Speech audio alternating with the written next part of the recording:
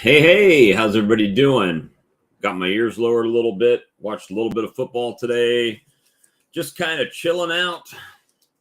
Got to eat supper. You eat late. You're a late eater. But it's all good, man. Come back when you can.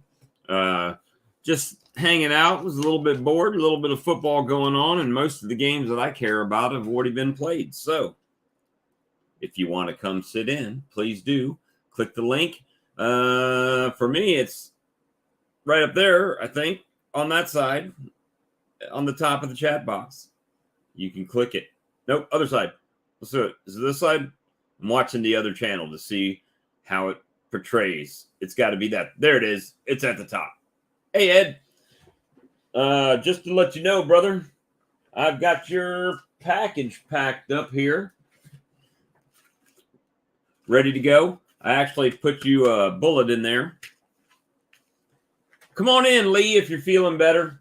I'm just hanging out, not really anything going on. I just watched the November recap over there on another channel. He didn't do it live this month.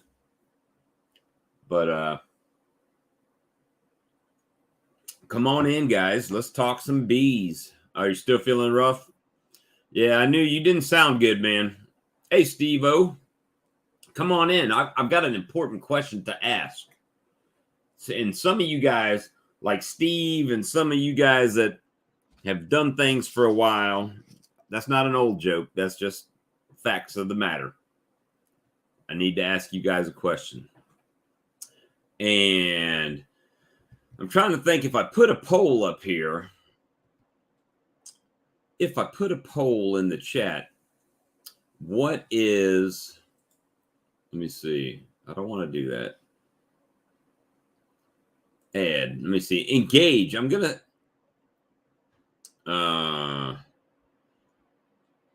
let me see if I can start a poll. And the poll is, if you had 20,000, it's not necessarily beekeeping.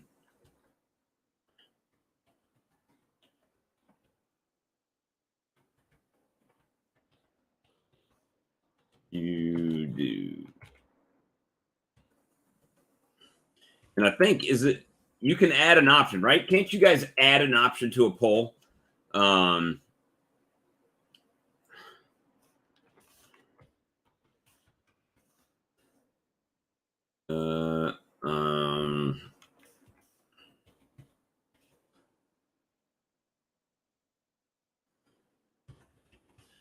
This is going to be a trick. I know where you guys are going to answer if I do this.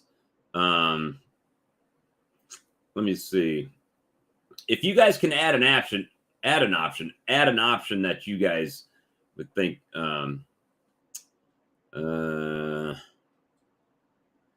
I'll put this in here just for you guys, and I'm going to ask the community. But if you have an option to add something, add it in there, and then I'll tell you what I'm leaning towards there. And in case you guys don't know, and Ed, you didn't do this, which is why one of the reasons why I gave you a bullet was if you watch my stream, there's a discount code on my website. And if you use it, I don't take it down because I reward my viewers for buying on my website. So you guys can save 10% consistently. Yes, Rodney, dollars. USD, 20,000 USD. Sorry, can I edit that? I don't know. No, I can't edit it. So, hey, Bobby's, good to see you. So yeah, that's something that I've kind of figured talking to a bee chat. A lot of people would say bees, but you know, you'd be reading about me in the paper if I dropped 20K on bees. So just chilling out with you guys this evening. So in case you don't know, I appreciate when you guys order. I get them out really quick, but make sure, guys, it's stream 10 at checkout for 10% savings. But there's no way with the website for me to go back and add it after, so that's one of the reasons why I just dropped in a pack with a bullet in it for you. You know, to try to make good on it a little bit and help you out. But I do appreciate it, Ed. And I typically, as soon as I get them, I pack them up and then they'll go out Monday in the mail. So right now, let's see where we're at on the poll. Well, I can't even see it. All of the things. Let me see if it'll show. Nope. If I do that, it'll end the poll. Edward. Hey, Ed. Hey. Good to see you, man. You doing all right tonight? I'm doing all right. Spent some time tinkering with the bees today because they were out flying all over the place. Well, you said your pollen sub, they weren't hitting it at all. And see, that's exactly what I was talking about when people ask me, why are you feeding them pollen this time of year? The thing is, I think we compartmentalize that everything we do for the bees, that they participate, right? But the fact of the matter is you put pollen sub out in your area and they didn't touch it. But in my area, they're killing it. So you might still have some natural pollens coming in from wherever, I don't know. But, you know, I think we have a tendency as beekeepers to say, hey, here we go, right? Yeah, we're doing exactly right. So the bees are going to participate. Just because you put syrup out doesn't mean they're going to take it, right? Just because you put pollen sub out doesn't mean they're going to take it. Even if you put it right directly in the colony, if they don't want it, they're not going to eat it. Kind of like your kids, right? You give them some vegetables, they don't want them. They don't want those Brussels sprouts. They're not going to eat them. And I know. How do I know? Because my dad made me sit at the table till they were gone. And I woke up plenty of times with Brussels sprouts smashed in my face, you know. So they did have quite a bit of actual natural pollen coming in because I started counting after they killed 2 gallons of sugar water today. Right. That one little hive, which is maybe 3.5 frames now. killed 2.5 gallons of sugar water today. But I was watching they were coming in. They were bringing in different colored pollen. I don't know where they're getting it from right now, but God bless them, right? They're getting it from somewhere. Yeah. That's a good thing. And, if they need it, they will use it, right? I mean, that's the thing. So the reason I asked that question in the poll is I got a thing yesterday that I've been waiting on this settlement for 4 years. 4 years. This company owed me money, right? So they finally have sent a thing to me verifying my address so they can mail me the money, right? So so that's supposedly coming, but I've been looking into land. But if y'all haven't looked at the price of land anymore, you're not finding no $2,000 acres unless it's out in the middle of the Arizona desert somewhere, not, or Colorado. They've got some cheap land in like Southwest Colorado, but thing is, I don't live in Southwest Colorado, right? I need something around here. So, I'm not opposed to moving, y'all. I'm really not, but I'm thinking about starting to try to. You can get a place with probably 3.5% down, and if I can find one that's got some land, the problem is I've got to be able to still pay that note. You know what I mean? The note on the place. So that's where the little fine line goes into play. So I don't know. I'm looking for either land that I can build on eventually, or a place that's not. I really would like some old farmland, right? That's already kind of flat and really doesn't have much on it, or at least has some paddocks, some fields or something where I could just set up bees, right? And expand my stuff that way. But at the same time, it's like,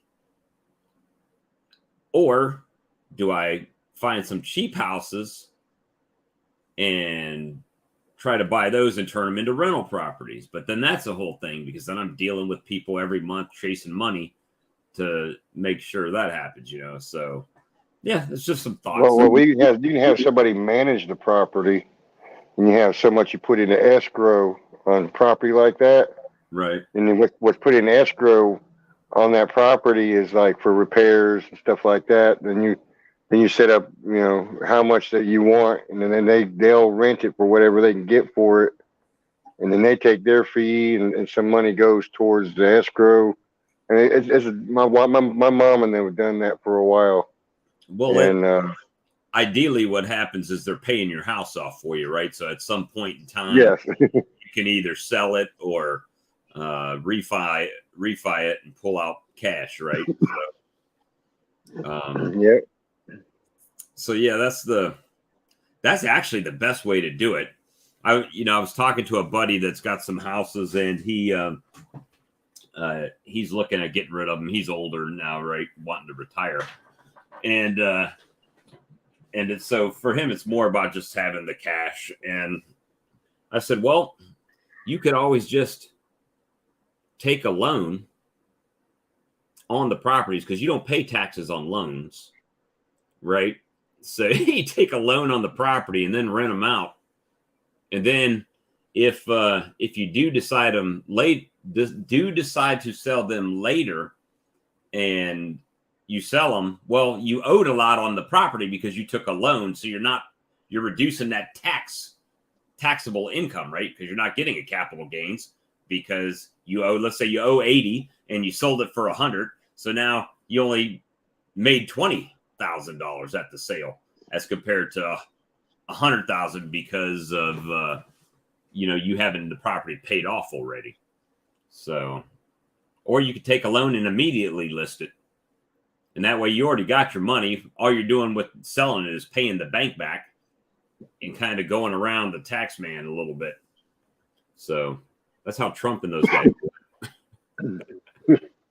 keep the money in the pocket. So So yeah, that's kind of the things that I've been thinking about. My 2,000 bottles came in to start bottling, but have I started bottling? No, because I still have some bottled that's not sold. So it's not like I'm in a hurt for it, but I'm going to need to start pumping out 2,000 bottles of Swarm Lure and getting it ready for the spring. And I don't know, you might see it on Amazon. Well, you guys won't, because if you're smart, you'll buy it from my website because you'll save money. But if you buy it from Amazon, you're going to end up paying a bit more for it. Because you got to pay Jeff Bezos. So that guy makes me cringe. Yeah, but me as well. However, there's something to be said for businesses that start in a garage that all of a sudden multi-billionaires. It was just an idea they went on and worked with it. So we'll see. We'll see what happens. I mean, I'm not going to be no multi-billionaire. I think I've got too much of a conscience on stuff, So we just work with it, do what we can, and my goal is try not to get stuck with a bunch of debt. Right, that's my thing. I'm not going into debt. Even this Swarm Lure thing, I didn't go into debt. Everything was paid for. Now I'm just reimbursing myself, as things happen. So, also looking for stuff to put on the website to try to, maybe help that out a bit. Because people, let's face it, you come to my website, you see Apis and you see my Swarm Lure and you see a hive tool. That's it. Three choices. What do you want? Breakfast, lunch, or dinner? Here you go. That's it.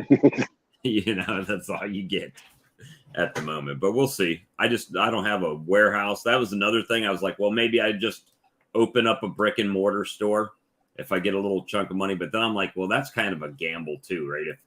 If you got to get your name out there so people know you're even in existence to come buy beekeeping stuff. And so that's the whole thing. So I don't know. We'll see. Maybe I just let it sit in the bank. Yeah, I'm looking for an insurance settlement to come in. I've been waiting on for 5 years myself. I was pushing it to go to court with it, and finally I got to the point where I got tired of playing with it because of COVID. Right. And I said, well, we'll ask for the maximum, and then try to talk down all the medical bills that happened from the wreck. Right. Come out and see what I come out with. Well, they kind of with me. So what happened is everybody that follows me knows that I'm into cryptocurrency and Bitcoin and stuff like that. And my channel, I used to have a big live stream and we did it in Facebook back then, and to a 22,000 member Facebook group, right? And so we had a pretty good following as far as cryptocurrency. And so we would get, new coins would come on the market. And so they would talk to us about talking about their product and whatever. But anyway, I ended up working for one of them, actual contracted worker. And about 2 months into my contract, they were in California. The SEC came in and raided them, closed them down. Well, I was a contract employee, right? So I had a legal contract to get paid $115,000 for a year labor with this company. And 2 months in, they're raided and shut down. Well, the fact of the matter is they never canceled that contract. That contract they could have with a 30-day written notice. Nobody ever gave me a 30-day written notice. So when they had claims, I submitted a claim saying, hey, you guys owe me $90,000, the remaining of my contract. And of course, they came back and said, after 4 years, well, we feel we only owe you $20,000. So I said, great, you give me $20,000 and we'll just wash our hands of it. Done deal, right? Because it's been 4 years. It's like I've been working, I've been doing bees and everything. So, so at any rate, that's where I'm at with that. And then they finally sent me a thing to verify my address. So it'll be pretty soon that I should be getting a check in the mail if it's what they say it should be. So we'll see. And then you got the whole thing. Well, then you got to take it to the bank, and then they're going to put a hold on it, right? Because it's like this crazy amount of money. So it could be 7 to 10 days. right. Basically two working weeks. So that's the whole thing. And then I do, I'll tell you what, I got so mad because I've been using this software to mine Bitcoin for a couple years, and I still do it. Like right now, my computer's mining, but they can't. Here, I'll show you guys. And this is the kind of stuff why people are skeptical of cryptocurrency. Okay, let me share my screen over here. There's no system audio. Let me pull it up. So mining. I'll go to mining. So I know it's kind of hard to understand, but at any rate, my computers are running mining Bitcoin, right? And so it's mining here, then it deposits that every 3 or 4 hours into my account. Well, they have this other thing that they came out with a couple months ago called easy mining. So what you basically do, it's more like a lottery system, right? So I had this was $67, and I had, $90 in another Bitcoin account. I transferred it over here and purchased this package to mine. Now, if I go to give you an idea, I know it's kind of confusing and not beekeeping related, but some people find this stuff interesting. Where are my packages? See all my packages. Completed packages. So there's a couple of pages, right? So each one of these is like a 70. I paid them. And then yesterday I was like, you know what? Let me try one of these bigger ones. And I paid them $67, right? And I finally won $113 off of my $67. So if you can see up here, it says claim, right? So I hit claim. I'm like, all right, I'll take it that way. Now they have a KYC process that I have to do, which I sent them everything. And I've been doing business with them for years. I've never had a payout problem. Now it says they can't verify my identity. So now it's like it's in limbo. Am I going to get that money or not? And the thing is that they have no problem taking my money. They took my money every time I bought one. But now they got to pay me. Now I can't get it, right? So that's the thing where people are like, yeah, it's kind of scammy. Yep, it is kind of scammy sometimes. Be honest. Have you ever tried that pool mining where people mine at the same time and then split up amongst? Yeah, so that's what this basically is. This mining right here. I've got 3 computers going, right? My old computer in there, my computer that I'm on right now, and then my wife's computer are all mining right now in a pool. And then it, based on the shares you put in when they hit what they call a block and get paid, then they divide it up based on your percentage of that contribution, right? So it's however many hashes your computer broke. Right. So let me see. This rig right here. Breaks a block. The one I'm on right now is doing, where is it? 63.5 mega hashes per second. And that's with me streaming. My old computer is doing 59 mega hashes a second. So, I just let it run in the background and it adds up a little bit. But the thing that makes me mad is I've been purposefully just taking these, every time I did it, these $2 increments and buying the other thing to try to increase my odds, right? Like a lottery ticket. And I lost until yesterday. I won one time, $113. That would have paid me back everything.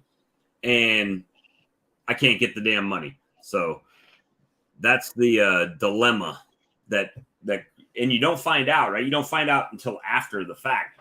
But it's like, wait, if it's because I'm in the United States that you can't pay me, if that's the case, you should not be able to take my money if I'm in the United States either.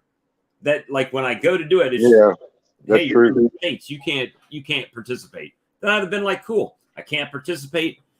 Damn you, United States, and kept going. But don't take my money and then tell me after I've won it, oh, you can't pay me because I'm in the United States. Doesn't make any sense. So yeah, you don't find stuff out after the money's already left your pocket usually. Yeah. On stuff like that.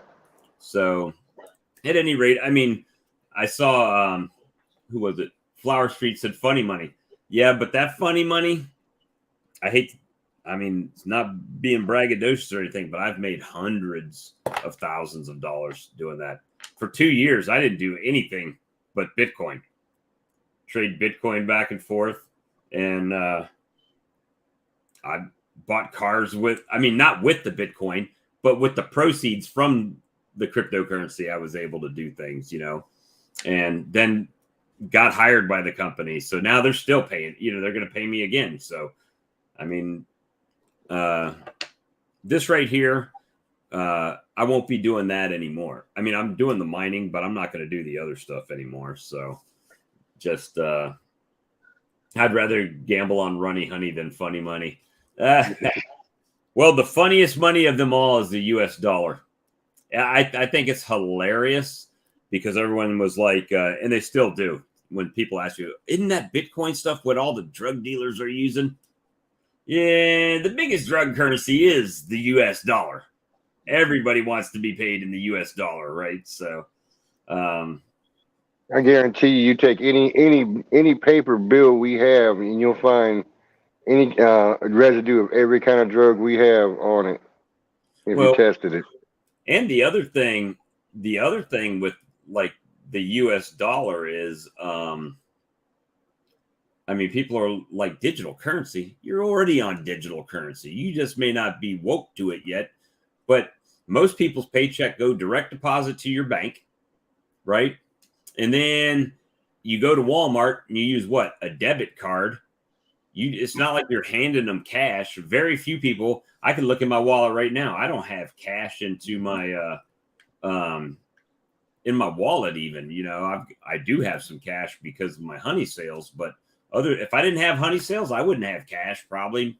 It's all just banked wherever. So it's but anyway, that's a whole different topic from beekeeping. Hey, maybe I'll sell some bees and take Bitcoin for them. Bees with Bitcoin. That'd be a lot of bees for one Bitcoin, that's for sure. Yeah, well, I was lucky. I got into Bitcoin. It was high when I got in it at the time. I thought it was high. Little did I know. I got into Bitcoin when it was $3,188 a Bitcoin. And I was like, man, I only got $500 that I could possibly even scrape up to put in there. And so I bought $500 worth of Bitcoin. And then, year before last, Bitcoin hit $65,000 of Bitcoin. And what it typically does is even the other cryptocurrencies that are there, all of those go up with it, exponential. So you can make a ton of money. You just got to not get physically attached to having it, right? Because you look in there in your account and you're like, wow, I've got $90,000 sitting in here. And I learned real quick because I had a buddy of mine that had $2.23 million in his crypto account. And he's like, man, this is great. We're just getting started. And this is like moon. And I'm just going to hold. Don't do that. Don't hold. Cash out, at least some of it. Wait for it to drop back and buy back in if you're that much of a believer. And it's sort of like penny stocks. You think about it, you buy it while it's cheap, sell it when it goes up. And then you get somebody like, Elon Musk sends out I lost on that. I didn't lose. I didn't participate. We'll say that. So that Dogecoin in the cryptocurrency world was like nobody really had it because, they might have had some, but it was a joke coin. There was no purpose in it at all. You could trade it and cash it out and stuff, but it was just like no, when I say purpose, like a lot of stuff that you look at cryptocurrency, say, oh, we're going to do this, or we're trying to do this, or, we're trying to make a faster easier, credit card that doesn't have as much fees or something like that, right? So it has a purpose. Dogecoin had no purpose. It was just made, and then all of a sudden Elon Musk puts a tweet out and it jumps up to like 65 cents from a fraction of a penny, and all of a sudden you got all these people that made a bunch of money on a coin that nobody cared about. And then he bought a bunch and made the price go up, then he sold out. So it's it was a whole thing. So that's the other thing. And big business has a way, and financial institutions have a way to shake you out of what the regular guy, right? They'll shake you out of anything.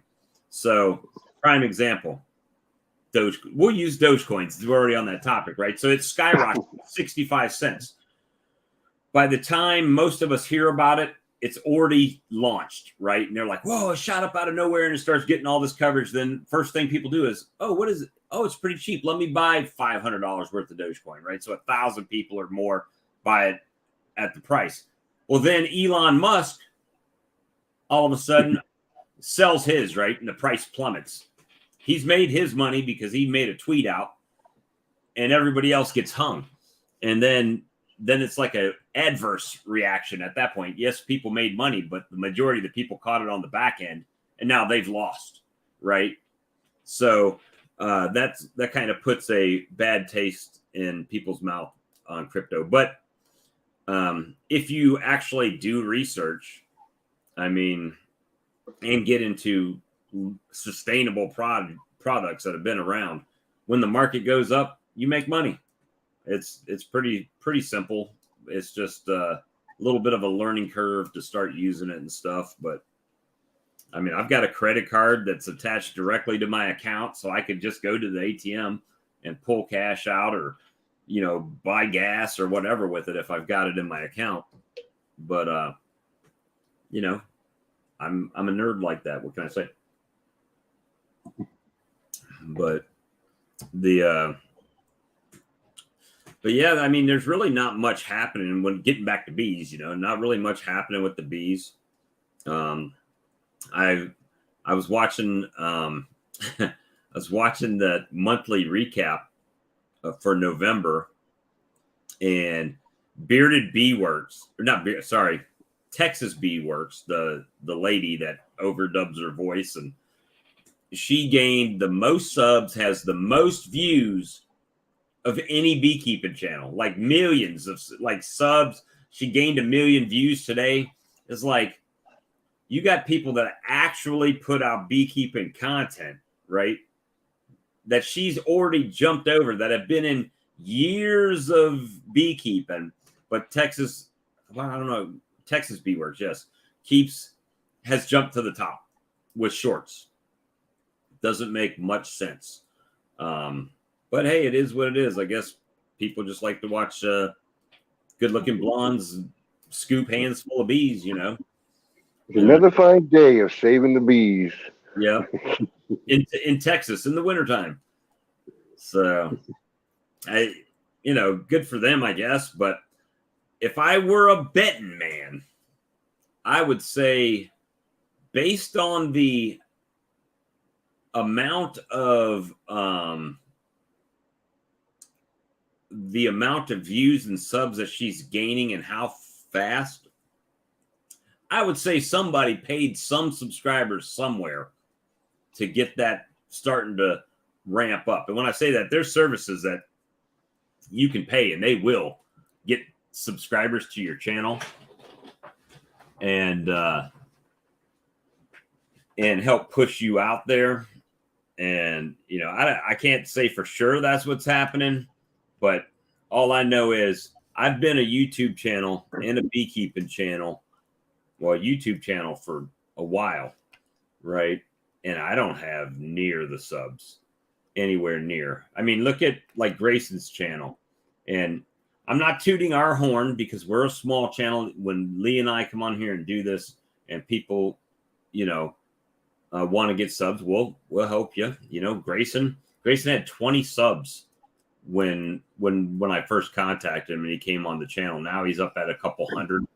And, you know, Charlie puts out content, but Charlie didn't have any, like, very little subs when he came over and started hanging out. And then all of a sudden he started gaining some subs, you know. So it's there is definitely an effect for that exposure, right? And even exposure does help. I mean, mine have gone up since I've been on here. I mean, I'm not where Grayson is, but I'm saying, you know, they have gone up since I've been on some lives, you know. Well, it's about people getting to know you, right? So that's the same thing that I say on here. You know, I know we do long streams. I know we don't always talk about just bees and stuff like that. But the fact of the matter is people come for the content and they stay for the personality, right? And I think honesty, at least on my channel, if I don't have my honesty, I don't have anything, right? I mean, really, if I knock over a colony, people see it. You know, if I kill a bee colony or it absconds, they see it. You know, if I try something and it don't work, they see it. I don't sound seductive, as her Larimore says. I'm gonna do that one time just for Larimore. I'm gonna film a whole video and I'm gonna turn the sound down and I'm gonna put my best Barry White voice on and I'm just my mic. It's like, today we got the queen bee. she's laying up a storm, fellas. You know, or you know, put on that song, somebody come get her, she's dancing like a stripper. Something, you know. But for me, it's not all about the YouTube channel. You know, some people are very methodical. I'm putting out this many videos a week. I'm gonna spend this many hours editing. I don't do that. I'd rather hang out with you guys and have a you know, not much happening type of show sometimes. And it's all good because I'm just hanging out with you guys, right? That's what it's about. It's more about hanging out, see what you guys are doing. I can't call 14 people at a time, but I can talk with 14 people at a time over here. And you know, so it's most everything I put out is raw footage. You know, I do it that day and upload it that day. You know, I haven't got into all the damn camera angles and you know. You want to see how I do mine? I'll show you how I do mine. I'm gonna let out this is so retarded. Do I even have the software up? Let me see if I got to get the software up here. DaVinci. All right, so I'm using DaVinci Resolve, right? Share screen. Where did it open up? That's the question. All right. I'll open it up. Nope. Put it in front of me here. All right. So share screen. Add stream. All right. So like this is my video, like my videos I've already done, right? I basically open up a new untitled project. Looks like this. And then I do file, import media. I go to wherever my files are, like, I don't know, make sure it's not a AVI. It won't, MP4. All right. So then I take MP4. I imagine these are all MP4s since they're the same number. And I hit open. And it pops them up in the thing here. And then I basically just drag them, right? They all down to the timeline. Well, did it go? It didn't go. I just pull it down to the timeline. Is it there? It may not let me because anyway, goes down to the timeline eventually. And if I'm really, really lazy, because I know this is image 1, 2, 3, 4, 5, I can click them like that and get them all at the same time and drag them all down to the timeline. And whenever it populates, it'll populate in a row. I don't know why it's not doing those. Those are from my game cam, so that probably will do a thing. So import media. We'll do something different. And I have no idea what it's going to be, guys. Volume D, YouTube. Well, here we go.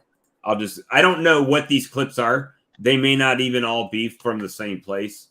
And I'll hit open and see how they just turned up here. I don't even know what I was talking about. I can literally, they're all red. I can literally just pop them down here. And there's, brand new boxes. Look at that. Oh, I know what I was doing. That's when I was doing the EcoWood treatment. So, so then you can just start. My dog's going crazy.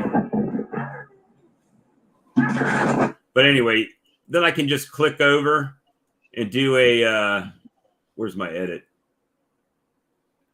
Edit button. Edit. Where's you at? Edit. It's probably underneath this thing here. But I can just click that and hit like, I don't want to change speed, but it'll allow me to like do the little transitions and stuff. And so that's pretty much what I do. I mean, and I'll go through the whole thing, and if it's too long, I'll cut out a little bit. But once it's done, I send it up. And this is a free software that I use, and like it'll let you do transitions, different transitions and stuff. I mean, it's not fancy schmancy like some, but I don't have an iPhone, so I can't use iMovie. So that's not a thing for me. And I don't have an iPhone either. And I don't film on a phone typically unless I'm doing a live. But it's just I don't do any crazy editing. Sometimes I'll try to do overlays. Like I can put a picture on here and size the picture and move it and stuff like that. But I'm pretty frugal on some things. Like if I can do it for free, I typically don't pay for software to do it because I still have to do everything on the software. It's not like I just hit it and it makes this great movie for me. You know, so I mean, that's how I do it. And pretty much sometimes, I mean, I'll do the intro typically ahead of time of what I'm planning to do. But if it gets altered and I end up doing something else, then I'll do the intro and the outro at the end, right? So I'll film everything I did, and then I'll go back and do the intro saying, well, this is what I'm going to do today, and then put in what I did before I filmed that. And then at the end, I've already got that done. Like, hey, thanks for watching, whatever. Appreciate you. And put that on the side. So, yeah, I don't even have any hooked up, but I've got a bunch of those big drives, you know, that I can save stuff on if I want to. But once it's on YouTube, I don't need to really save it too much because I could always download it from YouTube and clip it back, you know. But it just takes a lot of time. And even with a fast computer, it takes a lot of time. So I do more lives because I prefer it. I can click the button. We can talk. We can say what we want to say. And then done. The short thing, I've got it kind of figured out. But there was a thing that lets you adjust the time, right, from 15 to 60 seconds. Every time I hit 60 seconds, it doesn't it does not update. It's not like it's a 60-second short. It just gives me the opportunity to slide those 15 seconds inside that thing, it seems like. I don't think you need to be monetized to go live. I think someone said the other day you have to have at least 50 subs to go live. I don't know. I mean, now I do know that on my phone there's some new requirements in there. I'm not able to go live on my phone because I have over 50 subs, but I have to go in the advanced features Mm-hmm. on the setup. There's like two other things I have to do. One's pictures and one is a video clip of me doing something or whatever. I guess for facial recognition type of deal. And it takes 2 months after that for be able to do live off a phone. Really? Yes. I guess And that's I've one of looked into it. I haven't been on YouTube for a while, that I never noticed it because by the time they put that in there, I'd already been on for a long time. So maybe I got grandfathered in. Mm-hmm. So yeah, I use DaVinci Resolve. They do have paid ones, but they also have the free one like I use. And it'll still let you do 1080p video, and you can slow it down. It is a little more complicated, but all the softwares you buy are more complicated because they've got more features and things you can do. Yeah, with the live stream, I mean, StreamYard does it all, right? I mean, I don't have to do anything. You got Lee does it all anyway for me. So I don't have to do much of nothing. I mean, he'll be like, yeah, let's talk about this. And he'll click this button over here while we're talking. And I'll say something about I'll say something about the swarm lure. Next thing you know, boom. If something pops up like the background or I don't even know. He's got stuff in here and I'm background music. I don't know. So I don't know. I don't know if he put that in there or if that's something. It looks like that's something that is in the StreamYard as a feature. So background music, background video clips. Let me see. Overlays. See, he's got like I don't know which is which. Apis Biologics that comes out. He's got the labels for Apis Biologics comes out. What else does he got? He's got, man, see, he's got too many toys. He's got stuff that I can't do too because he's got that Stream Deck that he can pop stuff up there. Music came with the StreamYard, see? InShot. Yeah, it is. Well, hey, there's nothing wrong. My thing is, if you're putting out content, do what you want to do as far as content. I mean, I don't think at the end of the day, they all do the same thing. And just if you feel comfortable with something, use it. I've bought software before, and yeah, I've made my thumbnails, and I do it simpler than other people do thumbnails. I mean, they all Photoshop and all this other stuff and create these beautiful thumbnails, and that's great. If you got time to do all that stuff, good job. Keep rocking with it. You know what I'm saying? But with mine, with TubeBuddy, you can literally pick a frame out of your video and capture that like a screenshot, and you can type on it and all that stuff if you want to, and make your own thumbnail. But I usually, when I make my own thumbnail, I use PowerPoint, and I just make a PowerPoint slide and overlay whatever I want to lay, background, picture, whatever. And that's what I typically use for my thumbnails. Like I had, let me see if I can, I got to go to my videos to find any. I've done some that have like present screen, add to stream. So like this peppermint, well, I forgot when I mouse over it, it doesn't, but like the one with the peppermint on it there, I made that one. I made this Lyson one when I got my extractor in. Um,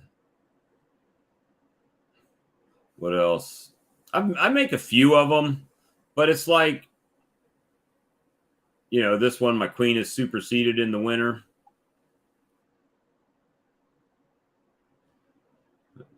Just photos. This one made that one. I made this one, feeding bees for the winter. It's got a little honeybee with like a hobo honeybee with the honey pot on a stick, leaving when hive beetles attack.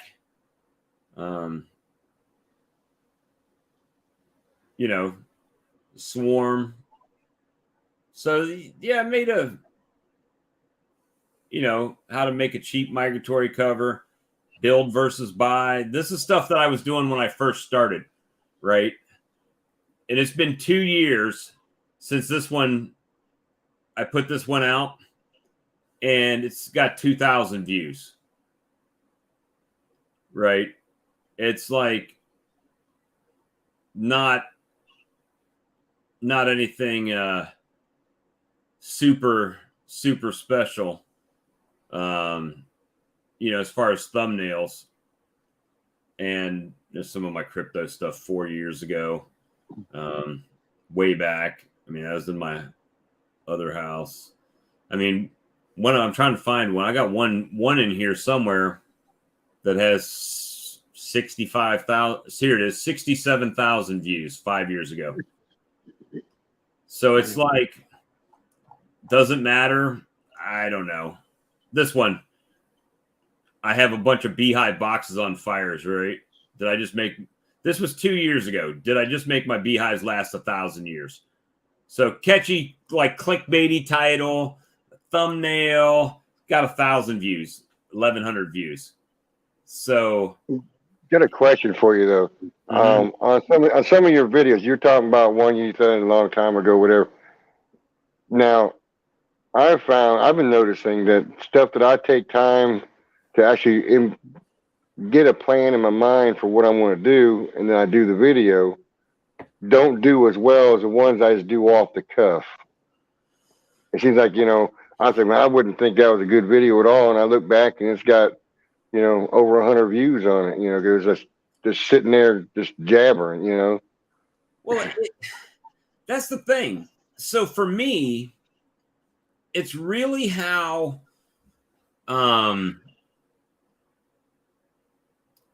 it doesn't make much sense when it comes to, like this hive beetle update, right? So it's got a hive beetle slime out, right? And I moved all my colonies from the back of the yard to the front. 2 years ago, guys, 132 views after 2 years.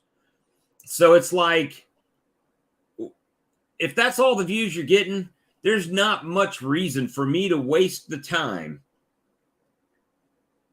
to do that. Now, I did this one 10 months ago. No thumbnail, just me in front of a wall of bee boxes that says I won't be painting anymore beehives if this works. Eco wood treatment for beehives. That was 10 months ago. It's got 1.4K views. So it's like, it doesn't make too much sense. One thing, it seems like most people don't go back and my top 3 beekeeping videos have thumbnails. Do they? I don't know. Where did you even find that information out? 188 views. This one, first hive inspections of 2022. It didn't go as planned. Most look good. Way too long video, 925. And it's got 2 like CSI guys examining a dead bee, right? So it's like, it just depends. I mean, this one, hive inspection that was removed from Monster Hive, right? So this was 10 months ago. What was 10 months ago? This is 12 months. This was February. And it's I got it muted, so we don't have to worry about any copyrights. Maybe Battlefield might sue us. I don't know. They should be happy I'm advertising them. But got the EcoWood. Let me just fast forward here. But now it's going to have to catch up. But it's, February, prime start of beekeeping season. 1,000 views, or something. No, 127 views. 127 views. It's like, now to give you an example, this is where my thought process went, right? We can go to YouTube. Let me go to studio. I've got 2,089 subscribers, right? Only got 24 in the last 28 days. My top videos in the last 48 hours is a short for 1.8K that I did today. That's the one with the bucket and the pollen sub. Where in the world did the bees go? That I did yesterday, a live stream, 113 views. Happy Saturday. That was another little one, right? 63 views. So it's not like, I've had 11,000 views in the last 28 days. And it's all mostly, if you go to my content, it's mostly our live streams. It's right here. You can't really tell. Like right now, it's saying this stream we're on right now has had 44 views. But this is just what it shows like during the stream, right? If you go to the actual channel, typically when you go to lives, 200 views, 215 views, 80 views, 46 views, 252 views. That wasn't even a planned thing, right? 200 views. That's it. Out of 2,000 people, you get about 10%.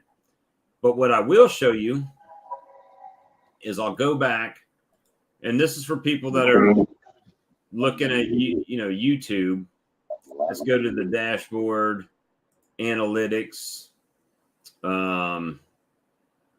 Let's find a live stream. Let's go to dashboard. Let me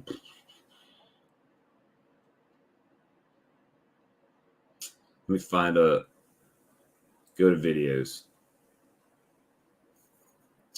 Let me find our Tuesday night stream, wherever it's at, live. Might have to actually click live to get there. All right, so Tuesday night live was 2 hours and 20 minutes, right? Let's go to the analytics. Watch hours, 32 hours watched, right? $1.17. That's it. That's estimated revenue, $1.17. So, chat messages. That's how many the conversation in the site, right? 607 chat messages. So that helps out. You know what I'm saying? Some stuff like that. But the average view percentage is only 38 minutes. So I understand it's not like a large percentage, but if you're trying to build watch hours on your channel, like the 1,000 subs, you need that to be monetized, but you got to have so many watch hours. And I get more watch hours off of a live stream than I do off of a video. And here's if you're, hey, we'll talk about we can talk about monetization, because in YouTube, that's what everybody is kind of, when they start wanting to be a content creator, that's kind of the thing where everybody is like, oh, I can make so much money on YouTube, right? Yeah, it's not that way, guys. So to give you an example, we go live every week. I do lives, not every day, but I do a lot of lives, right? I might do 3 lives today going from my phone around the bee yard or videos. And this is the part about like the super chats and the memberships and stuff like that. Like, I appreciate that you joined. This is like reoccurring money that gets paid. So when you see this like $83 right here, that incorporates your memberships, right? All of that is in there. This saying this is what we're projecting over the month you're going to make. Well, $83 does not get you paid. $83 this month and $83 next month will get you paid next month. You know what I mean? So it's not like you're making this crazy amount of money considering you fill up 1 tank of gas, it's $50. So it's like, does it become, I just kind of abandoned the whole making money with YouTube mentality, because it's not to say there's not people making good money on YouTube, but it is kind of difficult. And if you start analyzing the money part of it, if that's big to you, you're going to be sadly disappointed when you finally get monetized, unless you have this huge channel, you know. And I try to share people's stuff out, especially if I'm thinking about it and just chilling out. I'll share it out. But with the whole monetization thing, where's it at? Analytics. Let's go to analytics. I mean, I'm transparent, guys. I'll show you. You make more. I make more off of when people super chat and do donations revenue. All right. So $83. They're saying that $12 clicks per million. I think that's what it means. Clicks per million. Or clicks, let's say. So I get $12.13 per million clicks or something. And it breaks it down, right? Skippable ads, the ones that are at the beginning of the live streams. That's where the majority of the money's coming from, right? If it says like $22, like this does, guaranteed Daisy's Honey dropped a 20 spot on a super chat on that, or somebody, you know, like this was like maybe $10, or these big amounts are not from people watching the videos. It's from people actually donating to the videos through super chats and see right here, super stickers, $35, channel memberships, $15. So right there, that's $50 of my $80, right? Super thanks was $14. So that's $64 out of $80 came from places other than ads. Yeah, you do get paid when you have ads. The whole thing is nobody watches the ads. And the prime example, we have a 2-minute countdown at the beginning. You can either watch the little timer click down, or you could watch an ad that actually helps. Whether you pay attention to the ad, the fact that it's running helps the person that's doing it, right? So it's like,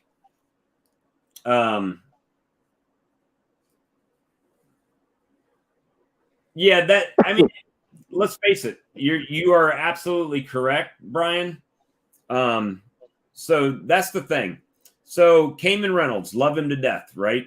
I love his content. Do you think he's making more money? And I'm not picking on Cayman. He's just one of the bigger names that, you know, that are out there. Do you think he's making more money from beekeeping videos or from Hive Life Comforts and sponsorships? I would lean towards Hive Life Comfort and sponsorships. Definitely. That's sure. So, yeah, I mean, that's just the thing, you know. So, I mean, I'm not frustrated. I don't care, guys. If you don't put a penny in it, I'm good. I'm past it, because I've, you know, this right here, you figure out the years of time you've put into YouTube and the amount of videos and the amount of time, hours. Lee and I put in minimum of 8 hours, if we just counting our shows on Tuesday nights, 8 hours, right? We're always in the background earlier. So, it's a lot of hours that are put in. And that's if we don't go live on Saturday, Friday, whenever we just go live and do that. So it gets to the point to where you get frustrated, and I just am done with being frustrated with it. It's you're not making money. So it's a nice little, okay, you did it. If you enjoy it and you made a few bucks, then great. But oh yeah, for sure. That's it, Brian. Exactly. It's about, I've made more on swarm lure and Apis Biologics than I have from payments from my YouTube channel in its entirety.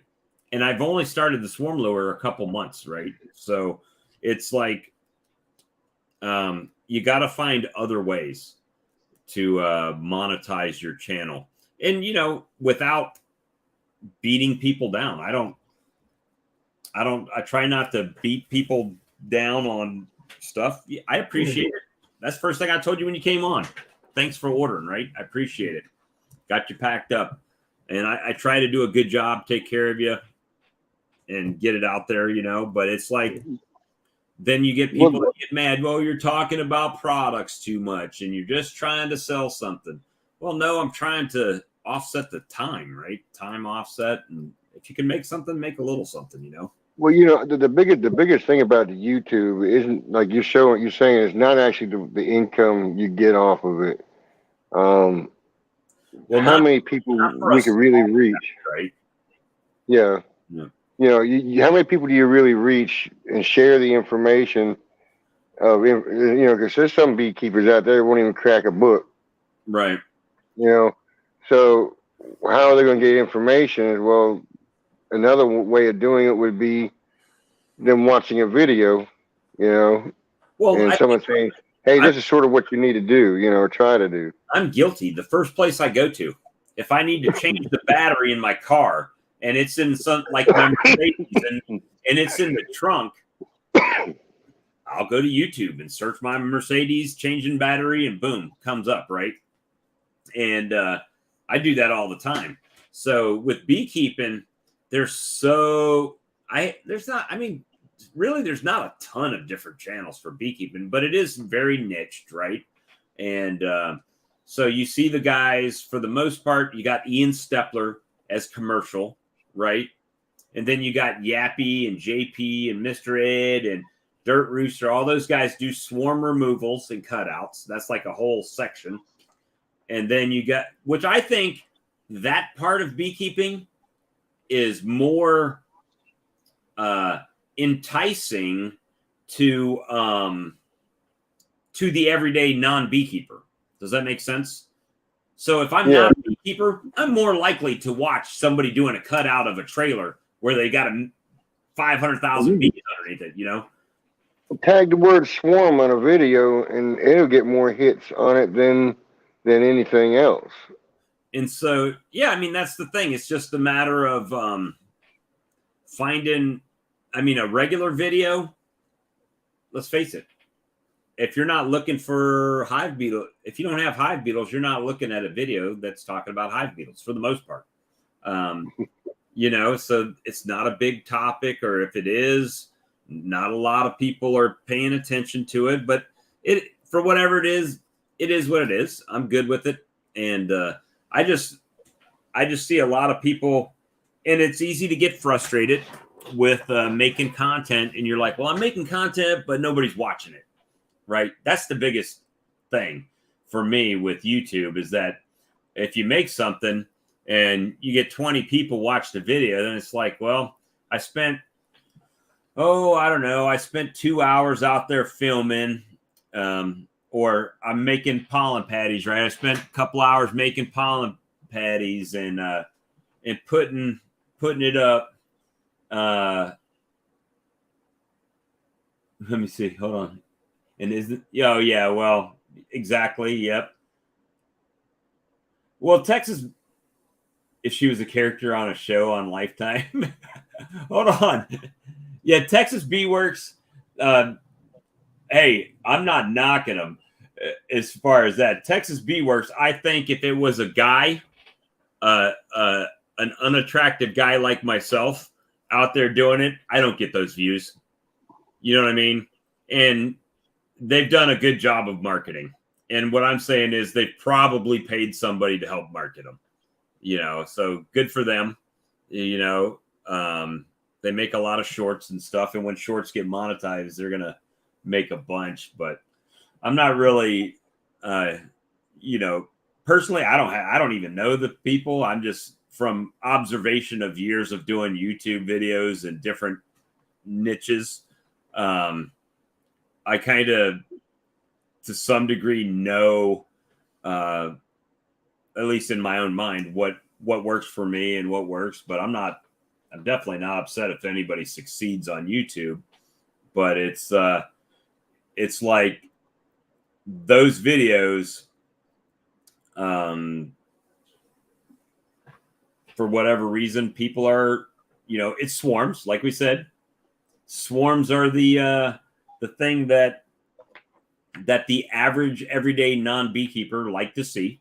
They like to see people putting their hands in a clump of bees and putting them in the box because they're all amazed that you're not getting stung and, you know, stuff like that. I tried to get a barber to advertise. He threatened to sue me.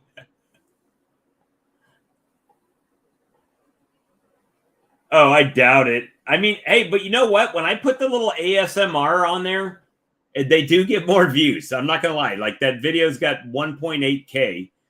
That little short. I've never really done it until I'm just quiet and let the bees hum, and it seems to work.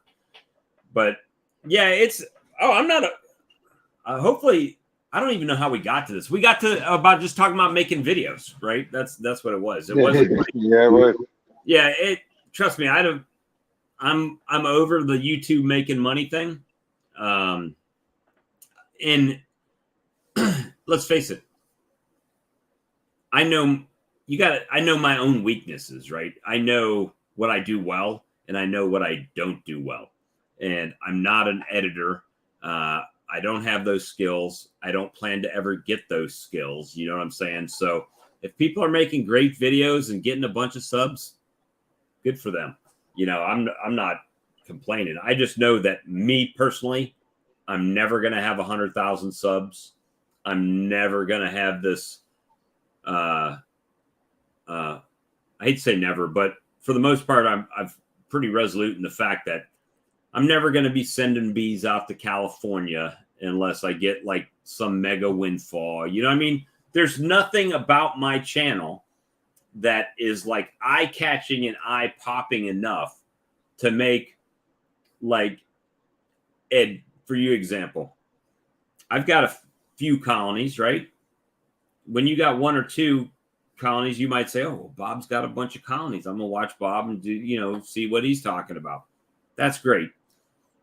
But people that have colonies like me, they're not going to, well, he's got the same number of colonies I got. There's no, you know what I'm saying? There's no reason for me to pay attention to him. I need to look at Cayman. Cayman's got 100 colonies, or I need, you know what I'm saying? It's like we tend to listen to people who we think have more knowledge than we do, right? And I think it's a natural thing. It's not really a thing. And that was kind of the precipice of our stream. Our stream was more about, we didn't care if you had one colony or 1,000 colonies. You could come in and hang out with us and talk bees. That's what we want to do. And so that's kind of our little niche in there. And we don't always G-rate things, you know, and yeah, I'm going to do it for you. I'm going to get me some like 80s spandex just for you, Brian. All I got to say, hashtag Brian20. Hashtag Brian20. Oh, that's a different Brian, though. Oh, it is? Oh, I thought it was the same Brian. That's Brian Coper. This is Brian at Flower Street. But yeah, so I mean, it's what it is. I do what I enjoy, and I like going live. And when people come in, talking to them on the video, there's people that have stopped watching me, even on this show, because I take time and answer people and say hi to them in the comment. They say it's distracting. Well, don't watch the damn thing. You know what I'm saying? What do you want me to do? It's a live stream. I'm not teaching a class. We talk about the way we do things, and you know, it is what it is. Can you see Bob with long blonde hair? No, never. That's funny. But yeah, so I mean that's the whole thing that we've tried to do, is just make it inviting to everybody. And you know, people that are new to YouTube, if we encourage them to make videos and try to encourage people to sub, and that's pretty much, you know, it. I wish there was more that I could do, but how many Varroa mite videos can we actually watch? I mean, I'm getting to the point with Varroa mites. If it says mite treatment in the video, I don't even watch the damn thing. I mean, we talk about it enough on our live stream that, you know, it's like, man, I'm sick of hearing about mite treatments. Everybody knows you got to treat mites now. So it's like, matter of fact, it feels like if somebody wants to talk about a topic, sometimes you just want to drop in the comment a link to a video that you've already discussed it or talked about it or done it. You know, it's like, watch this, you know, watch this video or watch that video. But it's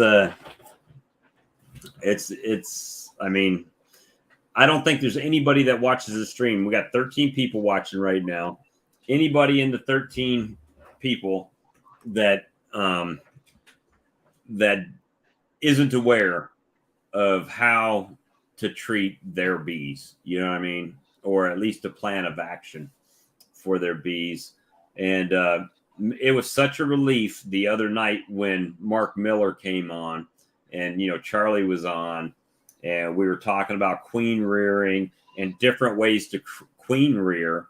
It was very, it was a stimulating conversation, right? You could think about different ways of doing things, and it was different from what everybody else has been talking about. And not necessarily queen rearing is queen rearing, but it was different from, oh, it's winter, I'm putting feed on my colonies, I'm making sugar bricks. Hey, I just made a feeder shim. You know what I mean? Everybody's making the same videos this time of year, and it's like,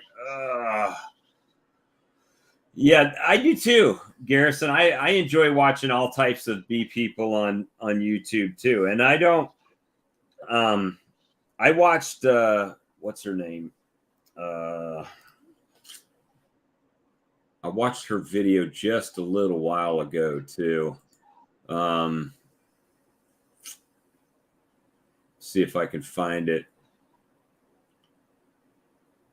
or if it just showed up in my feed. She was talking about her solar wax melter, which is the same solar wax melter that I had. So I did watch the video, but I'm so bad with names that it's like, now I can't remember. No, it wasn't Natalie. It was,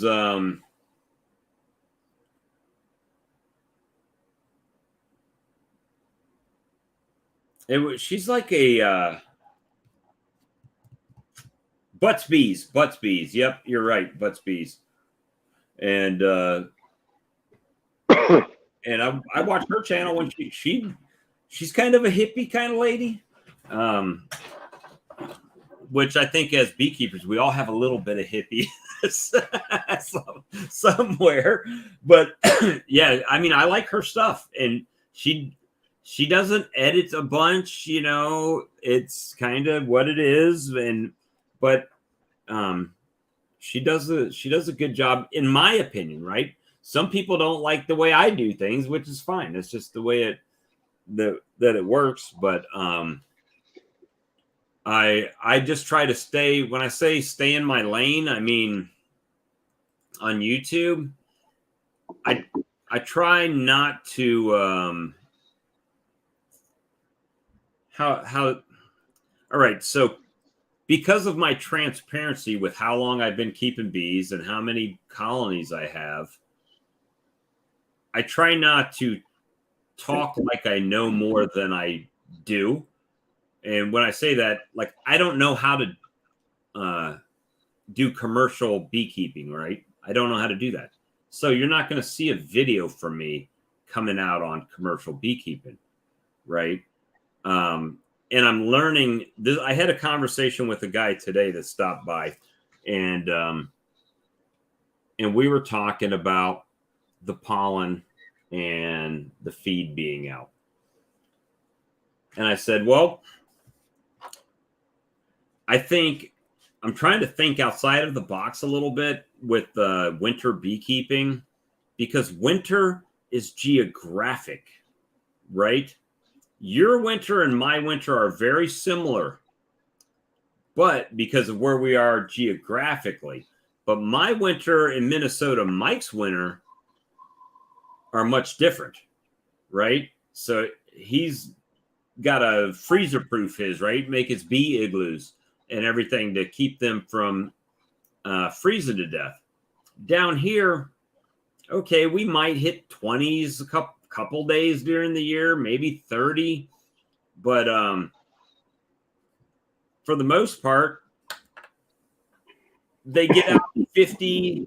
There might be some 40 days where they're not out for a few days, but most part they're getting out and flying and doing whatever they want to do, right? So why don't I just treat them like it's spring? I mean, put the pollen out. If they want it, they'll take it. If they don't, they don't. The feed, if they want it, they'll take it. If they don't want it, they won't. And let them do what they want to do, and take that approach. If they're brooding up, does it matter? All right. So a lot of people say, well, you don't want them brooding because they're going to get big and they're going to eat through all their stores. Yep. Put more food out for them. If you're not feeding them, that could be an issue, right? But if you are feeding them, then what's the harm in getting them to brood as often as much as they can? I don't know. That's why I'm doing things different this year. I might lose every damn colony. If I do, you guys will know it, But the thing is that if the queen wants to lay, and we kind of and this is just the nerd in me sitting back and thinking, right? So if it's funny, and we all sit here and after the honey flow, as it starts getting towards fall, which we don't really have a fall here, it goes from hot summer to warm winter, or there's not really a season change. Yeah, the leaves start falling, but not really a big, it's just a gradual season change. It's not like we got snow today and like that type of thing. So I think as beekeepers that, I made this statement before, we kind of do what we've been taught or shown by whoever showed it to us, whether it was a book or a class or another beekeeper that says, hey, it's winter now. We need to stop doing this and start doing this, right? It's winter. We don't feed them. We don't do anything. We wrap the hives and leave them alone until spring, and then we come back and see what we got, right? But why? Well, the concept I sort of come up with, seeing the environment I'm in here, is they're going to brood up, and be able to fly, right, by feeding them and keeping them fed so they don't burn through all their stores. My chances of coming out the other side of winter with a bigger colony goes up. And now, if I go and leave them alone, let them live on what they've got, and don't do another thing to them, chances are I'm going to end up with less hives in the summer or in spring from not doing the steps I'm doing. You know, I mean, granted, this is my first year beekeeping, but my concept and thought would be if they're going to brood during the warmer time, give them the food, the stuff they need to brood with, so they don't eat all their stores. And that thought is the same thing as why I said, yep, it's December. I've got pollen sub out for them, and I've got open feed. Why? Because they're flying and they're looking for it. So if they're looking for it, I might as well give them a spot they can find it, because otherwise they're just out burning up calories and coming back and eating the stores. So it just made sense to me. And, you know, a lot of people are like, no, this time of year you got to put the sugar on. And it was 70 degrees today. I mean, that's spring in most places, 70 degrees. So if you don't have to put dry sugar on in the spring in wherever it gets 70 degrees is like a normal average day for you, then why do I have to do that here in South Carolina? It just didn't make rational sense to me. But that's what everybody teaches, right? Everybody, everywhere. They say, oh, it's wintertime. We need to do some mountain camp sugar and make sugar bricks to put them on for our bees to get through the winter. Okay, I understand if you're in Ian Stepler's and you got them in the inside and they're not getting out to fly because it's -20. That makes sense. The bees are not getting out. They're in the cluster. So you want to have feed on there so they can come up to it and eat when they can't get out. Makes perfect sense. Does not make very good sense, in my opinion, down here. So, and it could burn me, guys. I'm not saying it won't, but that's why I'm excuse me, that's why I've got it set up that way right now with open feed and open pollen. If they want it, they'll take it. When they stop taking the pollen sub, that's telling me, hey, there must be some natural pollen sub out here. So I'll start scaling it back, you know. And that's, if they're not taking the liquid feed, means, oh, there must be some nectar out here. I can start scaling that down. So that's just my thoughts. I mean, I could be totally wrong. And if I do, guess whose money it is? My money. Didn't affect anybody else, right? So it's like, if you can learn from that, that's great. That's a great thing. So, yeah, that's just kind of how I do everything. I mean, oh, well, that's going to suck. Like I built, I saw, was it on our live stream?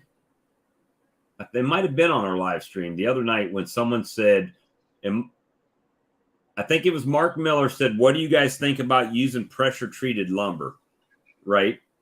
For boxes and lids and whatnot. And, you know, some people were like, no, it could harm the bees. And I made a migratory cover out of 1/2-inch privacy fence slats, right? The privacy board that you would put on fence slats. And I think they ended up being, I mean, I don't know. I think one $3.50 board, like 6 foot, would allow me to make a lid, right? And at that time, and man, the brutality I got in the comments, you can't put that on your bees, and you can't. Okay, but and you know, I didn't. Now that I think about it, I never did put that on a colony. It's still in my my porch back there. But the thing is that I was thinking, but these bees will go move into a house or in a water meter box, or, you know, it's like, yeah, I think that's bullshit. You know, it's like they'll go move into a trash can, they'll go move into a dryer or washing machine or something, you know. And it's like, I just don't know. I mean, I find myself not second guess. I'm not second guessing people that say stuff that works for them.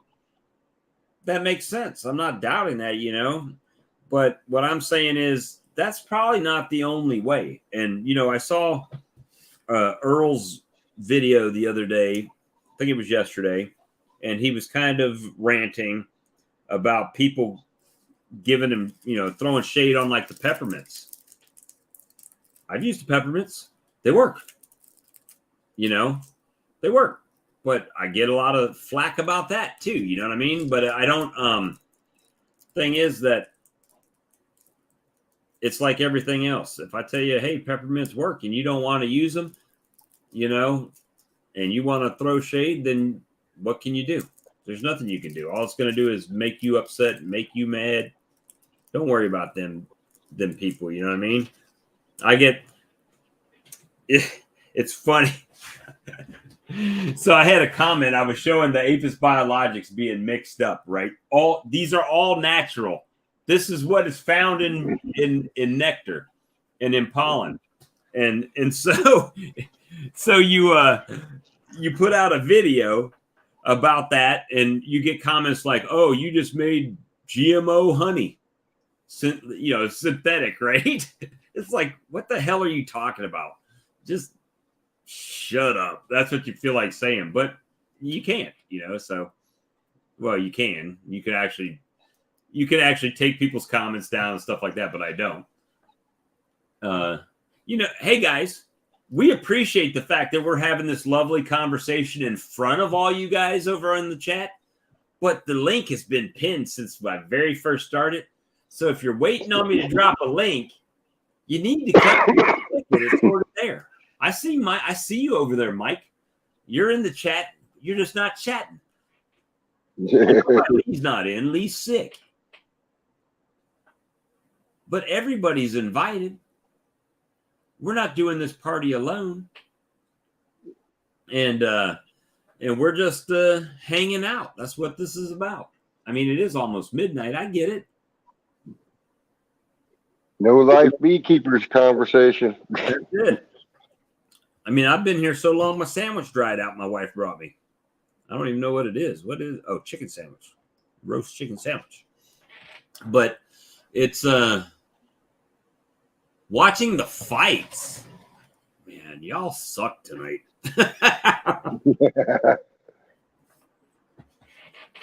How can we rely on you guys and you're watching fights? I turned off football to do this. Lee, that first part of that statement was the case before you got sick. I understand the bad voice part, but the first part, you were born with that. Did you see that comment? No.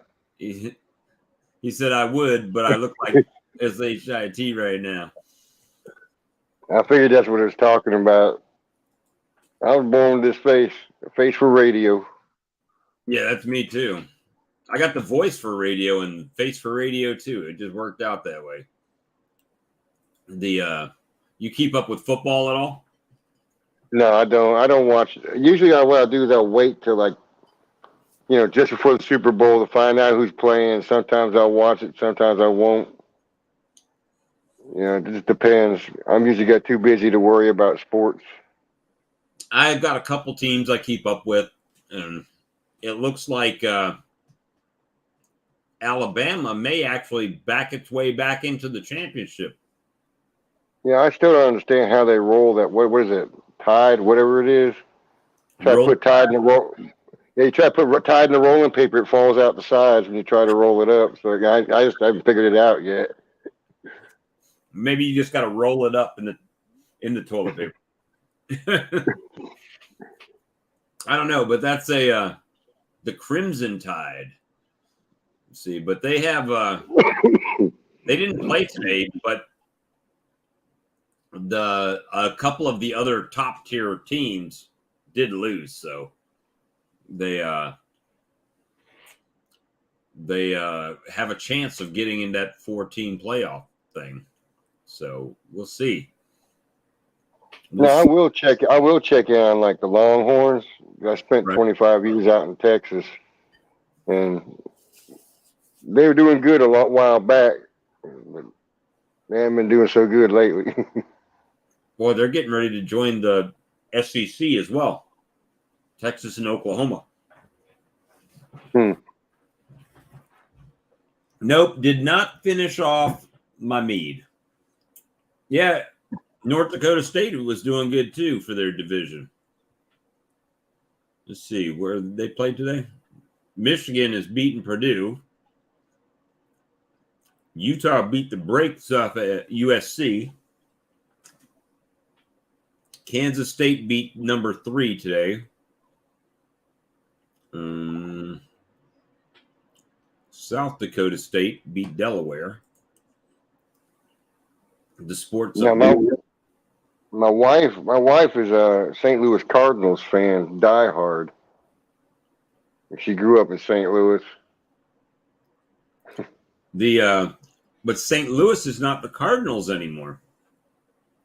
The Cardinals are in Arizona now.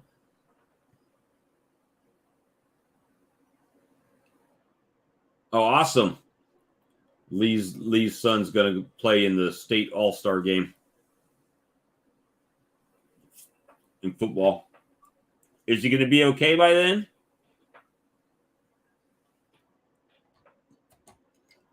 Let me see.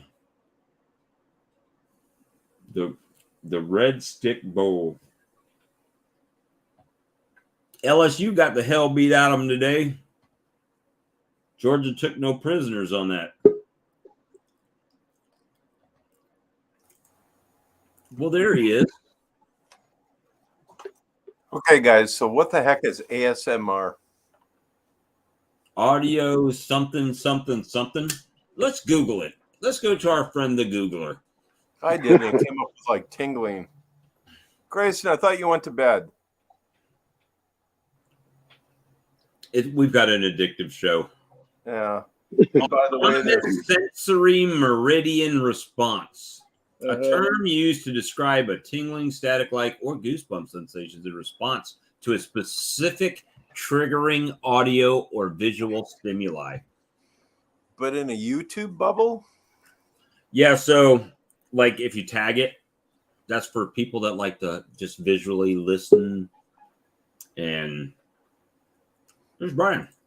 Look at y'all coming in. Crap. Brian's here. Damn it. How's it going, Mike? Hey, brother. You guys doing good? And who wrote in and said something? Oh, Spanky that asked, you finished off your mead yet, Bob? No. But the mead did finish Bob off. Nope, I still have it in the other room. I think Bob's mead shy lately. I'm everything shy. You guys haven't noticed me smoking in a few weeks, right? Yeah, nice job, man. 2 Very weeks. good. Yeah, and by the way, Bob, I won't say I haven't smoked in the 2 weeks, but I won't say, I won't lie to you guys. However, what I will say is where I was smoking almost 2 packs a day, and on some days 2 packs for sure. really? Yeah, we would do a 2-hour video. I'd have a cigarette lit the whole time. Yeah, I know that, but I just figured it was because you're on camera there, Bobby. I mean, I I didn't was know. doing it for like Johnny Carson effect. Oh yeah, The 70s.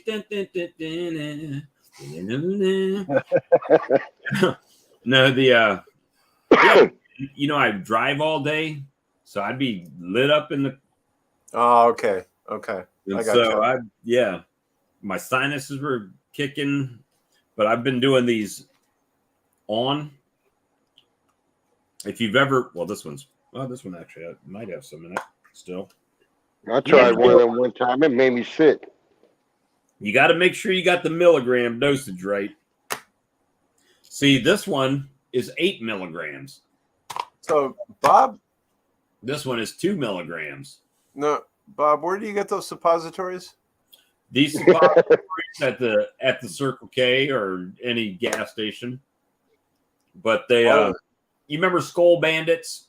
It's like Oh, a dear Skull Lord, Bandit, yes, yeah. but the principle is like a Skull Bandit, but it's just like a nicotine or not nicotine, nicotine patch.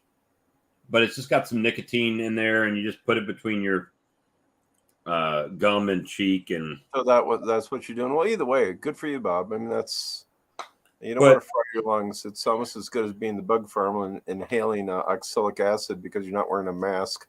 I've been smoking since I was an embryo.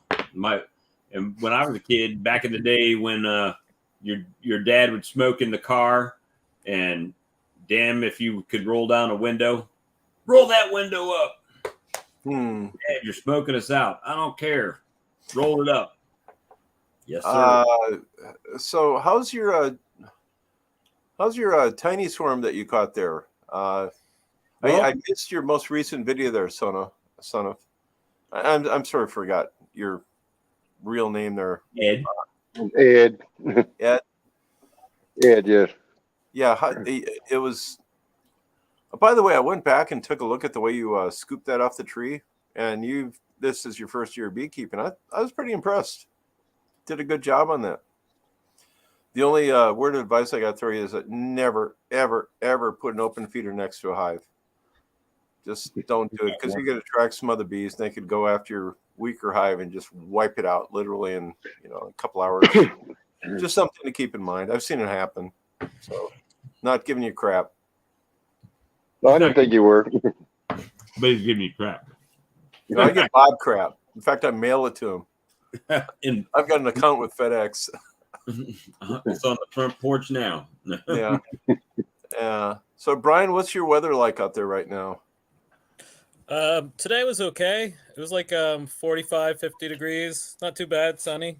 We Okay. got a couple inches of snow earlier this week, and we had like a cold couple days, but that's Colorado. It's up and down. Yeah, you're gonna bounce. Good Yep. night, Grayson. Go to bed this time. Don't forget to brush your teeth. He's gonna go watch Gunsmoke. Yeah, I just checked ours, and we're like at -1 right now. -1. Yeah, it's not too bad. We don't really have any wind. Shoot, I want to see below 45 the next 10 days. Yeah, it was 70 degrees out today here. Yeah. Well, when it gets to be 15 degrees, I go to the beach. Yeah, Lee said it was 75 where he's at. Polar So- bear plunge. Amen. Yeah, so Bob, tell us about that swarm. What happened to it? It took off? It was in Yeah. there. It looked like they were doing fine. The queen was walking around. I moved it from the Pro Nuke because that was too much space for this little cluster. Yeah, And I so put you it put in- them down to the 2-frame. Two framer. They looked fine. I put a little bit of honey on top of the frame for them and a little piece of pollen patty right there for them. It came back the next day after work, like lunchtime or something. Pollen patty was there, but no bees. So no dead bees, no bees at all. They just got a full belly at the Bob's buffet and then took off. Yeah, they'll do that. I mean, But I was not real hopeful. I just was hopeful that if they stayed there to call it their home, then I would have reinforced that colony with more bees from another colony. I would have took a frame out and put it over there. But I'm glad they flew off before I did that and took more bees with them. so Bob, what was your temperature during this swarm? Well, it was 64 degrees when I got it out of the tree the other night. Yeah. So, and I put them in the box, and it actually did drop down overnight in the 30s. And so I was like, oh, they're not going anywhere. They're going to stay right here because it's too Yeah, cold. actually, that might have been what I have nothing to base this on at all. Just keep that in mind. But that might have been one of the reasons that they left too. We just can't get warm here. I mean, I got nothing to base that on. You know what I think? Oh, I think there's something wrong with them from the beginning, and that's why they left their original hive. And I think these bees are just going off to die. bouncing abscond. Yeah, that could be. Okay. Why did they leave? And that's why I was asking you about the origin, Bob. I always want to know where the origin of a swarm comes from, so I can see that back history a little bit. Like, Well, what's the back history of these bees? No And- idea. I got a Yeah. call. I just got a random call, and it was dark out already. And they're like, "Hey, we got a swarm in our tree." I'm like, "Well, how big is it?" I'm like, "Is it this big?" I wonder what would have happened if Daisy said lock them up. I wonder what would have happened if you would put them in a, like one of my division hives, so it's like a 3 frames, but then put the whole thing over a. I could have, but I put them over a double screen board so they're getting the smell and the heat from the other hive down below. The thing was, but, when I put them in there, it was at night, right? Yeah. And I didn't. It was the next day. It was cool, so I didn't want to break open another colony and risk that colony because it was in the 30s, 40s, right? I'm not going to do a brood out of there to save a cluster this big. Well, that's why I mentioned put them over a double screen board. But well, whatever. I don't have any of those right now. You don't have any double screen boards? No. That's one thing I don't have to worry about keeping bees warm here. That's so true. So, for me to have a double screen board, the only reason I would be using it would be to do a vertical split. Right? Yeah, but something, even in the spring, when you're coming through and it's not quite as hot as you want, it's amazing what kind of difference that can make. It's 59 degrees right now at midnight. Yeah, that's what I meant. My bees, if the sun was out, my bees would be flying right now. So it's like that, it goes back to the whole conversation we were having about why do you have pollen sub out? Why do you have liquid out? Because my bees are flying. If they're going to fly. All right. So Mike, if this, let's throw out the calendar for a second. Please. If it's 70 degrees during the day, what month is it for you? Well, it's going to vary quite a bit. It's going to be April, May. And what are you doing April, May? It's springtime for you, right? As far as the bees, what I'm doing is I've got a different scenario here, because when that would happen, though, they would be bringing in the pussy willow pollen like crazy. Right. That's what they would be doing. As far as what I would be doing with the bees, yeah, I'd be doing a trickle feed. Because they would have the pollen there. But here's the thing. It's such an anomaly right where I live, though, Bob, because we have all this pussy willow here, and nobody else has got it like that. I've yet to talk to somebody where it's had that happen. You've seen the gray and the brown, because there's 2 sexes of the pussy willows. But otherwise, I would be putting... Yeah, I walked into that one, didn't I? But otherwise, I would definitely be a lot of people open. That don't live up in the Midwest may not even know what that is, what a pussy willow. I would definitely be doing like an open feed. And I've tried that. Brian's Googling pussy willow right now. No, I'm just kidding. I grew up in New Jersey. I know what pussy willow is. He knows what pussy willow is. Yeah, if you're in New Jersey, they only charge $25 up there. No, I'm just kidding. Yeah. So that's just what it is. But I do like the idea of I got nothing. Like I said, I got nothing to base this on. But I do like the experimental idea of putting them in a very limited area in a big box, putting them up over a double screen board, and then locking them in. But as Brian said, and this is where the catch thing comes in, why did they swarm in the first place? I mean, as far as you know, those bees are all contaminated. They left a hive that they were in, or they're just so loaded with mites they just absconded, or who the hell knows? Right. Well, the funny thing is the neighborhood that I got them out of was all probably $300,000-$400,000 homes, right? It wasn't like on a lake, but that's what I'm saying. It's just like a neighborhood. So there's I don't know where they came from. I removed them and gave them $1 try. So Gunline, what was that one swarm that he had that just kept bouncing and bouncing and bouncing? And finally I told him, if you're going to put them in a box, put a feeder on the damn thing. Give them something in there, a top jar feeder or whatever.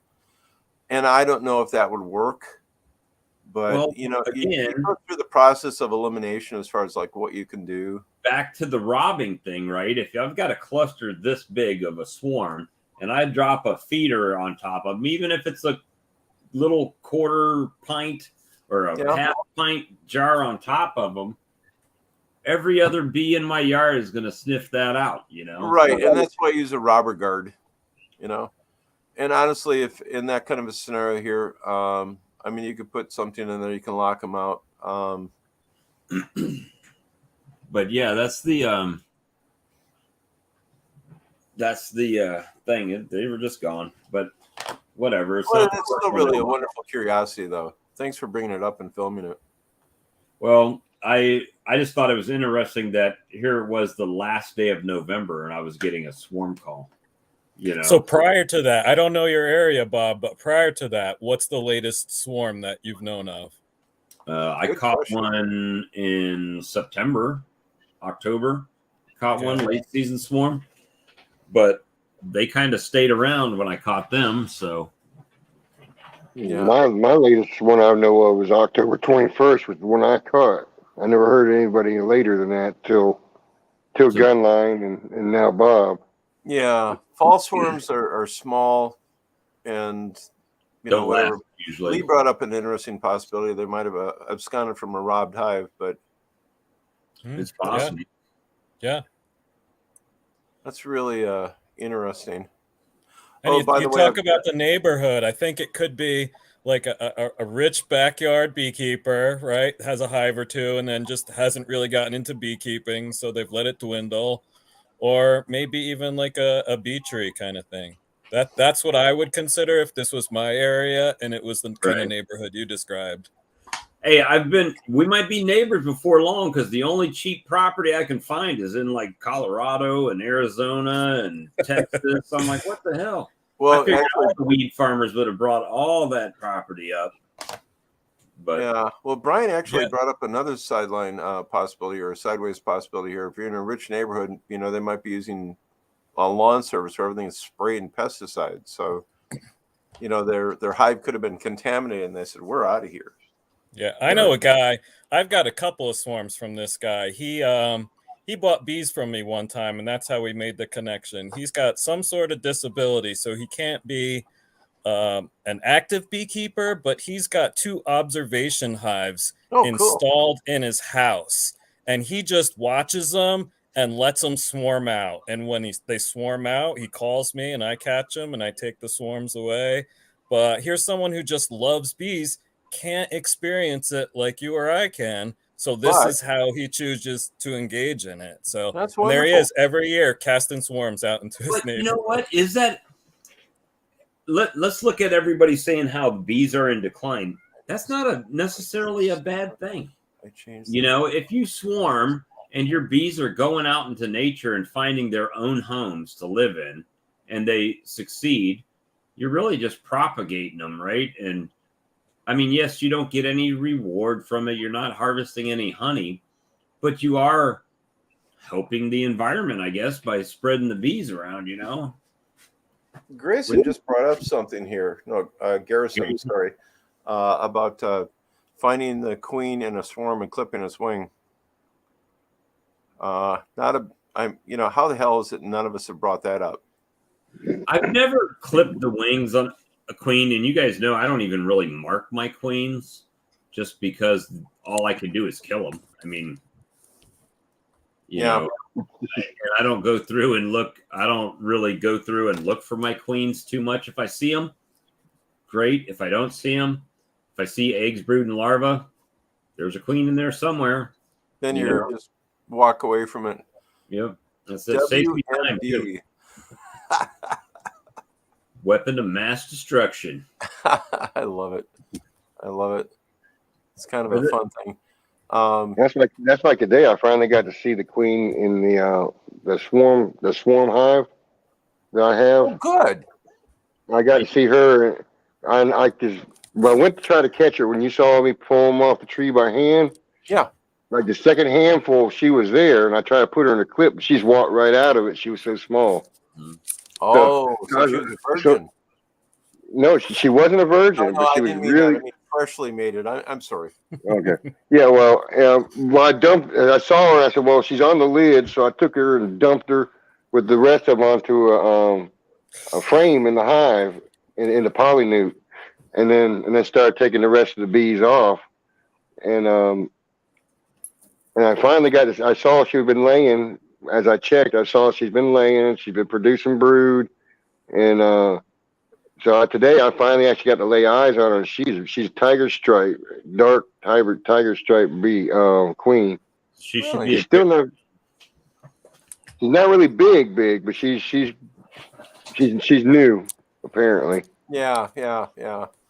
Bob uses a guillotine for clipping his queen's wings. That's why they died. that one-handed queen guillotine.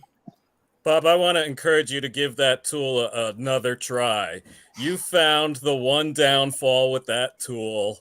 You've experienced it. I found it right out of the gate too. I'm like, well, I got a $10 tool that cost me a $40 queen. So let's just not mark the queen, save the $40 and good to go. But I tell you, my one-handed queen catcher. Catcher and marker when I want to. Yeah. Mine has helped you guys get better at. Go ahead, Mike. You guys aren't kidding. No, I thought that was a chopped her joke. head off. No, you really did that. I had her in the queen catcher, marked her. Wow. Went to let her out. I kind of remember that. As I'm sliding it down, she popped her head up in between where it was sliding back in the plastic ring and got her. So no. Yep, and that was my first year, and I was like, no, I'm not doing that anymore. And but this year I did mark some. I do have some marked queens out there, but next year I'll make it a goal just for Lee. I will mark every queen I find. I'll put a dot on her and see how many I go through. There's a drawback to pulling it out by doing it by hand. If you've never done it before, prime up that pin and then and then don't wipe off the excess on it. Right. Because I coated a queen and I thought I killed her. So I was like, man, I'll let her go for a while, see what's going on. Because the other girls were cleaning her. And now she got a bullseye ring on her back. But she's still she's still kicking real hard in the hive. Well, good. I've learned in the process that when I get her and I'm holding her on the side like that I just barely touch. I mean, just barely touch her with the pin. Yeah. And I mean, well, it was a brand new pin. I just charged it and pumped it to charge it and set it down. But I didn't take a piece of paper towel to dry off the excess, just so you just make a mark. And when I went to do it, it dropped a big old blob all over, and she was covered in it. Oh man! So yeah, so whenever I use one of those goofy marking pens, I shake the doggone pen and then I touch it on part of the hive just to get the excess off. So I don't, because I've done that too, where I like bathe the doggone queen. Like look at it, it's like a color sample for Sherwin-Williams. Like, oh shit, But I tell you, overall, queens are pretty forgiving when you put ink on them in the wrong places. Now, if you coat her, that might be different. I've got queens. I've got them on their head. I've had a couple of times where I've just done a terrible job, and they tolerate it. Guys, the thing is, they thought. I mean, I thought from what I've been told, and as we were talking about earlier, people telling you these things. And then they said, well, if you don't paint her right, there's a death sentence for the queen. And that's what I had in the back of my mind when I put her back in. I said, oh my God, I'm killed this queen. Well, something. Yeah, sometimes that will happen if you overcoat them. It's rare, but it can happen. And Lee just brought up a really interesting point. Hold the head up so it doesn't rip down in case you do it. Yeah, it's a good idea. Just a little bit of an angle, and then once you do get a coat, hang on to that queen for about 30 seconds. Let that outer skin dry a little bit, set. So you're not getting the smear there. But that's the other part. And by the way, for everybody here who just can't handle queens or has never done it before, practice on your drones. Just go around your hive and pick your drones up. Manipulate them, move around. Who needs practice? You do, Bob. Clearly. Any other questions? Apparently I do. I just didn't see the need. And the only need to mark the queen is for you. So you can see her quick. It doesn't do anything for the bees. So, I mean, what if you what's the point? I mean, Well, for me, it's two. There's two reasons for the beekeeper. You can One is tell to how know old if the she queen is. has been replaced, Yeah. and two, and it goes back to Charlie's conversation about wanting to speed up his management process. It slows you down to mark every queen, but it speeds you up every time you go into that colony when doing an Hands down. inspection, because you're going to find her so much more quickly, and then you can do what you need to do much more efficiently. So that's why I got into the habit of doing it, because I wanted to go through my inspections more quickly. Yeah, I was couldn't agree more. using the one-handed queen catcher. That's what I decapitated with. Now, to be fair, the one-handed queen catcher that I bought was probably the cheapest Chinese one-handed queen catcher I could find on wherever, so there may be better quality ones out there, but I just, at that point, it was like, yeah, I can look at a frame when I'm doing an inspection, and if I see eggs, brood, and larvae, yep, she's in there. And then I don't even go past that, really. I close it back up and go to the next one. And, well, there's a third obscure reason to mark them too. I mean, Daisy puts in there, it's just look for eggs and trying to figure out if they're requeening there, Dennis. But keep in mind that roughly about 20% of the hives have two queens in them. So if you do mark your initial queen and you run into a second one, then you've got a 2-queen hive. Now, what good does that do you to do? I don't know. Take the extra queen out and make a split if you find it in the middle of the season. I disagree. I think there's a supersedure situation going on there.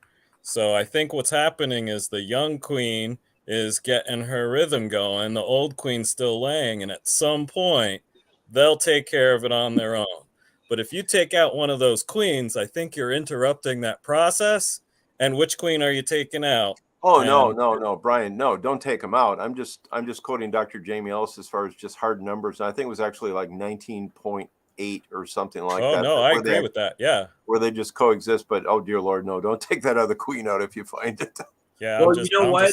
I do have a colony right now that did have 2 queens. And that is the colony that is struggling so bad that they're in a single medium right now. That's their whole colony, a single medium. So it's like they're probably not going to make it. Yeah, well, but again, it's kind of when you start looking at, let's say, natural beekeeping, if they're struggling, do I really? And I learned this the hard way with those nukes that I had in the chestnut grove. If they're struggling to make it in our very nominally, that's wrong use of that word, but in our very can you spell it? Nominally, I can spell that. But if in the very mild winters that we have here, if they're struggling to make it, I almost would prefer them just to go ahead and die out. And I know that beekeepers are like, no. I completely get that there, Bob. But something. But the nukes that I had in the chestnuts, I kept giving them brood, and it's like I just was throwing good resources after bad. No, night, Dennis. I'm all hopped up on awns. I remember listening to Kim Floatin once, and one of the things that he really hammered home was, don't waste your time on dinks. Yep. It's the best you could do if you want to is you could actually just like merge them with another one, put like a double queen excluder in, like. Well, hey, kitty. Yeah, he's just waking up here. Oh, big yawn. He woke me up about 7 or 6:30 this morning because he wanted to go out and poop and he didn't want to use the cat door. And I go over there's frost on it.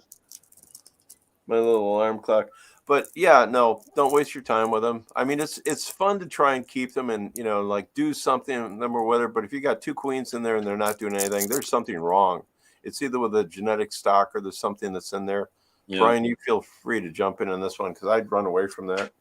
And that's what Charlie was talking about too, is when you have all those queens in excess. Remember that conversation the other night? You have no hesitation around replacing that queen that's not busting. So I usually give them one chance, give them another chance, and then I'll requeen them with a nuke, something like that. It's not worth it to keep dumping resources in when you have an abundance of resources to play with already. Right. Yeah. And then you're freeing up equipment to just back to that equipment and make a new colony that has a better chance of surviving. So, that's I've definitely changed my perception on that. And I told you about the chestnut grove, right? Where they've tell me again. I'm sure you have, but they've had this chestnut grove. It was passed down from their grandparents. They planted chestnut trees in this groves in the 30s, and it just passed down. And this was the first year that they had bees out there, my bees, and it's the first year they won the blue ribbon at the state fair for the chestnuts. Wow! So they're like, "Yep, we want bees back next year." And I'm like, "Okay, as long as they do better than they did this last year, that'd probably be a thing, So the only qualifying question I'd have for you there is, what are they spraying their chestnuts with?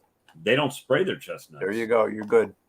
But as long as they got some other kind of stuff. Not about that though. It's about the strawberry field that's across the road.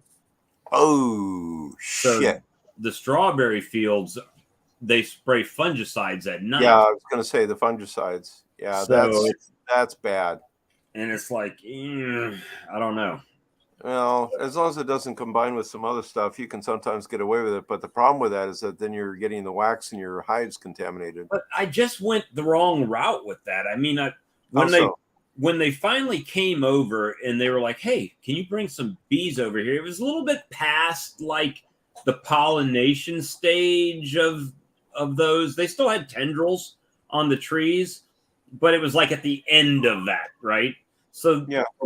And I didn't know about what the strawberry fields were doing. So it was like I took weak colonies over there to begin with, right? So I didn't really give them a fair shot because my thing was, well, if I take over weak colonies, they die. It sucks, but I'm not out a bunch.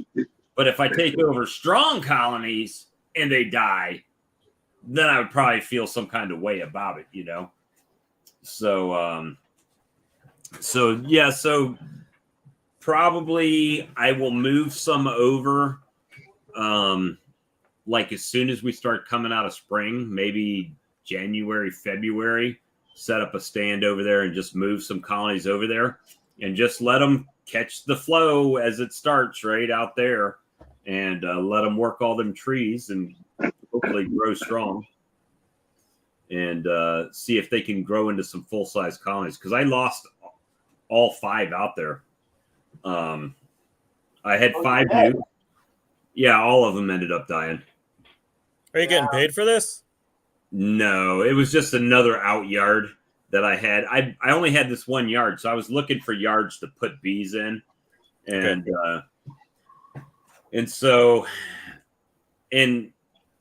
I hate... I wasn't even working, but it just became like it was a pain in the butt to go over there, right? And even though I pass it, it's like if I got to go to Walmart, I'm not loading the back of my truck down with stuff and going to Walmart and swinging back on the way there. So it was just like I didn't have a good system for it.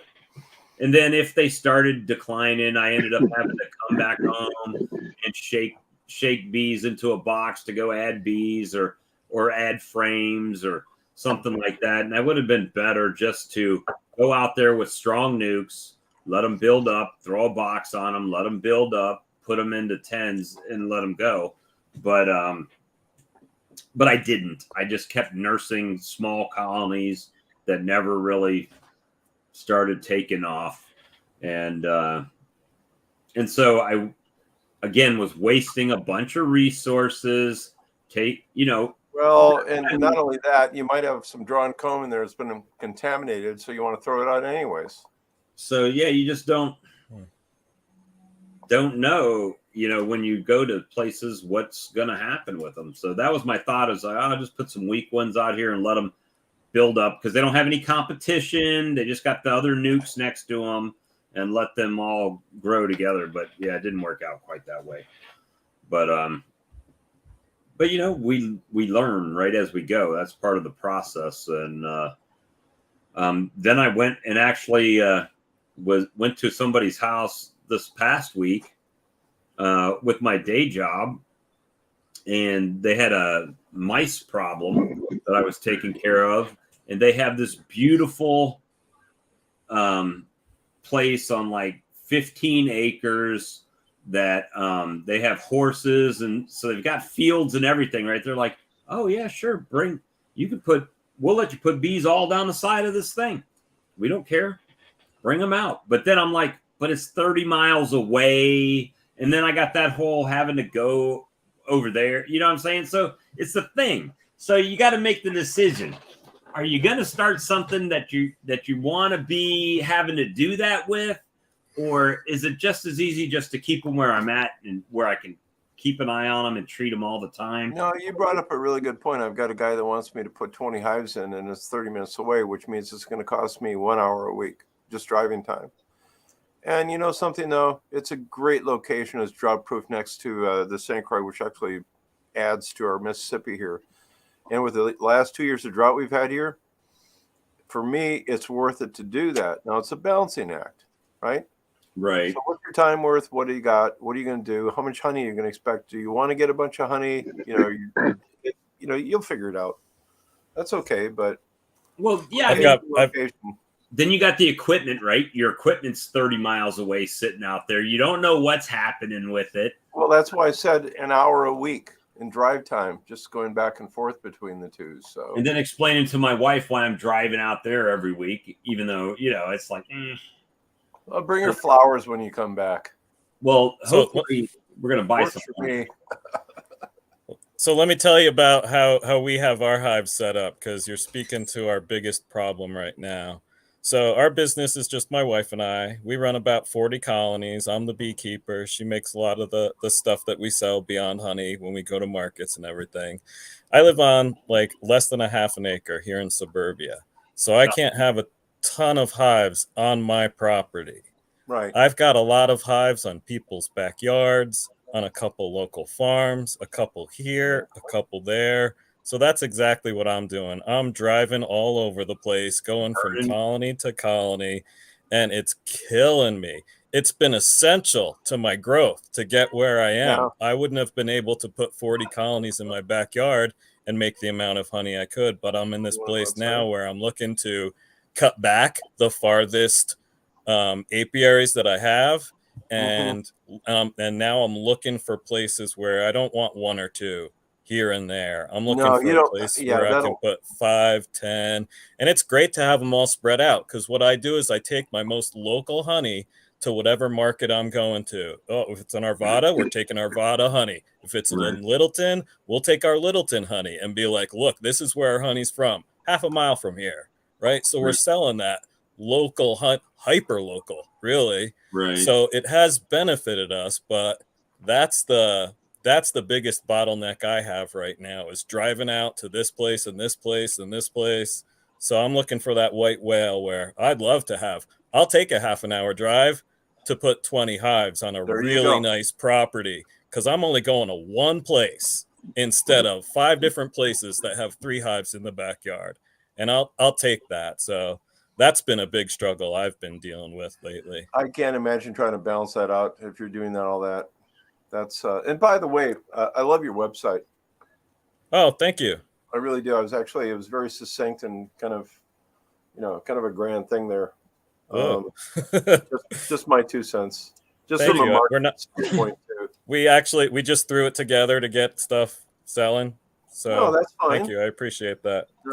In Colorado, I don't know where San Luis Valley is. Yeah. It's pretty close to Guam.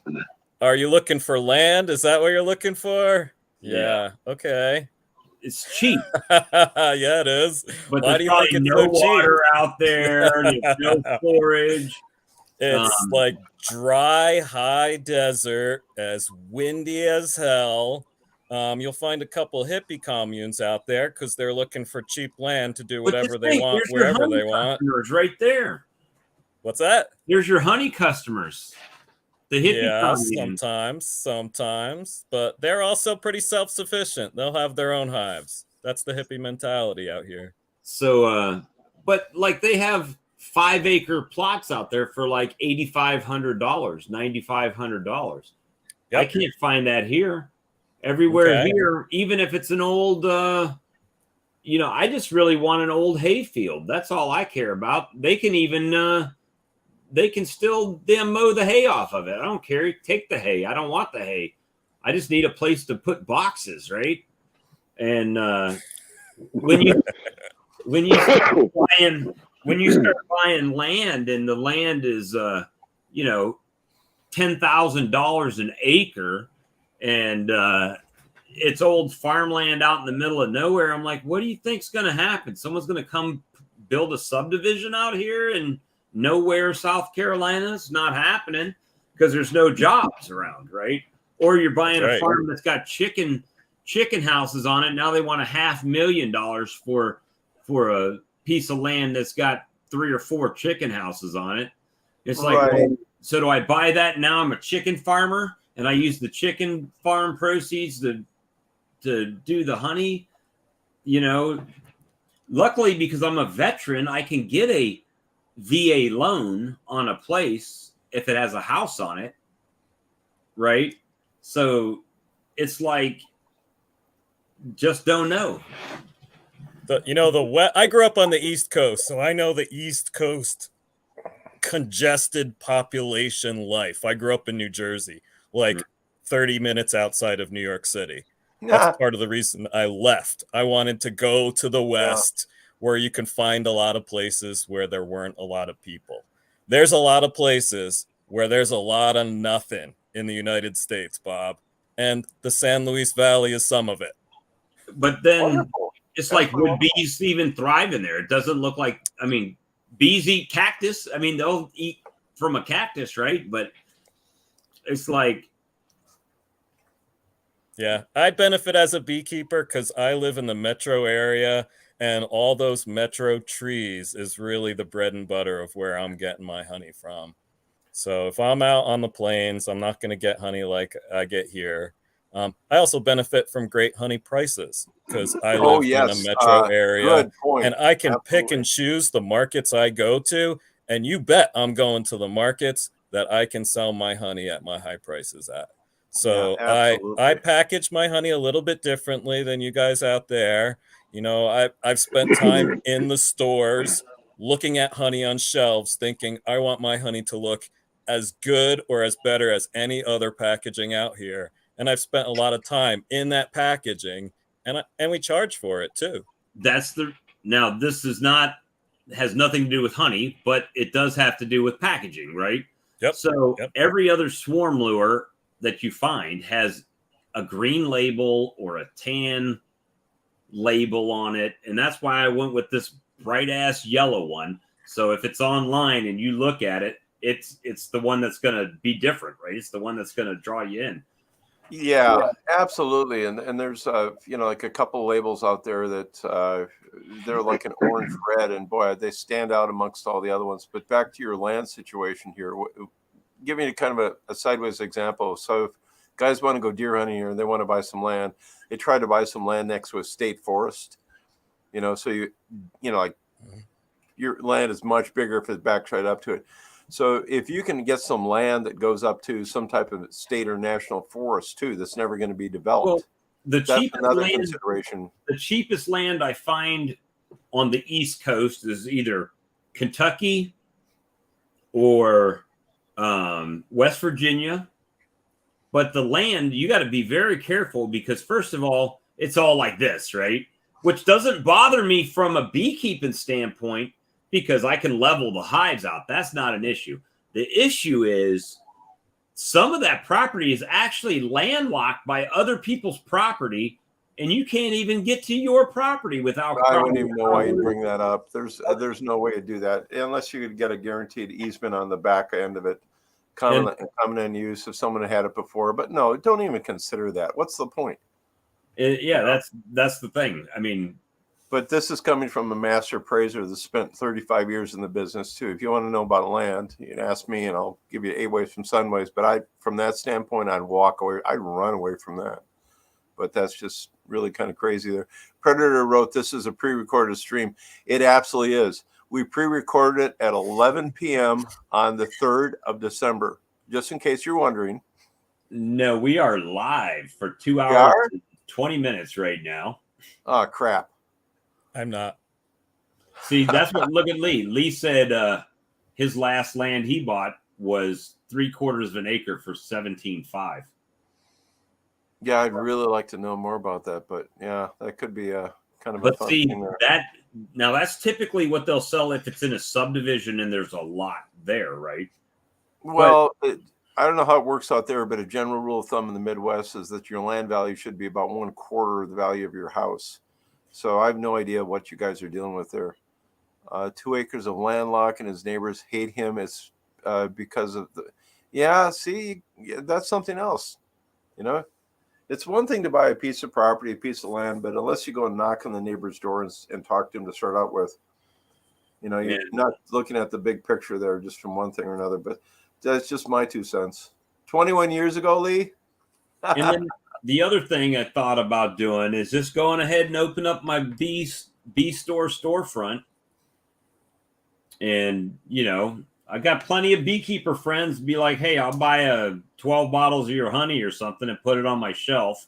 Have honeys from all over the damn place, you know, where people could come into a honey store and find honeys from everywhere type of deal. And then beekeeping supplies as well. So, yeah. So you got that going on there. But the thing is, I've made sales on the stuff off the website, right? Made sales. But then it's like I'm making sales without having to pay for a storefront and electricity and everything for a store. So it's like, does it make sense? Is it that much more sales if I were to open a store? I mean, the local beekeepers could come, but then you got to worry about, they got to find out that you're even there. You got to advertise it, right? And there's a whole thing. Bobby, you know, something about doing a little local store like that is that you don't have to have it open 24/7, and it can literally be in the back of your garage. So don't worry about that. I've seen that. You know, that works out just fine. So you would be just as good as saying, Bob, just get you one of those storage buildings that they pull up and drop off on your property and make it a little store right on my own. You can, absolutely. I'm not joking about that. How much property do you have, Bob? You got a lot of hives where you live. Well, this property is a misnomer. It looks like it's a lot bigger than it is because there's woods all around it. I don't own the woods around this house, right? So, yeah. Okay. Matter of fact, my pigs that are on my property are technically not on my property. So how much property do you own? This is supposedly 3/4 of an acre. Okay. And so around 30,000 square foot. Yeah, and I could really piss everybody off and use that whole front yard that's got the big oak tree in it and just plaster 50 hives in the front yard. You know, I could do it, but because I'm in the county. Can your environment handle that many hives? I mean, and that's many resources. The thing. That is there you go. You got it answered. So yeah, I've got to expand, and the only expansion I can do is either putting it on somebody else's land, or I would much rather have a piece of farmer land right out where the farmers are, and then my bees are benefiting from their crops, and their crops are benefiting from my bees. So speaking of which, I'm going to let you guys all in a little fun, obvious thing here. One of the best things you can do is go to a local farmer's market and go find some backyard produce guys. Ask them what they're growing, how many acres they've got, and ask them, would you like hives for pollination? So that's another option, and nobody ever brings that one up. But it's just something else, and you can just go down the doggone row. Where I do did you have live? a farmer call me and ask me how much I paid to bring my bees out to farms and set them. I said, well, What'd you that's a tell 'em? little. I said, well, I think you're confused. It's more like how much would you pay me to bring my bees to your place to pollinate? And you know something, if they balk at that, then walk away. Don't. Yeah, that's fine. And that's what Lee Oh, said. really, Lee? You never talked about that before. Okay. 3 yards from the farmer's market. Bloody fantastic there, Lee. I get a lot of people asking me at markets too, but it's usually like, oh, how about my backyard? How about my backyard? You can find a lot of farms and CSAs, but you don't even have to go to the farmer's market to do that. You can set out your computer and find every local CSA that's around you just on your computer right there and make contacts that way. We've even got a fantastic country bar on the other side of the lake, and there's a couple ads up there saying, would you like bees on your property? Would you like to have us put your bees on your property? That's fine. Well, hey, WMD, I don't think it's real important, but just know you still got to get equipment back and forth with your honey and feed. I mean, yeah. How old are you? Or something, good point. Yeah, how strong is your back? I talked to a farmer when I first started out here, started raising, catching swarms, because his back, one spot on his property, he's got property all around me here, and there's one spot that's like near a low level ravine that water lays in, and look at a perfect spot for a swarm, and that's where I caught my first swarm, was on his property. And he says, when I start raising bees, I said, he says, you can put it on any of my property, I don't care, and so I've got that lined up before I even started getting bees. Yeah. And I did, but you've got another side of the coin here. So over by our wood mill, it's 1 mile away. We've got a guy who rents some of Vince's acreage there, and he was putting in what is these treated seeds of corn, and it just wiped out Vince's beehives, and the wax, everything is just gone. Really, the little encapsulated seeds that they use to keep? Yeah, because it does go systemic on it. And they'll claim it's not, especially what the hell is it, the company that makes nicotinoids? Yeah. Asshole liars. Yeah. It goes systemic, and then it gets into the pollen and everything else. They'll say it doesn't.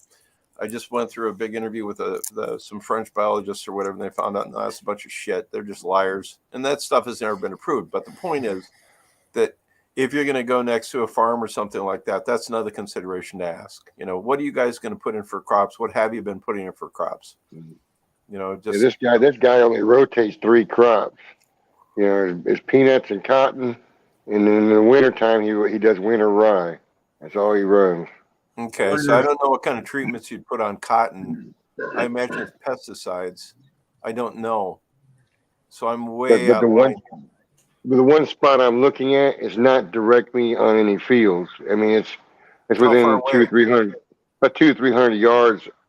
It's a little wedge of property that's like 200 or 300 yards either direction from a field, and then the highway is on the other side of it. Yeah, but if there's a field that's within a couple miles that's being treated, 100 yards away, 200 yards away, that's nothing. Keep in mind, bees fly. So yeah, that's true. I wonder how. I guess it could work if you get farmers. A lot of people, if you place hives, they want like a percentage of the honey, right? If you're just out there, but if it's a farmer, you say, hey, I'll bring them out here for free, but I'm keeping all the honey, right? Because I'm working the bees. As long as you're telling me you're not spraying anything that's going to kill them, then. But something out of curiosity, I remember Bob Minnie had 2 general rules. Just tell them up front that when I come to treat the bees, I don't have time to talk to you. And the other one is that always offer them some honey. Right. Well, I mean, hell, I give enough honey away, even selling it. Well, something. If you weren't drinking so much beer, that wouldn't happen. Well, it never fails. Even now, like I went to this 91-year-old lady's house the other day to treat, and I always get into the beekeeper, and they're like, "Wait a minute, you kill bugs, but you're a beekeeper." Yeah, well, I kill the bad bugs. I kill roaches and save bees. That's kind of how it works, Yeah. But it never fails. Oh, do you have any honey? Well, no, I don't carry honey around in my work truck. Maybe I should carry a couple bottles of Yeah, you should. Truck honey. You always have truck honey, Bob. I've got it in my purse. Yeah, exactly. I've got it in my Mercury Grand Marquis for crying out loud. I always keep some in there. You never know when you're going to walk into a market. I give samples out all the bloody time. Little 3.5-ounce jars. Now, I also want to say something about your swarm. It's totally understandable that you didn't have your swarm kit together, but on November 30th. But I always in my truck have in my driver's side door a hive tool. Well, a queen catcher, one of those hair clip queen catchers, and Bob, a one-handed lopper. You need loppers in your truck at all times. I love it. Would have been so much easier. I don't know. I was like, I left out and I was like, I don't even have a bee suit. And then at the end of the video, yeah, you did. My truck.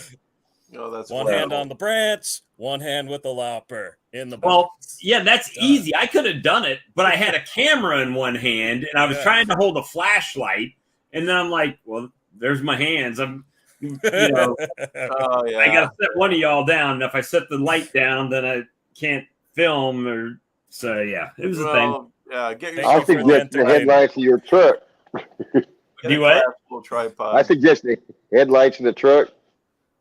I could have spun the truck around too, but I could have actually backed the truck up and stood in the back of the truck and yanked the branch down too. Good night, WMD, and be sure to join us again. Nice to have you in here as you're starting Beekeep. So on a funny note, I'm going to do this for Lee because he just likes this stuff. But Mad Mort, I think he mentioned something about decrystallizing honey, or he's afraid to look at it. So I actually brought this stuff in, and this is where I've got my honey being decrystallized over my fireplace. I'm just happy you don't have a leaky gate valve on the front of that bucket right there. Oh, I do, but something at night I just lay underneath it like this and catch it. Mine, that's the reason I went away from that. I didn't mind using the gate valve, but it just seemed like it always was dripping constantly. Oh, then don't screw around with it. Replace it. Don't mess with it. I replaced it with a bottling tank. Yeah, leaky tank, bottling tank, whatever. With a nice air valve on it. Brian, that's the one you got to get, bro. I'm telling you. Too late. I already ordered a one drip valve from Dog Ridge.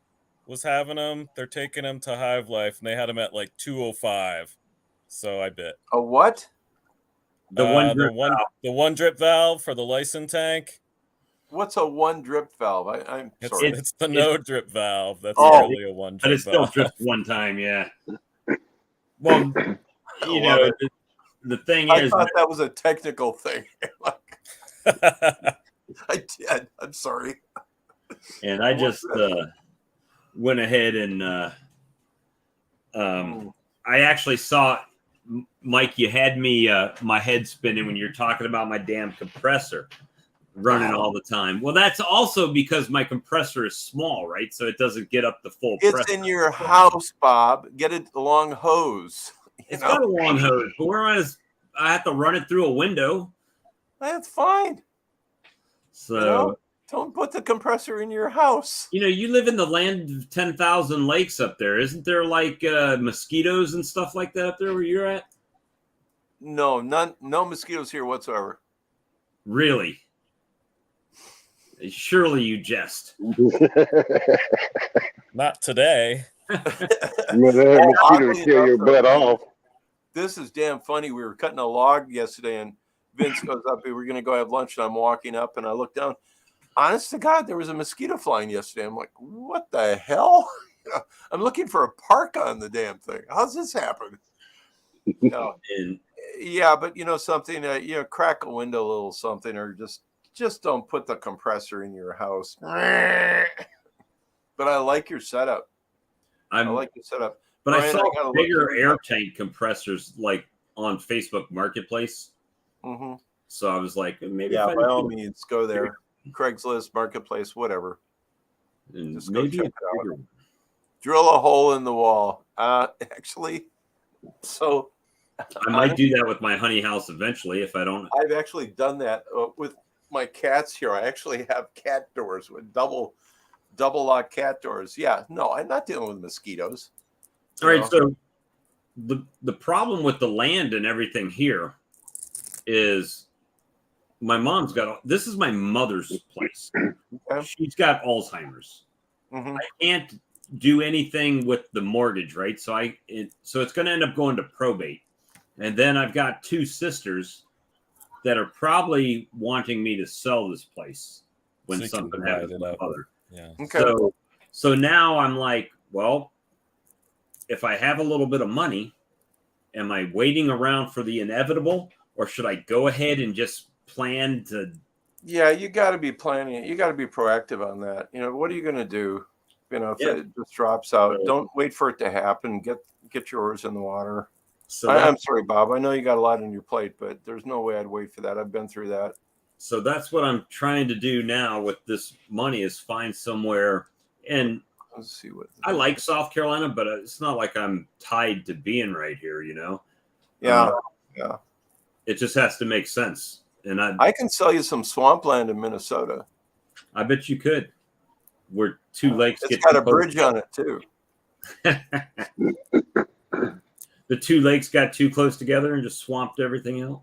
Well, actually, oddly enough, that did happen here. And you know what they did? They brought a steam shovel in and put a channel in between the two of them, and then sold the property on the channel for millions. Really? Yeah, I'm not kidding. It worked out great for everybody because then we had connecting lakes. And speaking of those little sheds that you can buy that they just bring in on the skid, right? Like on a. Yeah. I see more people that are making those into little tiny homes. Oh. And people are like, you'll get a piece of land and it'll have this trailer on and it'll say cabin, right? 1 bedroom cabin or something. And it's one of these damn sheds that they've pulled out there and put a crapper in, I guess. Or yeah. Well, something, if you pull a rabbit out of your hat, it doesn't make you a magician. It just, I don't know. You'll find something. Just try and be proactive there, Bob. But say, I got to ask Brian and Earl, Ed. Son of one. Yeah, sorry. Ed. How did your well, this would go to Bob too. What did your wives all say when you said, "Hey, I'm going to throw a bunch of beehives up or start working with honeybees"? Or was it their idea? Or I mean, that's for all three of you. I didn't give my wife box it. My wife box it. I don't give her a choice. Okay, well, you got that too, Bob. My wife, Brian? my wife had no choice. She was supportive yet reluctant. She's still never put a suit on, but she's come out to the apiary with me. It was awesome during the pandemic when she was working from home. She would take a long lunch. She'd go out with me to the bee yard, and she'd be like my note taker. And then every once in a while, a bee would chase her around, and I'd look up and watch her running back and forth. So she knows more than most people about bees, but I believe it. I wouldn't call her a beekeeper. Now she's gotten to the point where she'll go out and have like coffee out in the backyard right next to one of our colonies because she knows where to sit and be fine, but she's not going to suit up and pull a frame out if I can't do it. That kind of thing. When I first started, I didn't, obviously when you start, you only have 1 or 2 colonies, right? No big deal. So, right. So then all of a sudden now we got this monstrosity of a bee yard. But when we first started, she was going out on swarm calls with me and running the camera. And, she kind of, after that, hasn't done too much I mean, even from anything, like even bottling honey, I bottle the honey, I label the honey, I do everything. Swarm lure, I bottle the swarm lure.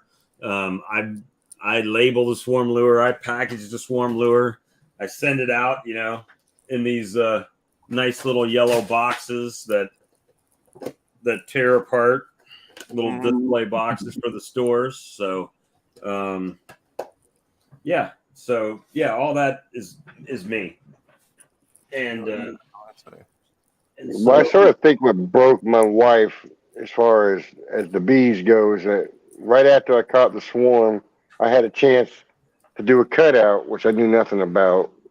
And these bees were 60 foot in the air in the eave of a house, and those suckers were mean. Oh my goodness, they were mean. I smoke them. They still coming at me. I No. took 100. I took 170 stings from this hive, and they chased my wife 3/4 of a mile down a driveway when she was on the ground. So yeah, I think that's why she sort of doesn't like them. She won't help with them. Oh. She'll buy the stuff I need, like sugar or stuff like that, and bring it home. But she's, Yeah. she won't help with them. Yeah. That's the same thing. My wife she's not too interested in getting out there. And she doesn't complain about my compressor running like Mike does, and we're not even married. I thought we were. I must have missed something there. No, so what I did was, my situation was with my my granddaughters here. It's like, well, we're afraid of bees. So, and I do this with people that come over and visit here too. I actually take my hand and shove it in the entrance of the hive and let the bees walk over it. And yeah, on occasion I do get stung, but then you have to act like you're not getting stung. That's okay. Come on. So it's kind of a fun thing. But on the other hand, some of you guys have seen that I added into my back deck, and I do have plans to put 4 or 5 hives up on that thing and have coffee with them. Actually, Ed. So that's kind of a good thing. Lee, your wife won't go near a bee? Okay. Well, that's fine. I talked to one of the candidates for the Minnesota governor's race here, and I mentioned that I was a beekeeper. And this guy's like 6'7" or something like that. He was a former sheriff of Minneapolis. His eyes got about this big. He goes, "You do what?" And I'm like, "You used to shoot people all the doggone time and have people shoot it, and you're scared of the honeybees? Come on out." But it's attitude. That's fine. But as long as your spouse can give you something one way or another, whatever, it's a grand thing. Yeah, I mean, it's for me. I actually prefer she doesn't help me. Well, yeah, I've got that side of the coin too. Sometimes it's your own space, right? If you go back to what it does for me, right? So it's my mental time that I can get out there and be in my own thing. Last thing I want to hear when I'm out there working my bees is, "Why aren't you doing this? How come you're not doing it this way? Why don't you do this?" Exactly. Shut up! Just get out of my face. There's a lot of truth to that, and it doesn't always involve a wife either. Just as somebody else looking over your shoulder while you're trying to work, and it's like, what the hell, Well, I mean, my that. wife, I love her, but she has a tendency of it doesn't matter what it is, right? I could have been doing the same job for 20 years, and I'll start to do it, and it'll be like, well, what you need to do is do this. I'm like, I've been doing this forever without your help. I think what's that comedian's name? He's a Hispanic comedian, George Lopez. Have you ever seen his thing about when he's talking about everybody else's joke stuff? Yeah, he's talking about his wife telling him how to park a car and where to park the car and this. He's like, I'm pretty sure it's not my parking. I'm pretty sure I've been parking this way forever. I didn't have any complaints from the car. Oh, yeah. And can't do nothing. I said, my wife said, "Aren't you allergic to bees?" And I said, "Yes." And then she was totally okay with it. Just make sure the insurance policy's paid up. Yeah. Yeah, bee therapy. There you go. That too. Guys, it's I see it's like 12 o'clock here in Guam on the tundra. So I'm going to head out and whatnot, lay my church clothes out, and I guess walk the cats in the tundra. But I gotta ask, I have to ask Brian a question here. Where did that bay window come from behind you there? That's a This is nice my big. front. It's our front. We live in a ranch, and this is our front. Like looking out there is our front yard. So it's Did a you put nice that in? little. No, but you can see I've got grow lights there, and we've got a whole bunch Oh, of that's plants. But wonderful. I'll grow plants there in the spring, and No, our that's a great cats sit up starter there. spot. Yeah, and That is a nice we got big a. one. Thank you. Yeah, I that's it. like that a lot. Well, you need a bay window. I've got one you can come take out and Actually, I have a garden bay window sitting out next to my sailboat right now. I'm trying to figure out what the hell to do with it. This one's got a bay window that looks right at the woods. I mean, it's like overlooks my trash cans. Looks this awesome. Oh, wait, trash cans? Yeah, my Do you little sell tickets? the green trash can. Yeah, we're gonna auction some off. To auction some seats off to look over my trash cans, right where the raccoon and the fox and the possum comes every night. Well, Bob, you're always trying to hustle to make money, so that's cool. Go for it. I like Got it. you, man. I got to do something. Yeah, that's a grand thing. Gotta So, do anyways, you guys got any upgoing plans for the week here as far as bees or one thing or another? And work and feed them. That's Yeah, we probably got about one it. more day. Feeding. yeah, We got one more day at our market tomorrow, so that's our plan tomorrow. Now, how's obviously you've been doing the market thing. I haven't done a market. Lee does a market every week, but Yeah. on average, I don't want to know your business, but if you break it down on a weekly thing, how many bottles of honey do you figure you sell a week? Or Yeah. So that way I don't know the dollar amount, right? We'll talk market economics, Bob. Yes, sir. Yeah. So to back up, I would say we probably make more than half of our money from honey. But we've worked really hard to add other products to our table, so it's not just a one-trick pony kind of thing. Right. We've also rotated products seasonally because we figured out, like for us, our beeswax candles don't sell so well in July. Right. During the holiday season, however, they are selling awesome. So we've kind of figured out the rhythm of what sells when, what sells where, that kind of thing. Now, this year, we've slowly getting bigger and bigger every year. This is our second year doing markets. We've never signed up for a particular market that's a seasonal commitment. A lot of them are like that. You must be there from May to October every Saturday at this time.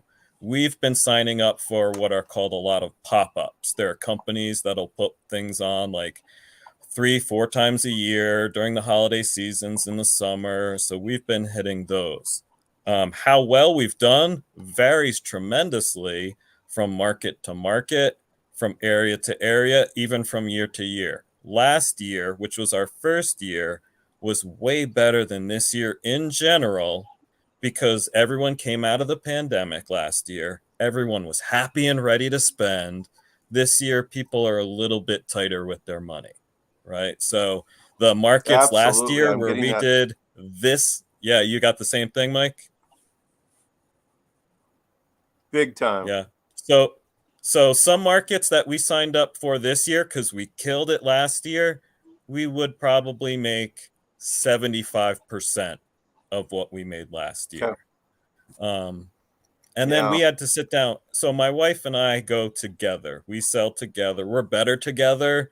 We've tried splitting up, me going to one market, her going to the other, and we're both like useless without each other. So we're both there for whatever amount of time.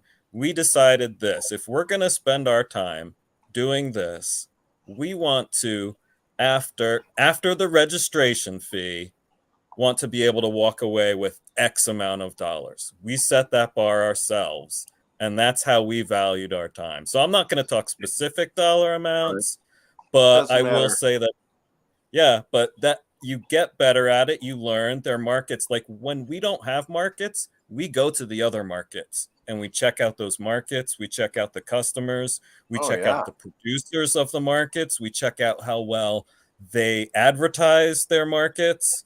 And we look at the areas. Where are the areas where the people who have money in our area are going to spend money in these kinds of things? So we've done brewery ones where we've walked away with like $100, and I was pissed off because I could have made more money tending my own bees that day. Yeah. To we've walked away with multi-$1,000 days, but those are our very best days. And I'm talking sales. I'm not talking profit. Right. I'm just talking general sales. But you always have to consider, Gross sales. like some places will charge you a fee and then 10% of your sales. Some places charge you just the base fee, and you've always got to kind of do the math and figure out what's worth it for you, what's not. And then at some point, when you do it enough and you start to value your time, you've got to put that other, like, what if I just sell it in buckets? What if I go around and sell it in buckets? What's the difference of money I'm going to make versus time that I'm giving up? Because if I'm going to go to a market every single weekend, that means every single Saturday, I'm not going into the mountains. I'm not hanging out with my kids. I'm not doing this. I'm not doing this because I'm working at the market. So there's a lot you have to consider, and a lot of it you just have to decide. That's awesome. Thank you. There you go, Bob. Yeah. I assume wonderful. the P is Filipino dollars, maybe, or I'm not sure what the P is for. That's thank Fennec. you. Yeah, 49 cents. But thank you. So Lee put down that they're closing down there. The markets are closing down in January. So right now, me and some of the other guys, we're paying attention to where all the doggone craft shows are, winter boutiques, all that kind of stuff, and and kind of go from that. But Brian, I'm right there with you. I'll sell more if I have craft shows. Yeah, anything it doesn't matter. The one thing I really screwed up on last year is I didn't have any business cards, and I couldn't believe how many people came up and bought honey from me and then asked for business cards. Well, I could have second and third sales because I'm really freaking stupid. And the other thing, and you guys all know about this, but you got to hit all your price points. Get ready to sell buckets to 3 ounce, creamed honey to my ghost pepper honey, whatever. You give them a wide variety. We've got a guy out here that's west of us. He's selling man, how many flavors of creamed honey does he have?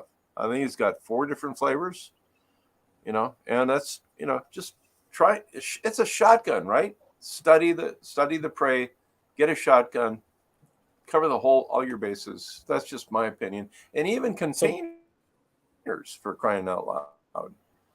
What are some of your best non-honey for the night? Like, what are some of your best non-honey products?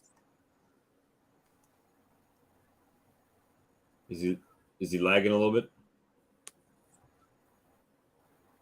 Mike, what's your best non-honey products? Is he lagged out? Yeah, I don't know if he can hear us. I can hear you, Bob. Okay. Ed, can you hear me? Yeah, I hear you fine. I'm sorry. Mike, it's no. There you go. Yeah, now I can. I'm sorry. What'd you say, Brian? Yeah. What are some of your best non-honey products that you sell?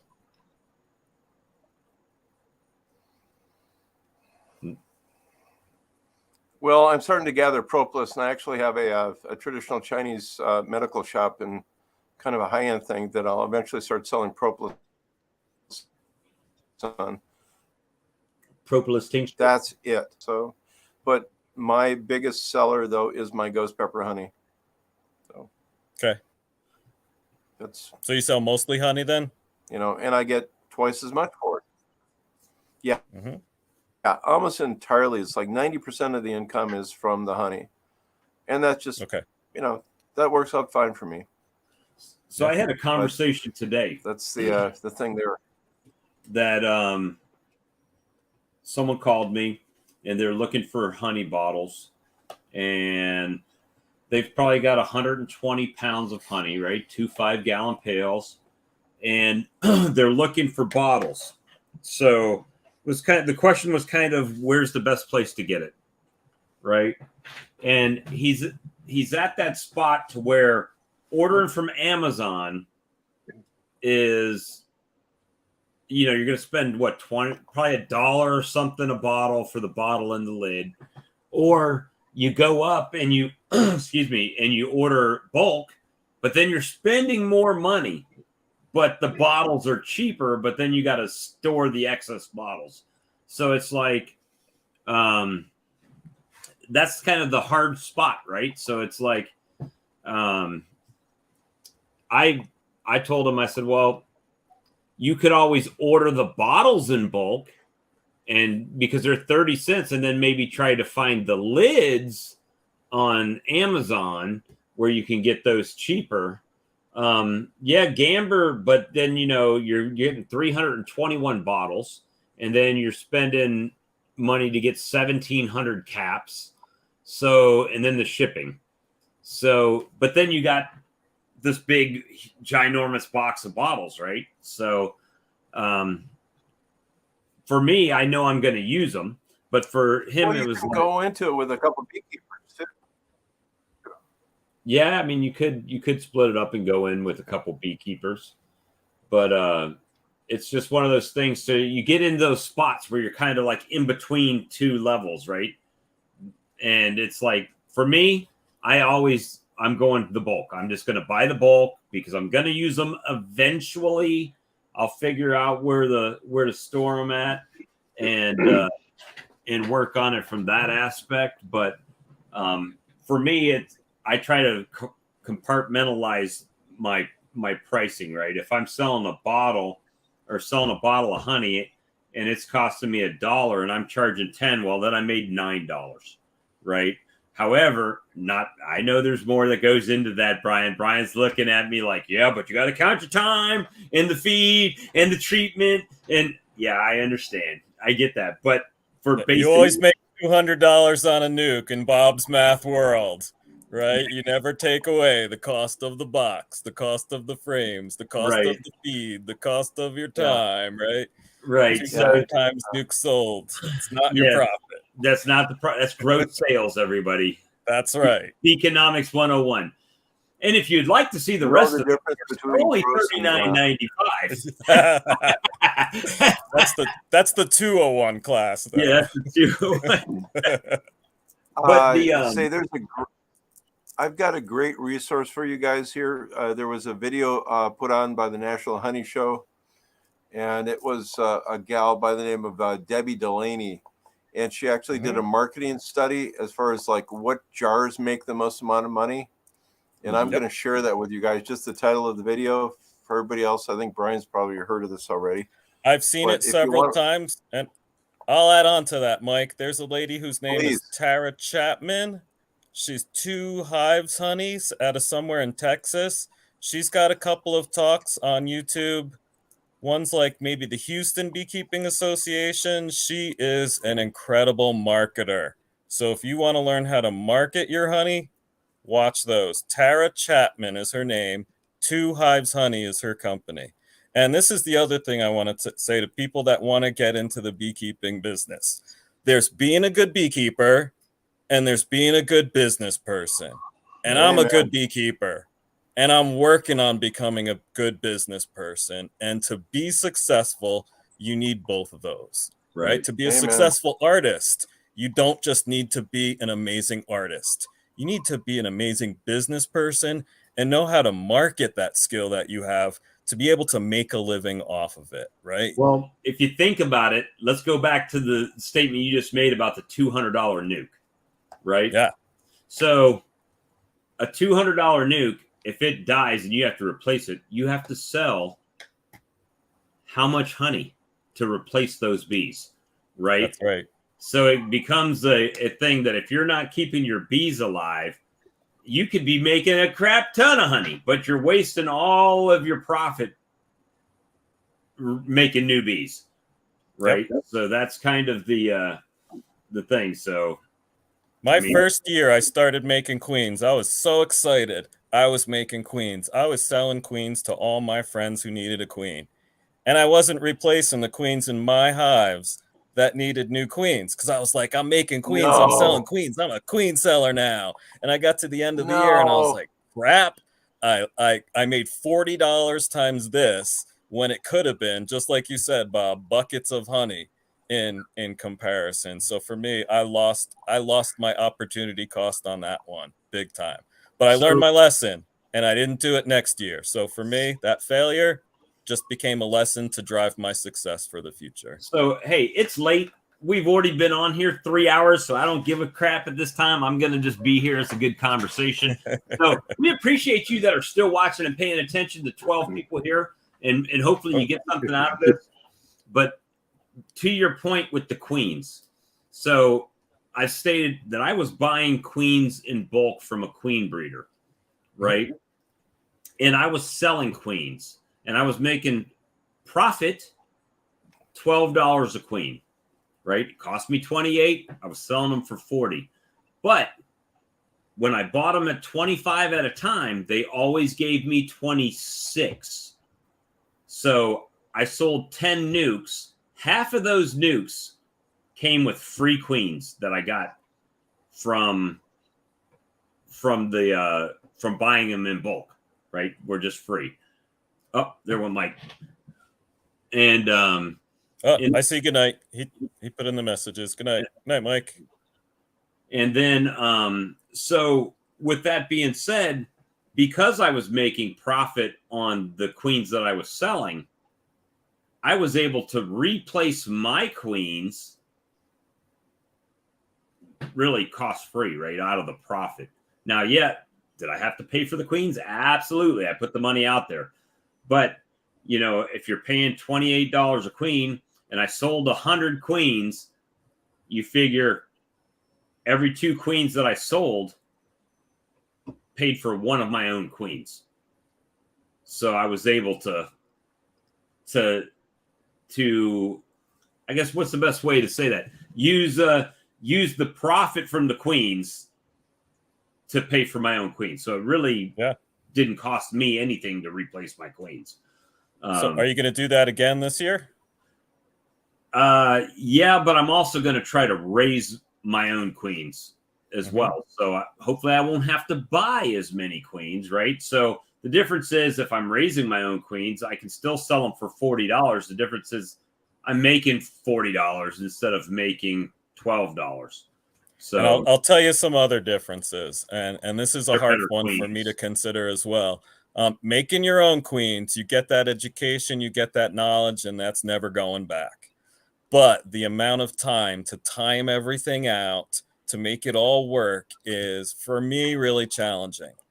The other side is I can put an order in and have that amount of queens I know are going to show up on this day so I can prepare my splits prior for that day when I've got to rely on the success of my queen rearing to do that in the future. So there is that trade-off of paying someone else to know you're going to have this many queens on this date to be able to sell nukes on this later date. So there is that benefit for sure. Well, I had and I had that same conversation with my mentor, Sam at South Carolina Happy Bees, right?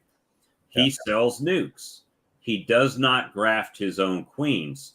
So he does primarily walk away splits early in the year to do his nukes. And as he sells them, he's splitting back to start the queen process again, which is awesome.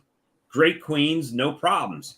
The problem comes when you as a beekeeper are trying to get nukes from him, and he's relying on nature percentages to be able to produce. So if he sold 100 and nature only gives them 80 queens, well, now the next set of people have to wait another month to be able to get their nukes, right? And so there's this constant delay. So I said, Sam, you've been doing this a long time. You know what you're doing. I'm not criticizing anything you're doing. Do what you want to do. But if you can buy queens and make your splits and fulfill your customers' needs and get them out of the way, you're ahead of the game. I mean, because you're not fighting that constant battle. Now you can make those splits back, right?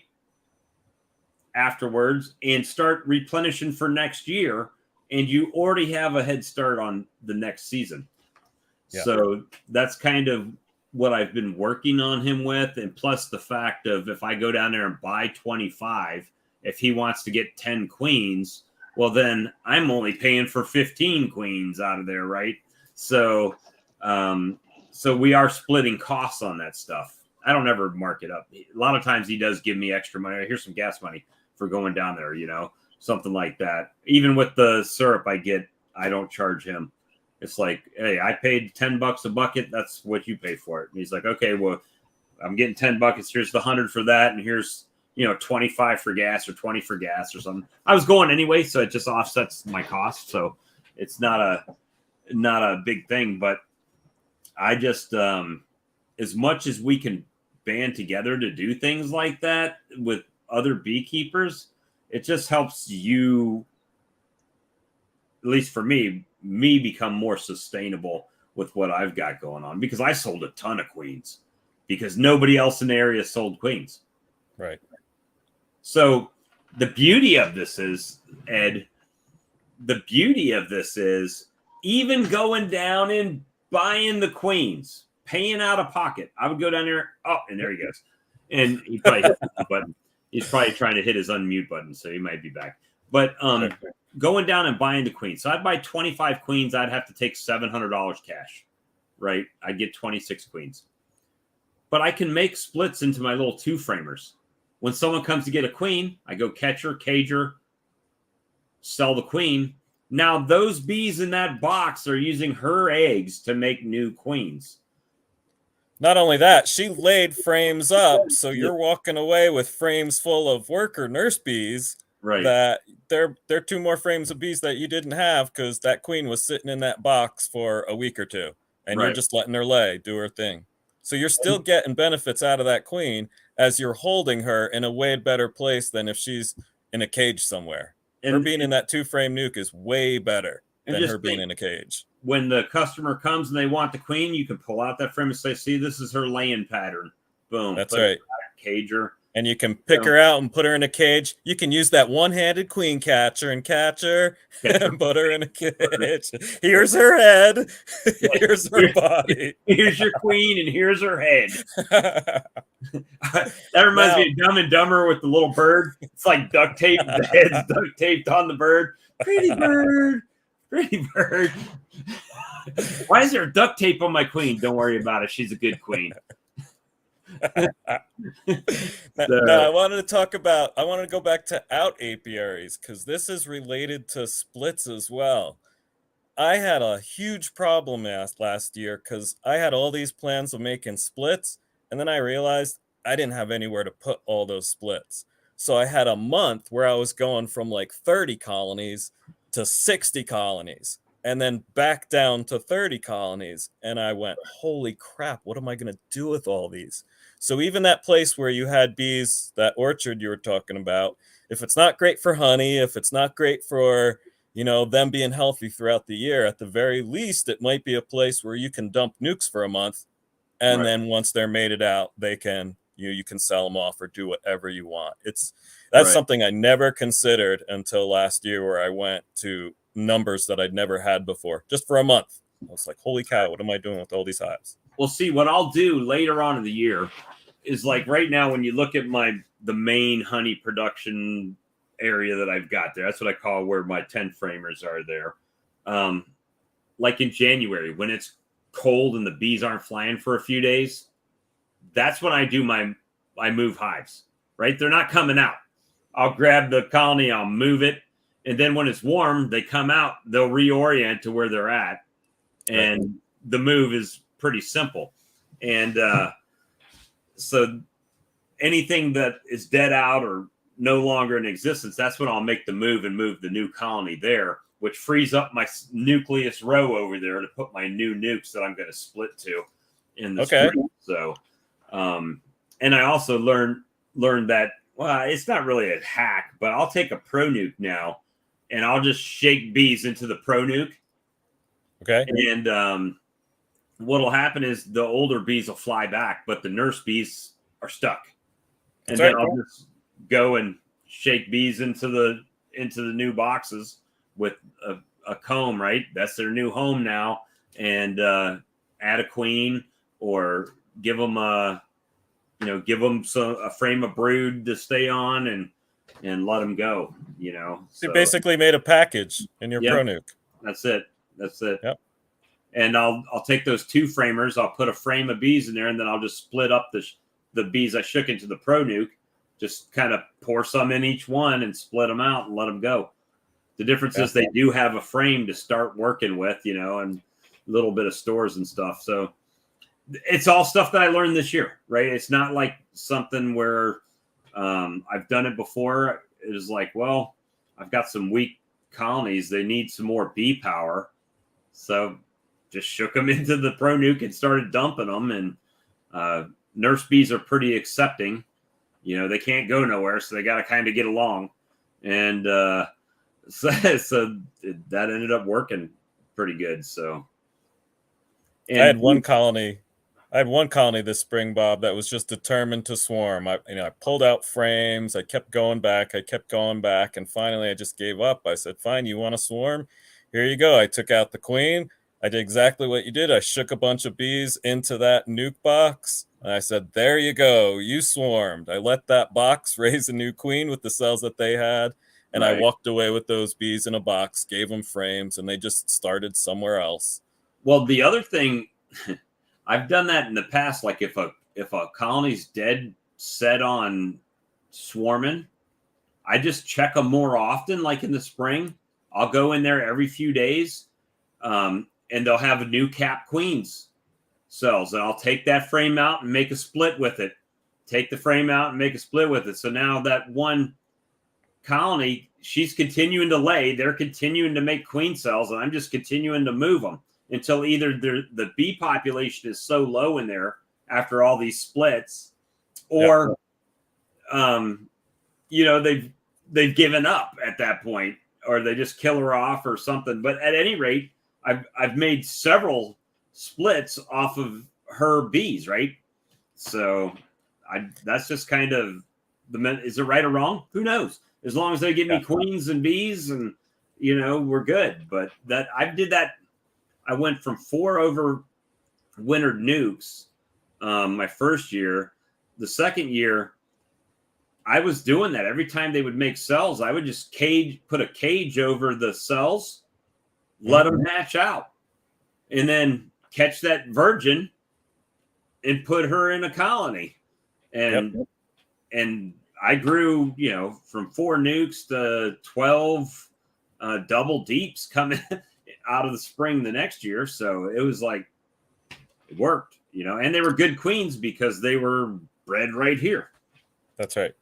And I've done that too. And that works great in my backyard. But when those hives are in an out apiary, you can't go back every couple of days. So that's one of the things I'm struggling with. And then I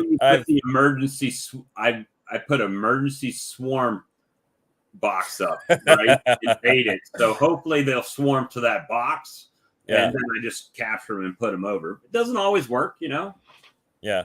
But a lot of times you can. Now, recently I've started questioning that. Like, do I want queen cells from hives that want to constantly swarm?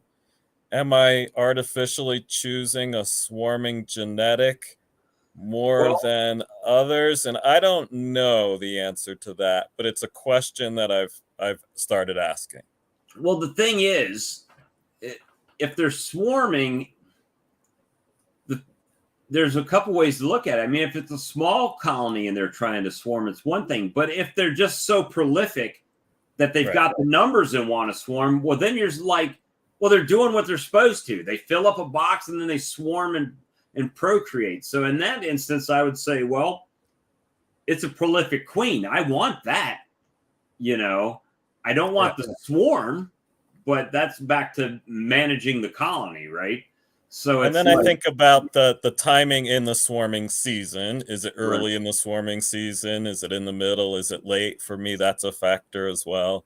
But then I hear other beekeepers who I know more than me talk about how really they're not looking for colonies that do that. They're looking for colonies that when a queen gets old, they supersede her. They're not looking for colonies that are swarming in the spring. And I wonder if that's almost like maybe a queen breeder's mentality, trying to breed out that swarming genetic out of their operation. But Yeah, I don't know. I don't think you I can get do it. that. Swarming's natural. That's what they want to do. I get that. I'm with you there. How do you But breed that out? It's like saying, yeah, yeah, hey, I know. Mr. Pubescent teenager, how can you breed out I'm with you. wanting to have sex, right? It's just not going to happen. Yep. I mean, I I don't think Yeah. you can. And that's the other side of my brain talking. Yep. It's like I don't think you can. I mean, swarmy queens, but I understand the So swarmy. how do you discriminate the difference between a swarmy queen from a normally swarming queen? Right. I don't think you can. And that is an interesting topic. And then you listen to some people will say that the queen dictates what the colony does. And then there's a whole reverse side that says, no, the colony tells the queen what to do. And if you think about it, that does make a lot of sense because the bees will run the queen around when it's time to swarm and not let her lay. And if you ever notice whenever a queen's starting to lay, the bees are all faced in towards her and she comes right along them, right? And she's laying right where they're kind of pointing and maneuvering her to do. So it's like, which came first, the chicken or the egg, right? Are the bees telling the queen or is the queen telling the bees? The bees are telling the queen in the most part, and here's an example of one of them. The amount of eggs a queen lays is actually determined in part by the amount and type of food that the nurse bees are providing to that queen. They can choose to slow her down by amping down the food to her, right? So she is not in full control of how much she's even laying. That is even being driven by the nurse And bee. then the number of bees in there is telling her also how much to lay because that's how much they can keep warm. Mm-hmm. Right. So it's like, that's why when you do small splits, it takes so long for them to build up because she's only going to lay a small cluster. Then it's going to take them 3 weeks. Right. And some of the original ones have died. So now you got to wait, it's like it's just a lot longer, right? So it depends on the size when swarming. Yeah, I think so. I mean, if you got a 2-frame nuke and it's swarmed, well, that's another. See, here we go. We're down the rabbit hole. You done said something. All right. So depends on the size when swarming, but does it? I think it's size in comparison to their environment. So it could be a small colony, but if it's in a 2-frame box, is it really a small colony or is it big for the size of the environment that it's in? So you're talking about density, bee density, not colony size. Right. So you can have a huge colony, but let's say it's got 5 boxes on it. Compared to its size, it may not be as dense, using your word, dense as it would be if it was in 2 boxes, right? It's more packed out. Yep. So now here's something that happened to me this spring. I split off a nuke, two broods and a food, right? 2 brood frames, 1 food frame, frame foundation, and then a frame feeder with syrup in it. About 3 weeks later, this split throws off a swarm. Little fart of a swarm, right? So here's 2 frames of brood. They must have had 2 queen cells. They kept one. They sent the other one out. why do some colonies, when the first queen emerges, why does that queen sometimes go around and kill the other queens before they emerged? Why, though, do other colonies send off after swarm after swarm after swarm? Right? Why does that happen? Why does this colony do that and that one does that? Why does a 3-frame nuke throw off a swarm? Is that swarmy genetics or is that normal swarming behavior? Who knows? I don't know. Right? See, now I'll be, you don't understand my OCD. This conversation with this rabbit hole, I'll be laying in bed thinking about it, trying to, well, why is that happening? What can we do? What is there some, but the thing is that, like Lee says, it's relative size. And I tend to agree with that. But at the same time, I've had, like, just like you said, I'll have a 10-frame box and they'll have room. They haven't even filled all the comb out, and they're wanting to hit the bricks, So we get people who bring in Russian nukes into our state, and every year you get people who want to buy Russian bees because of their purported varroamite benefits, right? right. And so there's sometimes new beekeepers with not a lot of experience, and they'll put them in a 10-frame box. Those Russian bees will not build beyond those 5 frames and will swarm out from those 5 frames. They'll ignore the extra space given them, and then 2 weeks later, after they got their nuke, they don't understand why their bees are in the tree. And I don't either, but it's just something I see with Russian nukes more than other bees that come in from the States or other parts of the state. My first year I had carniolans. And Okay. excuse me, and they exploded. I mean, I was like, what in the world? They just my tallest colony outside is a carniolan colony. And then I had another one right next to it that blew up, and it just left. It was gone. I mean, nothing in there, right? No bees, anything. They just kind of petered out. But the rest of them just exploded. And so I'm trying right now. I tried to, not that colony in particular, but most of my colonies, I've reduced them back to 1 deep, just trying to get them to pack. I want to open that box and be like Ian Stepler. Look, now that's a box of bees. And I haven't had that. And I think it's because I personally have jumped the gun to do splits in order to keep them from swarming, being preventive, but actually I did prevent them from swarming for the most part, but I also think I prevented them from growing too a bit. You know what I mean? So, Lee, if you're not going to jump on the stream, quit giving me rabbit holes to drive down. So, and the Carney versus Italian attitude. You know what? For the most part, my bees are pretty gentle, except for when there's like a dearth on. If I go out there and it's a dearth, they're not wanting anybody near their honey, so I get that. So that's a Bob thing, a beekeeper thing, not a bee thing, I think. But it's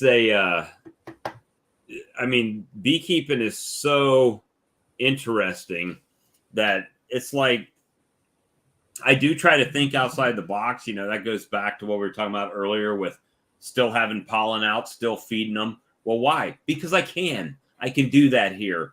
They're taking it, so I'm going to let them take it. And then if it gets to the point to where it's too cold and they stop taking it, then they know that, right? Just because you put feed on a colony doesn't mean they're going to drink it. They're going to take it. So at some point, you got to let the bees be the bees, right?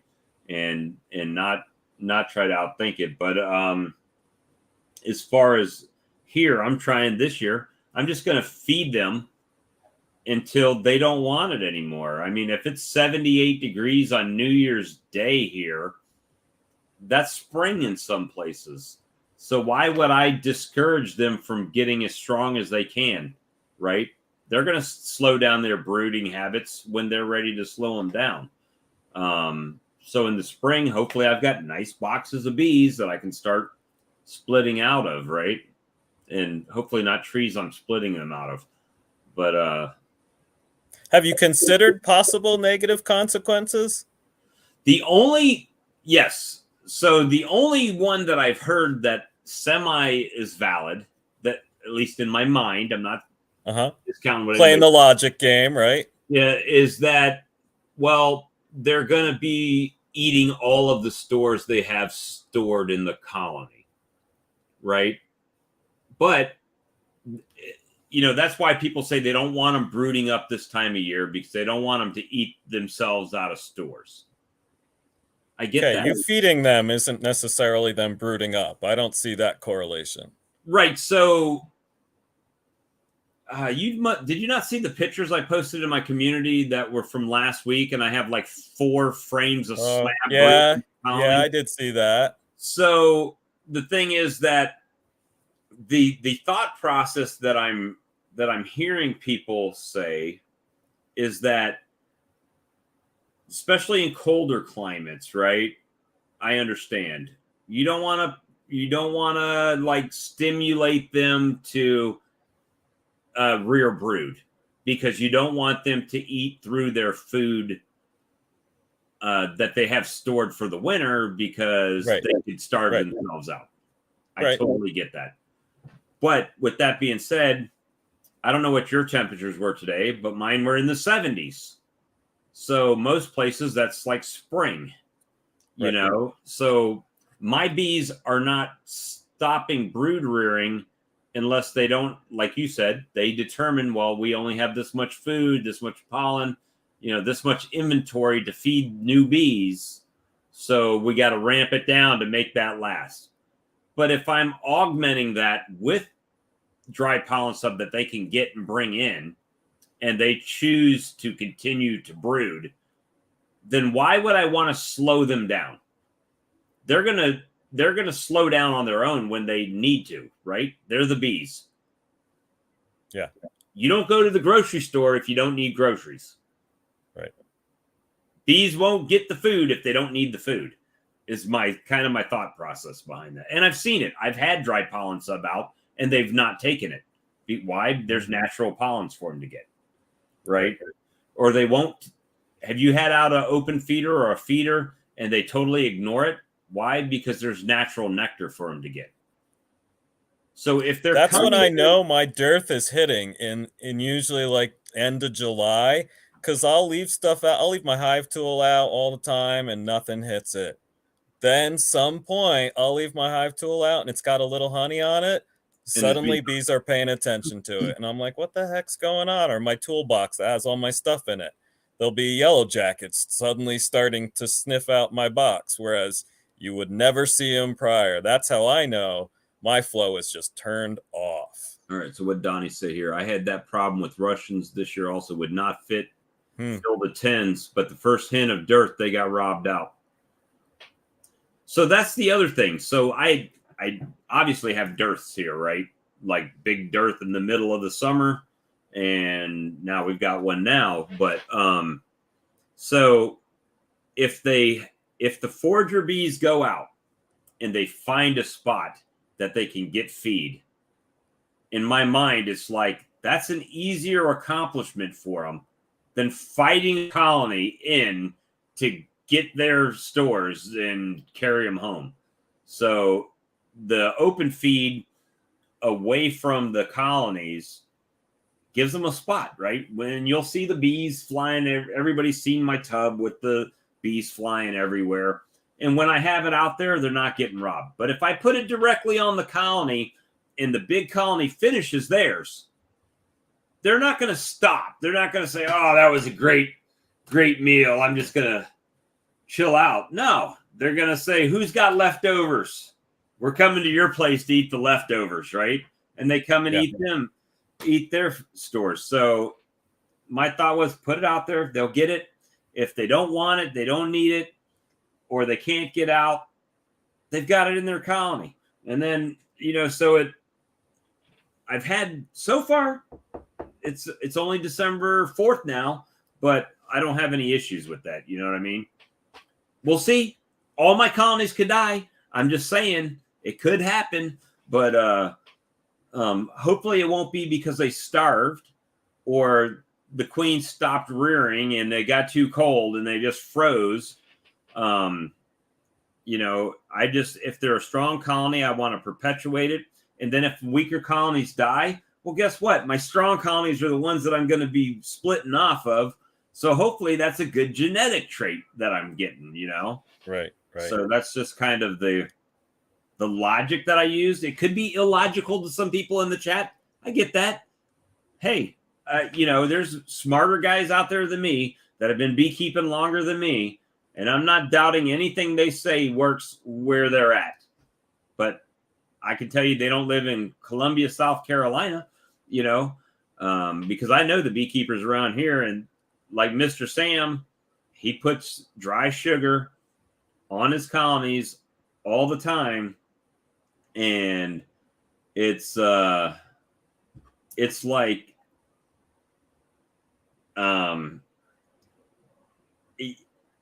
it's like, do we do things because that was instilled in our head when we started beekeeping that we have to do that?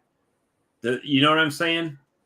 It's like when we first learned about beekeeping, everybody said, it's winter time. It's the winter solstice. That means we don't feed them anymore. We just wrap them up and wait till spring and hope for the best. But why do we have to hope for the best when you live in a climate like I do? And we really have to worry about January and February. And only about halfway to the third week of February do we have to worry about temperature at all. And, you know, it's like, so I get that period of time, but I don't have that problem right now. It does dip down. I mean, it's 58 degrees right now. If it was daylight, my bees would be flying at 2 a.m. If we were in Alaska right now, my bees would be outside flying, is all I'm saying, if it was light out, you know. I think as new beekeepers, we need equations to help us wrap ourselves around what's so much information. And for me, one of those equations was nectar equals carbohydrates, pollen equals protein. So as a new beekeeper, one of the things I thought is you don't want to feed your colony pollen in the fall. Why do you want to feed them pollen, which will stimulate brood when you want them gearing down for the winter? And I learned that it's not as simple as that one-to-one relationship. Pollen is a trigger for brood rearing, but there are many different triggers. Pollen is just one of them. The amount of light, the gradually decreasing light from day to day is a signal of seasonal change that you cannot change in your colony, right? So they are constantly getting that message. Even though temperature is variable, you're constantly getting a gradual change in temperature, right? So there are all these different stimuli which trigger bees to engage in a particular behavior. Again, when I was a new beekeeper, I went pollen, protein, right? If you want to get your bees to make bees, give them pollen. And I've learned that, I've had good success using the global patties with the 4% pollen, and I've used those in the fall. And my thinking is, I'm thinking about getting those winter bees all fattened up for the winter. They're using that protein for a totally different reason. They're preparing their own bodies, not their own bodies to make food for other bodies, right? So they need that pollen. So I'm wondering, I don't know the answer, Bob, but I'm wondering, is what you're giving these bees what they need right now? Are they taking what, like you said, are they taking what they need for what their biology needs at this time of the year? And are they not taking what they don't need? I don't know. All right. So with what you said with the pollen, and, I just saw what James just said. Now, James is in Michigan. Cold, snow, weather, right? Mm-hmm. His bees aren't out flying. They probably maybe don't need that much protein.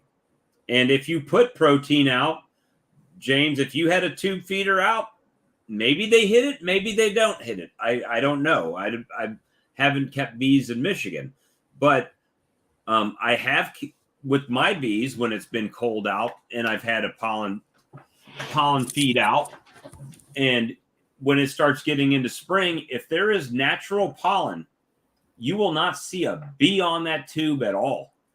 They won't take it. So the fact that they are taking it is telling me that they need it. Do I know the reason why they need it? No, I'm not going to claim that. But the fact that they are getting it is telling me something. The fact that they were in my hog feed bowl getting the dust off my corn that I was feeding them told me they were looking for something. So that's when I put the feed out. So why would you not, if they're looking for it, why would you not put it out for them? You have chickens, you have birds, right? We have chickens and ducks too. Usually sometime in January, I see bees on the warm days here starting to hit the chicken feed. And I think what's happening is they're starting to rear brood at that time. Like Right. I have chicken feed out all year long. They're not hitting it any other time. There are periods of dearth. They could be hitting the chicken feed in November, but they don't. And I think that's what that's how I read that signal is. This is them looking for protein anywhere. That's all they can find, and they're just looking for the crappiest protein out there because that's all they can find. And then what you just said about they're looking to rear brood, right? That was your words. So if that's my theory, yeah. So if the hypothesis, right? The unproven hypothesis. Yeah. So if I'm putting out pollen sub and they're taking it like mad girls, right? They're taking it in. Is that them trying to rear brood? Is that them saying, hey, we need more brood because our colony is not strong enough to make it through the winter? Is that them saying, hey, we need more winter bees to sustain, to prepare for spring? I don't know. All I know is they're taking it. And if they're taking it, I want to give it to them. I would say, let them be the bees. I would say it's logical to think that if they're taking it, they need it. But I'm not sure I'm with you on because they're taking it, they're rearing brood. They might be taking it and using it for a different need, right, than that idea of brooding up, like you'd think about in early spring. But the fact that they're taking it, to me, is a good sign either way. If they're using it for brood, great. They needed it for the brood. If they're using it because they need it themselves, also great. It's not a losing situation, in my mind anyway. So, I mean, now I've had a colony starve out in the spring from eating itself to death. It ate all of its food, it ate its brood, and then it starved out. For me, one of the things I would be looking for is that idea of them you're giving them almost a push for the spring right now. Does that mean they might be ready to swarm earlier than naturally? Like if you're feeding them hard throughout the early spring, they're going to be packed out earlier than if you're just letting them do their own thing. Right. So we typically, Valentine's Day is when people start doing their splits around here. Valentine's Day, third week in February. So it's very possible. Assuming that I didn't know that Valentine's Day is kind of the trigger and just let them do whatever, maybe it would be an issue. And it might still be an issue. We'll know next year, right? So, and then the other thing I want to say, Bob, is feeding them hard early spring could be part of your management plan. Maybe you want to make hard splits and you want to build them up really quickly so you can do that. So I'm not saying it's necessarily bad. I'm just saying it might be a consequence of feeding them that much. And this could be an outcome. So that's we're going to learn this together, Brian. So and that's what it's all about, right? We don't really know. doesn't have all to I be know is perfect every time. I'm Just learn from trying it. to go kind of against the grain because even, let's face it, when you're a kid, your parents will tell you, don't do that. Don't do that. That stove's hot. Don't touch that. But yeah, you still end up getting burnt by the stove somehow at some point, even though you've been told your whole life, you know? So I'm kind of challenging, I guess, traditional thoughts on beekeeping for most places in the United States. I understand that.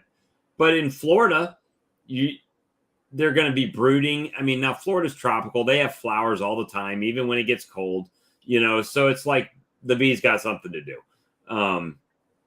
Here, when I came out of spring last year, I had some pretty strong colonies that I messed up, right, with my splits. But I get that. So the thing is, this year, what I thought was strong and what like Ian Stepler thinks is strong are two different forms of strong, right? So it's so I'm trying to get my boxes more filled out from side to side and packed in there. So okay, it's springtime, I'll go in there and drop a box on top of them and checkerboard them and let them start moving up and building out. Mm-hmm. Hey, Rick, you think I'm from South Carolina? Bob Walker, South Carolina on the screen.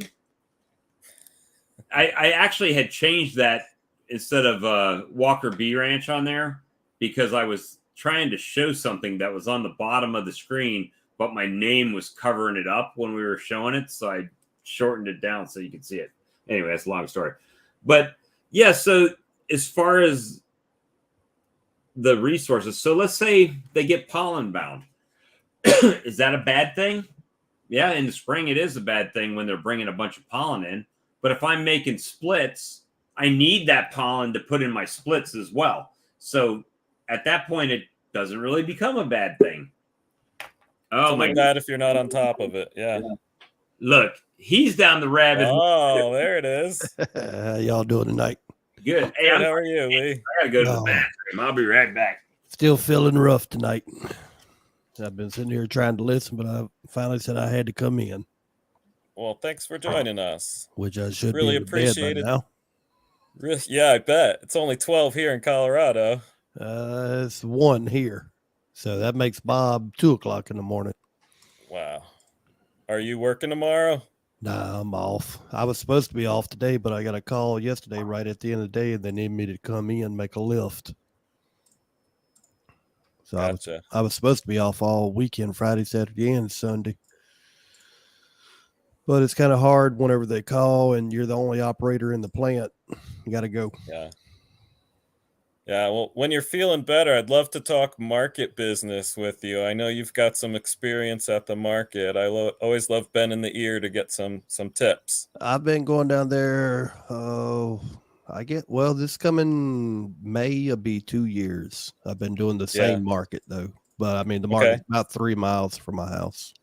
Nice. That's nice and close. Yeah, we normally we do just Saturdays, but come close to the holidays, we'll do Saturday and Sundays. And the way they work it here, normally we pay $20 a week for that Saturday. Do you pay a percentage on top of that? No, just flat 20. Wow. And then when they do the Saturday and Sundays, they'll do 20 for Saturday and 10 for Sunday. Okay. So $30 for the full weekend. Yeah, definitely different price points in our part of the country for sure. Yeah. For markets and for honey, for sure. Yeah. And just a little local market. Like I said, about 3 miles from my house. We're right on the side of the Amite River here. So we'll sit How many vendors? Some weekends we might have 10 or 12. Some weekends we'll have 25. It was just a little small one. Gotcha. But it's enjoyable. It's close to the house. I ain't got to pack stuff very far. Leah rescued us from the rabbit hole we were going down. Either that or put you further down one. Oh my gosh. Yeah, we could definitely talk forever I see that. James is starting farmers markets as well. Like I tell you, I'm in the master beekeeping program here at Colorado with the State Beekeeping Association, and it's been great in the sense that it surrounds me with other people who really care about bees, want to learn about bees, and are really passionate about bees. But most of the people in that program are like your backyard beekeepers. Right. And the part that I'm not getting out of that program is a lot of what I'm getting out of these kind of conversations with people who are running like 40, 50 colonies. How do you manage colonies that big? And then how do you take this passion and turn it into a career or a job, or at least a partial way to pay your bills? And Yeah. Right. That's why I've really benefited going on to all these live streams, listening to all you guys talk. And I figured I just might as well start jumping on and putting my 2 cents in too. Hey, and we definitely appreciate that. Yeah. Because the time actually, when you do the live streams, right? Lee and I really only planned for maybe the first 30 minutes of stuff that we actually have to say. The rest of the show is generated based on people's comments and people talking, Yeah. So that's the beauty of, it's the beauty of it to me, because it helps with the content. People feel involved. So, that's kind of why, we still have 13 people after 3 hours and 45 minutes in the chat, Now half of them, probably 6 of them, are still asleep. I may have fell asleep. But I think I may be 2 of those people, because I'm looking at the comments on my other computer. I'm looking at it on mine over here. Now, on your computer, there should be a comments tab on the top where you can see what we see. Oh, yeah. Those are my computer skills. Yep, there you go. It is. But we appreciate the watch hours on the other computer, so you can just leave. Exactly. And that's the thing I think me and Bob's liked about doing our show. I mean, yeah, we talk for a few minutes, but then we just open it up, and it don't matter if you have 1 colony or 500 colonies or hadn't even got bees yet. Yeah. Come in and talk, and we'll try to answer what questions we can. And if we can't, we'll just kind of bullshit it. We don't limit the conversation. And when I say that, it's not like if Charlie comes on here and asks something about YouTube, we talk about YouTube, or if he's, like the other night, Charlie is the president of some beekeeping clubs in his area. Right. Yep. And he gets frustrated at his beekeeping club because, just like you said, is that most of those guys have, and no offense to anybody that only has 1 or 2 colonies, that's not what I'm saying, but once you've gotten to a certain point, you don't want to talk about varroa mite treatments anymore. You know what I mean? Or, you breeze through it, right? Hey, this is what we're doing. And then you move on. Where if you constantly have new people coming in, you're constantly talking about varroa mite treatment. Then it seems like the only thing you're talking about is varroa mite treatments, So it's like, for him, he's to the point to where he likes the little more in-depth interaction, like you say, with people that maybe have a few more colonies, or, doesn't mean you're going to change the way you think about what you're doing, but you might, you might say, you know what? Bob tried this last year and it worked out pretty good. I thought he was crazy as hell when he did it, but let's see what happens. You might still think he's crazy as hell, but try it anyway. Yeah. I mean, try it. Well, the thing is, I have a hard time with patties here, putting out pollen patties, even because beetles, regardless, it's beetle larva, whatever, even you just have a problem with them. So the dry pollen sub, maybe it still won't cure you from your hive beetle ailments, but you don't have it sitting right there on the top of the frames where they can just they have to navigate some bees and stuff to get to it if it's in the frame, so it's a little more guarded. Yeah, Blaine, it is live. Yeah, we're awake. We're being streamed simulcast. No, I'm just kidding. All right, so here's my next technology clueless question. I've seen the comments on StreamYard, but there's no section in that comment bar where I can make a comment like I see it on YouTube. So in the bottom, they're in the thing that's. Oh no. No. Where do I make a comment on StreamYard? It should be a section at the bottom that says post a comment.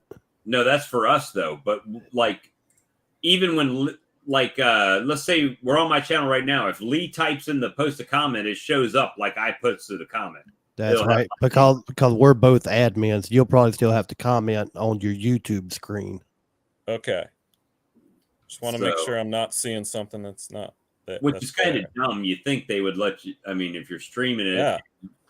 But who knows? Maybe with time they develop it more. But well, StreamYard's starting to try to come out with a few more things. I thought it had to be a mistake. Well, we figured this was the only time we could get you to watch. 2:15 in the morning, Blaine. So I'm going to do that periodically. I am not good at technology, but I'm trying to do the YouTube thing. So I'm just going to fumble through videos, and then I'm going to ask you guys how to do what I can't figure out how to do. Hey, it works out pretty good. Let me see. Most of the people that come on here and we talk about, they start gaining a few subs over time, and then they forget about us and they just move on. It's like we didn't do anything to help them out at all. So it's like we've got a couple people we've done like that. I love Grayson and the guys, right? But now you think Grayson's the biggest YouTuber out there. Hey, we got Ian coming on this week in your chat, and we got Stream Team coming on. I'm like, yep, you had 20 subs when we pulled you into our stream, and you've 10x'd your subs now. And now, no way, man. He pounded the pavement and made that happen, right? His videos got him found by guys like you that pushed him to that level, right? That's what I love about that kid. I'm a teacher. I work with elementary kids all the time, and I see kids like Grayson. These kids are born pressing buttons, right? Oh, yeah. They know technology, right? Grayson's on here talking about the different editing software he uses. Yeah. This is natural for kids his age. It's the world they're born into. So he's playing it. He's taking it, man. So good for him. He's definitely doing it. But what I'm saying is, definitely gave him a little boost, Sure. But I'm saying his hustling made that boost happen, right? Oh, yeah. His hard work got him to that place. Just like Natalie's hard work got her to that place where she got noticed by Cayman, right? When you, and that's what I try to teach kids. You just keep working hard. And at some point it'll come back to you. I don't know if it's going to happen, but because of you, Bob, and Gus Mitchell, I made a hot honey batch this year, right? All your hot honey series, I was watching all that. I made about 2.5 gallons of hot honey. It was a first try. I really liked it, but I definitely have some, I want to go here with it. Sold it at the markets. I get a call about 2 months later from a lady who bought our hot honey at a market. She works for a solar company. She wants to hire us to put bees on their solar land, right? It's a little solar farm. They're doing the whole pollinator plants. And we sat down, we had a conversation. I threw numbers down. I'm waiting for the contract back. If it happens, awesome. It's going to be incredible. If not, it was never in the plan anyway. Right. But because I'm pounding the pavement, getting out to all those markets, I sold that jar of honey to that lady that could make that thing happen. That'd be right. Awesome. As long as they're not flying in front of those hidden solar beams and getting zapped out of the skies like the birds were a few years ago. Remember that? They're like, we have all these birds just falling out of the sky. Turns out they were getting like magnified from the solar rays.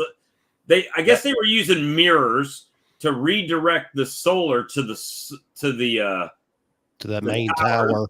into one area, right? Yeah, and the birds that would come through would just get dead. So I think I accidentally dropped that link on Dirt Rooster there. yeah, I mean, he needs a couple more subs. Y'all go give him a sub. Well, what I was doing, I was going in and programming a new channel into our stream deck. You know how I am. So anybody that is still in the stream, we got a new channel programmed in. Y'all go give him a check and give him a Flower sub. Street Farm God, bees. thanks, guys.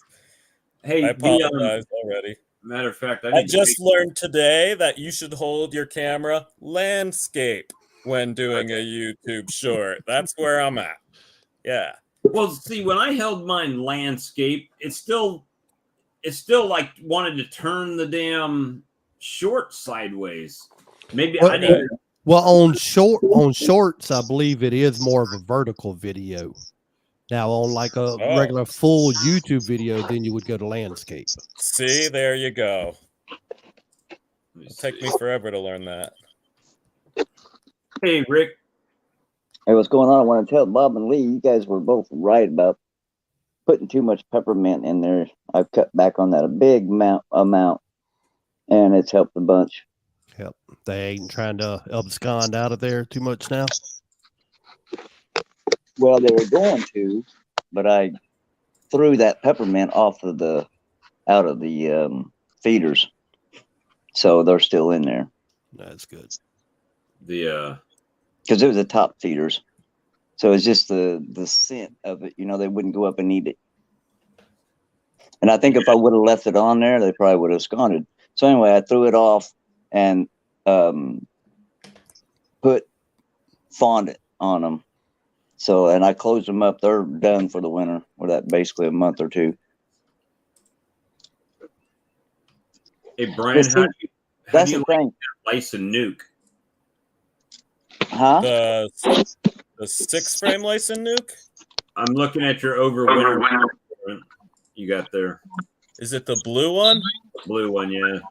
Yeah, I like those a lot. Those are great for raising queens. That's a little lysin mating nuke. The one you see there is actually stacked 2 boxes high. I have 2 of them, and I took one queen out of one in the fall and then combined the 2. I'm going to try to overwinter a queen in one of those. But those are great for just running queens through. I kind of run that like I do the 3-frame nuke. Same kind of thing. I'll put bees in there, let them raise a queen, pull out that queen, use it for whatever, and let them keep rolling through. Those are fun. Those are also great for if you have someone that's not a beekeeper and you take them to your place. You can open up a super tiny colony and show them frames. You could show them the queen and all that kind of stuff with those. Right. Those are fun. I've had good luck with nuke, 5-frame nuke boxes, overwintering them in the nuke box. As long as you got that feeder shim, As far as that's down going to here, be a I don't have a topic problem with it. Yeah, I want to do a video on that because I found, here in Colorado, we have pretty temperate winters, summer temperate seasons. But I've learned that, I've overwintered colonies in a single 10-frame, 9 frames in a 10-frame, 8-frame box, 7 frames in an 8-frame box, and I've 7 frames in those double nuke colonies. So 4 on the bottom, 3 on the top with the frame feeder. I found a lot of success overwintering small colonies, and it's helped me manage those colonies over the winter, and it's helped me think about what I want to do with them coming out of the spring as well. Damn, they're proud of them license kits, though, aren't they? Yeah. This is what you have when you have a teacher, okay?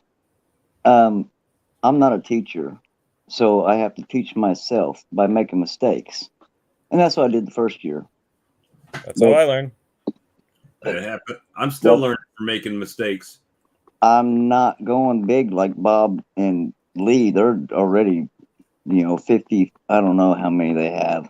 I'm in the 20s now. Yeah. I believe I'm at 28 right now. I use the expand and contract method. In the spring, I expand out. I sell what I'm going to sell.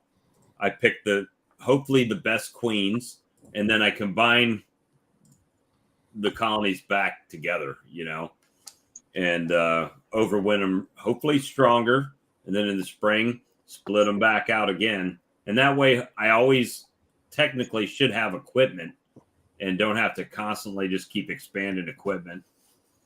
Do you do a syrup laced newspaper between the two different colonies in order to what's the word? Combine them like a paper combine? Yeah. It depends.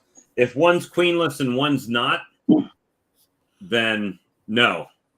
I'll just put the boxes together and let them cage match it out. And usually I've taken a whole nuke and put it in like a 10 frame colony that was queenless. I've taken the whole nuke and dropped it right in the middle and no problems. They're like, wow. Oh, yay, we got a queen. And then the bees that are in there protect that queen and they just work it out. That's good. I've done that too, Bob. Rick, I use the newspaper method. I just use dry newspaper, though. I don't spray it with sugar syrup or anything like that.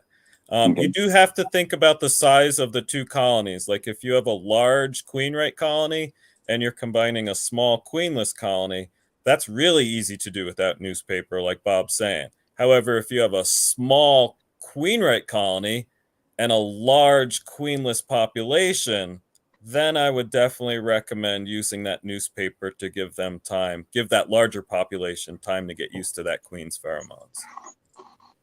That makes sense. 4-way assembled queen mating nuke. Sound like you all better be. Yeah, but yes, I am. So the I guess I'm just getting cheap in my old age. Really, they've got a box, right? This queen mating nuke. It's got smaller frames. Yeah, right? It's half size frames or half width. Half width frames. It's in 4 sections. $143 without shipping. And I mean, I guess it's got an attached bottom on it, right? Yeah, it's got a four-way bottom. Man, I need to sell a whole bunch of lures to be able to do that. You got a lure, Bob? Huh? You got the lure? Swarm lure, yeah. Where you been, man? Oh, yeah. I'm sorry. Swarm lure. I was thinking about fishing. That the one you talk about there, Bob? Yeah, that's the exact page I'm looking at right there. Are you sharing my screen? Nah, I just pulled it up on mine. See, now, let me talk to you about these. The cool thing about these is they fit on a 10-frame footprint. So you can put that on top of an already existing colony and they'll draw out those frames, right? So that's a benefit right there. A drawback is in the fall, what are you going to do with the bees on these frames? And that's why I ended up buying a second one of those blue cubes so I could at least stack them and try to overwinter them that way. What are you going to do with those? I guess you can put them over a double screen and have them overwinter above a colony. I'm not sure, but what would you do with the bees in them? Just put a honey super on it and leave it. For the winter? Yeah. With honey. I was about to say you wouldn't be able to do it for the winter because you'd have to have a queen excluder on there to keep the queens from fighting. But then if all the bees go to the top during the winter, your queen is left below the excluder. That's the problem. Oh, if you're going to do 2 queens, this is what I've heard. Now, I'm not these two, but I've heard that you can do screen. Yeah. Do like you take your queen excluder, if it has a wooden framer on it, and you can staple that. What is 1/8 inch or what is that screen? They use double screen board. Yeah, like a double screen board. All right, so that picture, I don't know if you saw it real good. Lee, you still got it on your screen? Which one? The queen mater? Yeah. Blow it up. But I've not done it. I've not done it to see what happens. See, that's got a bottom attached to it. It looks like Okay. it does have a So bottom. it's all one piece. It's not a One separate piece. bottom board. Yeah, so you couldn't really put a double screen board under it and like put that on another colony. But so I don't know. Is that a divider board, Lee, in the middle? Yeah, it's divided into 4 sections. You got So you one. can technically pull that board out, but you'd have to have more of these mini frames to go in there. If it's not glued in. I don't know. I was looking at buying one last year. I just never did do it. Well, you got the super duper one that you got from Ricky Rourke, so you're good to go on queen rearing. Yeah. And Yeah, that's what I like about doing queens on full-size deep frames. That compatibility you have with everything else, right? Everything else is on deep frames, so you can pull that brood, you can make a nuke, you can overwinter it when it gets to that size. I don't like those mini mating nukes either. I don't even want to mess around with them. They're too finicky for me. Well, I'd rather just that those yeah, exactly. No thanks. I bought one just to try it out. I made some to try them. My 2-frame nukes. Yeah, there you go. That I can put them together, and a 5-frame will sit right on top of it. So, and it lines up pretty well. So you could put a queen excluder and do the same thing. Put a 5-frame over top of it and let them draw that out. But it's again. But you can't pick those up just anywhere, Bob. What are you talking about? 2 frames, the 2-frame nuke. Oh, I bought those. You get a bottom board, a top board, and the 2-frame box for $29.95 at Blythewood Bee Company. Yeah, that's where I bought mine before was Blythewood. And I'm sure there's other places that carry them. Maybe that's what I need to put on my website: 2-frame maiden nukes. Yeah, you should. And those 2-framers, though, with you got to watch them. I mean, they're good for what they are, but then if they get too packed, you're gonna be catching them out of the bushes and trees and wherever if you're not paying attention to them. Yeah, you're gonna have to keep a close eye on them.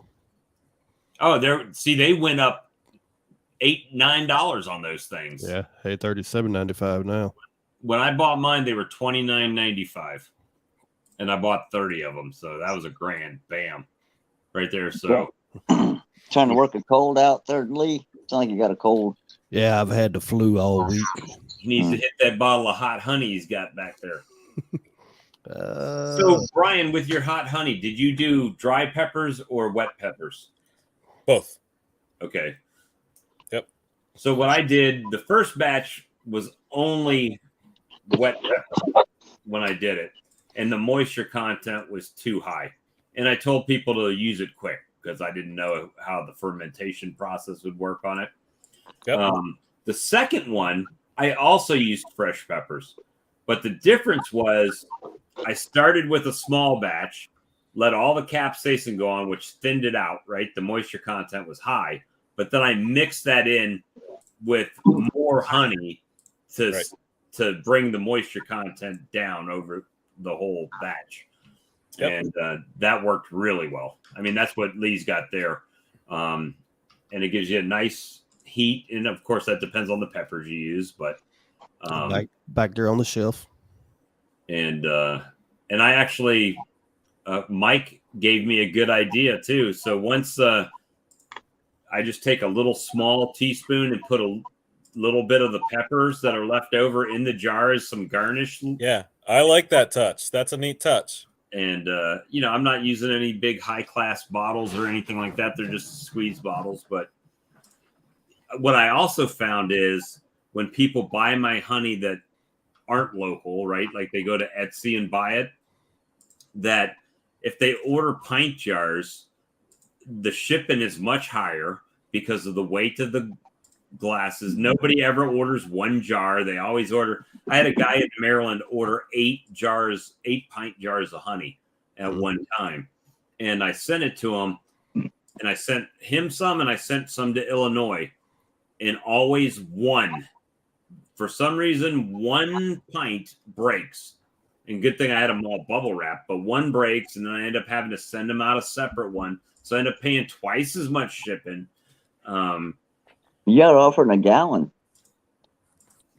Yeah, but the thing is, a gallon is like, well, Honey's heavy. 12 pounds. Shipping's about 12 expensive. pounds. And then it's a bigger box, right? Well, 4 pints is a gallon. Yeah, it's a bigger box.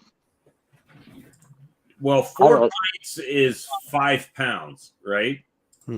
Now, a pint would be a pound and a half. Pint's a pound and a half. So 4, that's 6 pounds. That's half a gallon. So it's 8 pints to a gallon. 4 quarts to a. Oh, okay. All right. I'm Four sorry. quarts I to was a thinking gallon. that the pint was a quart. So A quart would be about 3 pounds each. Now, Yeah, when you're that- sending honey in the mail, you've got to think too: glass, plastic. Glass is going to break; it's heavier. Mhm. Plastic won't break, and it's lighter. So there are 2 pros for plastic when sending stuff to the mail. I don't like sending honey in the mail. I do it, but I've had broken jars too. I end up trying to tell people, like, because people come to my market from out of town and they'll be like, can you mail this to Illinois? I can't bring it back on the plane. And I tell people, go back to Illinois and buy from a local beekeeper, right? It's not good business sense from my end. What is that, Lee? What you got there, Lee? 60-ounce jugs. So it's almost half gallon each. Okay. So showing us the volume size. Yeah. And it would be lighter shipping in the plastic versus Yeah. Well, glass. I think you can buy like plastic pint jars too. So that is an option, but it's just like, then it's the whole storage issue again, right? For some reason, I don't know if it's just the country people I have down here, they like it in mason jars. Mhm. Well, that's what I tell people at the market. I tell them if you're going to eat the honey fast, it's no problem buying it in plastic squeeze because it's not going to crystallize.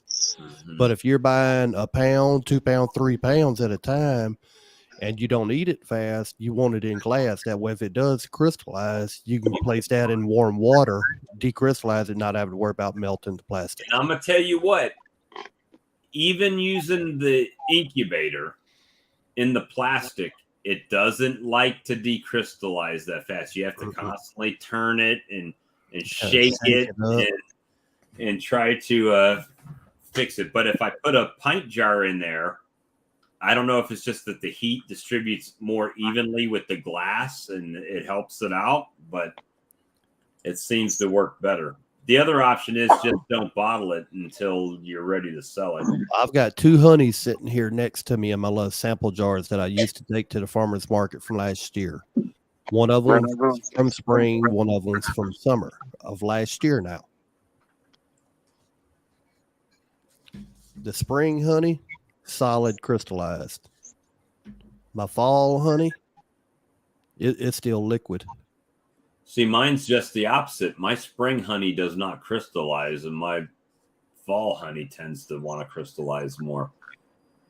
Lee, why do you have them in those bottles? Are those like taster bottles? Yeah, Sample I have little small plastic spoons that I take to the market, and I can just squeeze some out on a spoon for them.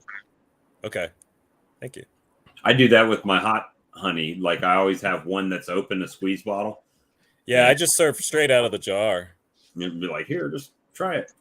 That's right. I use a coffee stir too. I'll open it up and say they stick the coffee stir in there, and then I just got to throw the coffee stir out. But just gives them a little taste. They're like, oh, I like that. Yeah, the little plastic spoons off of Amazon. Yeah, I get the wooden ones. They're like like you use for ice cream, the little paddles. Yeah, they look pretty similar to like those little paddles you get with the kid ice cream. Right. Yeah. But we get people that would complain about us wasting the plastic. So we're like, all right, we'll buy the wood ones. It's a little bit more expensive for us, but it's worth it. Right. The Go to the doctor's office and ask them how much those wooden tongue depressors. Well, you can buy popsicle sticks at Walmart. Yeah, there you go. Yeah. I think a popsicle sticks would probably work just as good. I mean, Now, I'm do you not, sell creamed honey too, Lee? No, not yet. I don't. Okay. I'm hoping maybe in the next year or two I might buy a creamer and do that, but I just hadn't broke down and done it yet. well, Wait, is did the you see that crane? You see that crane that fell? Uh, Oh my God. It was a huge crane. hmm. And it fell across, I don't know, I think it was last week or something. Anyway, it fell across the road and all kinds of crap. is But it's there kind of a cool. see? I don't know what the demand for cream honey is here. I I see seen it it in and I the thought about you. store, but I don't. I've never tried it. I've never. You know, a lot of people are asking me for comb honey now, Mhm. Mm-hmm. and I've done chunk honey in the jar. I've done like if I come across a one of my foundationless frames, I will like cut the honey up, comb up on that. But I really don't like to destroy the comb, to be honest with you. That's me. Um, I always have them asking for the honey in the jar, not just the regular square cut combs, but like chunk honey in the jar. And I tell them usually maybe April or May, I'll take one or two shallow supers and do that with. so I did find with my frames, even my foundationless ones, I string it with fishing line, right? So what I found is that I can cut the fishing line off the end and grab the Pull it line out. and just Yeah. pull it straight through, right? And Yep. that works out really well for that. Try a couple with no line at all, Bob. Yeah, it'd be my luck. I forget and to put it in there and blow it out in my extractor. Mark it. Actually, what I'm Every finding- foundationless frame I have on top says comb straight across the top. Those are my frames for where I make my comb honey. I'll put like one foundationless into every super. So every super is going to make for me 8 sections of 2x4 comb. Just like that. No See, extra work. That's how I done mine last year. I cut the comb out of my shallows, put them in a jar, and then I'd put them in the freezer for 2 days. Now, There you go. That's why the how freezer much one didn't fill extra in. do you charge for that? I was way undercharging. Normally, here our prices, like my area, we going about $9 a pound. Some of them doing 10 or 11. I was still holding at 9 until next year. Mm-hmm. But for the comb honey, I think I was doing $12 for the chunk honey in it. I was adding just a couple extra dollars for it. Now, I do have that raw, and I saw Blaine just bought some of those Ross round frames from Saracel. Yeah. I'm gonna try it. I like that system from Saracel because it's a deep frame and it holds 8 of those rounds. Now, I've never done it before, you know, so we'll see how it goes this year. Because, all right, so Blaine says they're $14 to $15 a pound in plastic and glass. Where in Texas? 'Cause I bet if he's in a metro area, he'll get better prices than if he's out in a rural area.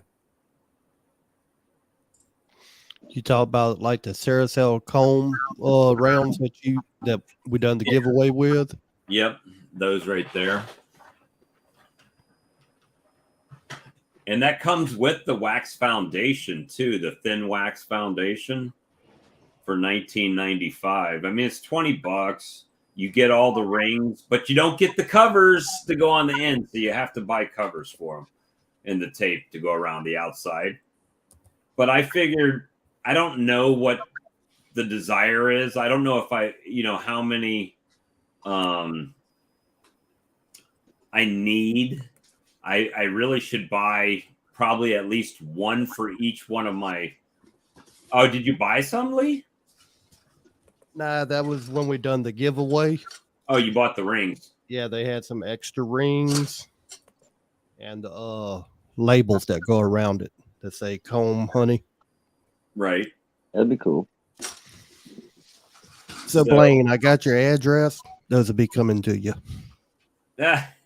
Oh, he said he bought some today. I think he said today.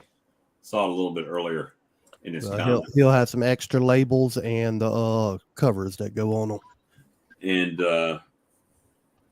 it's just a constant thing, right? There's as far as equipment. So I'm trying hopefully next year I'll be in a better spot, because when I did the expansion this year, I didn't have a lot of drawn comb to use, right? So a lot of that was still new comb, new foundation, and so we'll see next year how it goes.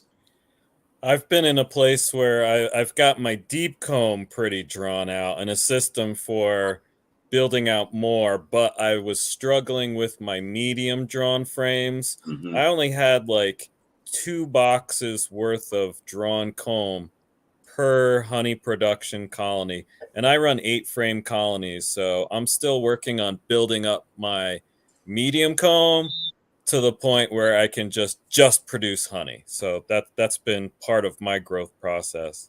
I've still got like 2 cases of medium frames, acorn frames out in the shed, and probably a case and a half of deeps out there that I haven't even put on the colonies yet. So, and I've got a bunch of frames just laying around that I pulled out. There's like, I like to give them back to the bees in the spring and let them clean them up and do what they got to do, And, so, Bob, you should go into the year with the goal, like, how many honey production colonies do you plan on running this year?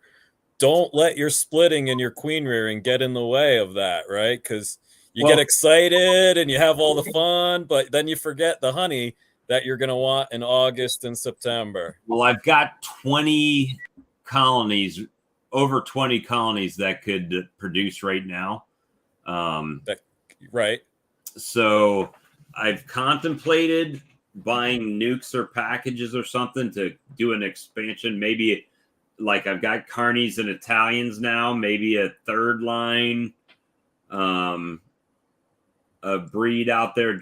I don't care the breed myself, but everybody says that the genetics, and it's good to diversify, and so I don't know. So we'll see what happens going forward. But yeah, I don't want to cut them down too much.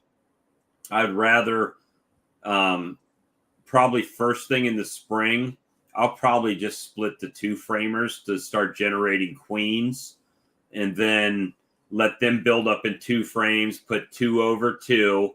Once they get to 4 frames, then I can decide if I'm going to split that top box off and let them make another queen, or if I'm going to take those 4 frames and put them in a 5 frame nuke at that point, Yep. And that way I'm not taking 3 frames from each one of my honey production colonies and potentially wrecking them like I did this year. I mean, that didn't wreck them.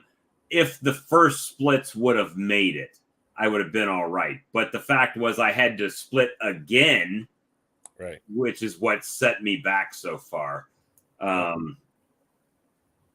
So that's that's kind of where I'm at with that. And hopefully, knock on wood, they're nice and strong like I'm planning, and being able to work that. But part of me wants to put like pre-orders for packages or nukes on my site and let people order, and then I can go pick them up and they can just pick them up from me. But everybody here is from different places. You wouldn't be coming to buy a nuke from me because I'm way over here. So, Bob, I don't buy bees anymore. I buy equipment. I make my bees. Right. Well, that's where my money goes. That's a beautiful. Well, I've got plenty of equipment, so that's where I'm at too. And see, the thing is, Sam, that only pretty much does nukes, is right up the road from me, right? So I actually had a thing. We're far enough away where our bees don't intermingle. Okay. So, and I had this discussion with other people that are in the area where it's like, hey, you bring me a nuke and I will give you a nuke. And that way we're diversifying genetics and there's no net loss to our yards. It's not costing anything but the gas, right? So you're getting a queen out of my yard and bees from my yard, diversifying your genetics, and I'm getting some out of your yard in my yard and diversifying my genetics and kind of just doing a nuke swap, so to speak. And I don't know that that's a bad thing, especially if everybody's treating and you're not bringing diseases back and forth, you know. Yeah. That's I'd say that would be the main thing, depending on if you treating or not, because a treater is not going to want bees from a non-treater and vice versa, most likely. But I mean, hey, 2 non-treaters might not mind swapping. 2 treaters might not mind swapping out. Well, I'll tell you real quick, even a swarm, when I catch a swarm in the spring, if somebody calls me, I know they're not brooding up right away. They're getting blasted like within a day or two of being in my yard. They're getting treated. So I do. Brian, do you treat too? Yes, sir. Yes. I became a better beekeeper when I saw my treatment-free colonies dead and saw the reason why they died, that it was clearly Varroa, and went, yep, okay, now I've got to figure out how to treat mites. Yeah. So my first 3 years, some people that's able to do it and do it successfully, but I don't doubt it. I can't, and I mean, but I just don't take the chance. Yeah, now I don't know where you guys live in relation to other beekeepers. I live in a giant metro area, which is basically a giant apiary, right? Where we're all sharing all these genetics, all these diseases, all these mites. So if I tried being treatment free in my backyard, it's not going to matter because the lady 2 blocks away is going to have mites and the gentleman 3 blocks away is going to have. I have so many bees all around me. Now, if I lived in a really isolated place and I had really good genetics, totally different situation, I might treat my situation differently. But here where I am with all the other bees around me, I've found that I've got mites. It's just a matter of how many. I have a commercial producer. They live probably about 6 miles from me. But one of their yards through the woods, I'd say 3/4 of a mile at the most from me. But they treat everything that they have too. Okay. So I don't have to. So do you guys live in like urban areas or is it pretty rural? I'm out in the country. Okay. I say I'm in the country, but literally the city limit is the other side of the road in front of my house. So I live in the burbs kind of, but the countryside of the burbs, right? They kind of, the subdivisions are stopping, but I'm probably about 10 miles southeast of Baton Rouge, Louisiana. Okay. Yeah. And luckily I have this big thing right up the road from me called Fort Jackson. And so yes, there's neighborhoods, but there's lots of trees and whatnot, you know, for them to get on. But now, since I've put my apiary here, they've started building a subdivision and it wraps around the property that's behind me. So a lot of those woods and fields are now turning into houses. And if they're, well, you know, the good thing is most people here are not too diligent on their lawns, right? So there should be plenty of clover and stuff like that for them to get in. But,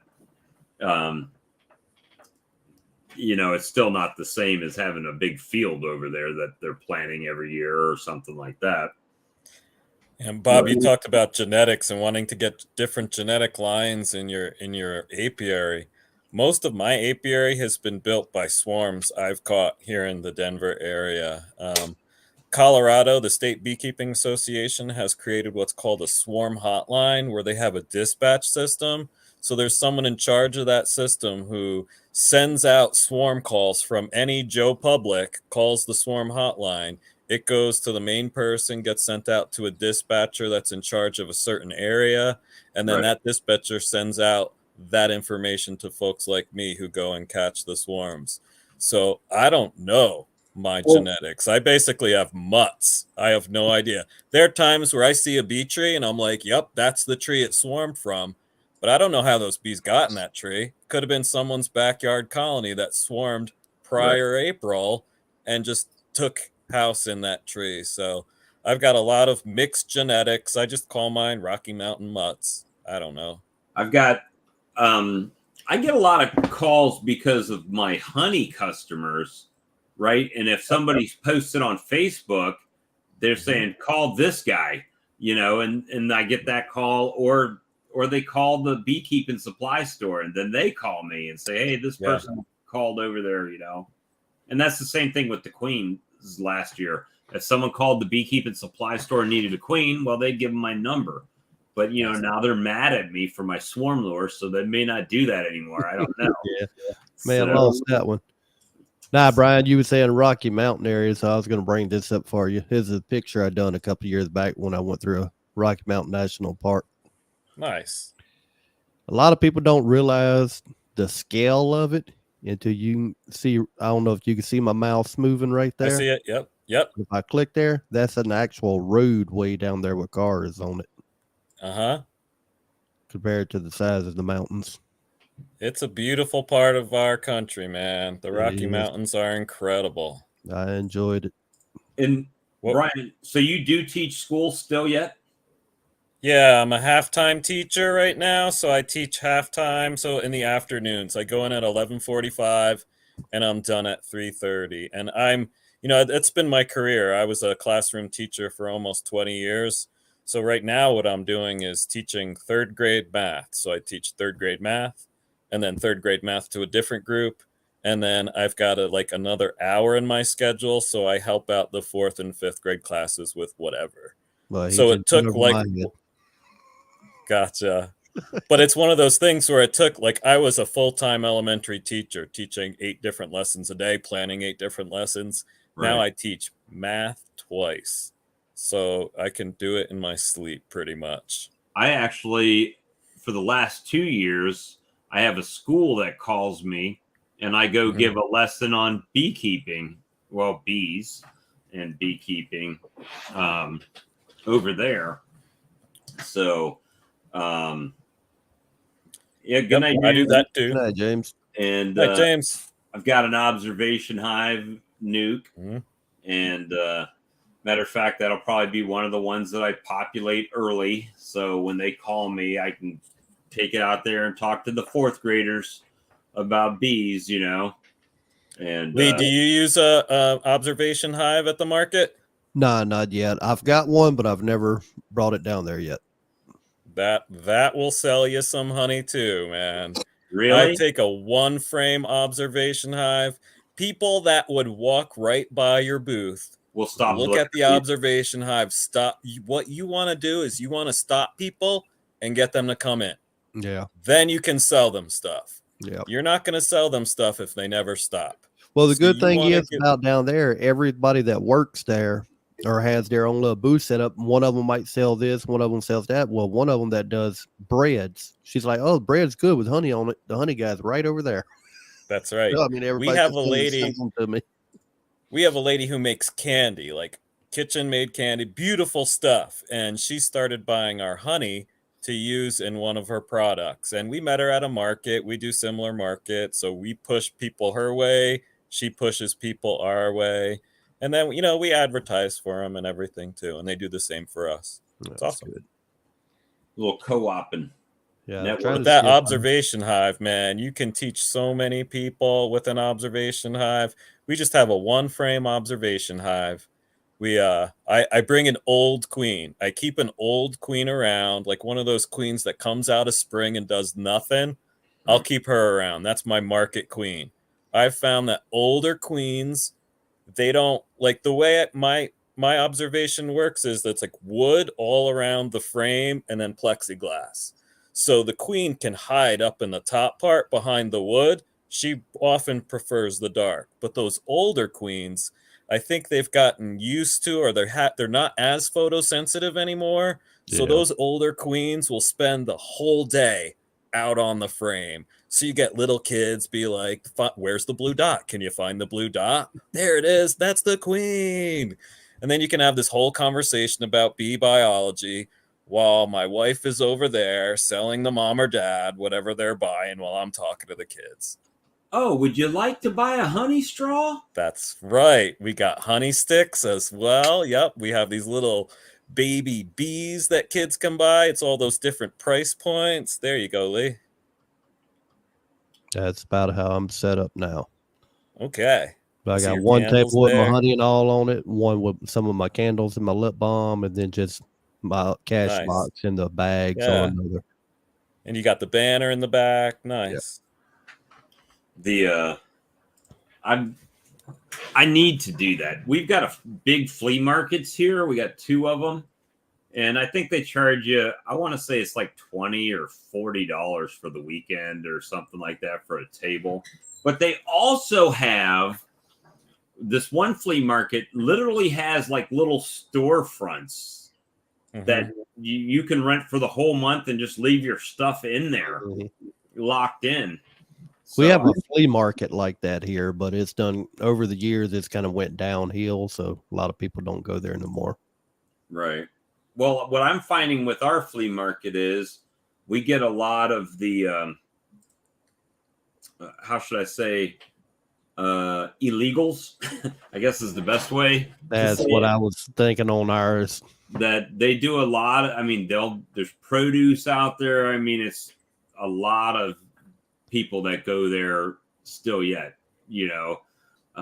So I thought about going out there and just didn't know if, you know, that's only the first 4 jars of honey that I sell. That's like, of course, you would have to adjust the pricing to kind of accommodate that, right? If I'm selling it for $10 in my yard, I'd probably have to sell it for $12 over there because of the time, you know, time investment and cost to rent the table. I don't have to rent a table. I rent the back of my tailgate out there, you know. But how much can you sell out of your tailgate?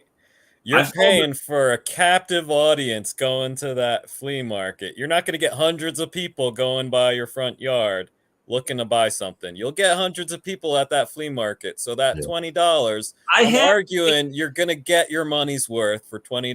It does add up a lot faster because people's actually there to buy stuff. Now, you're going to get them at your house.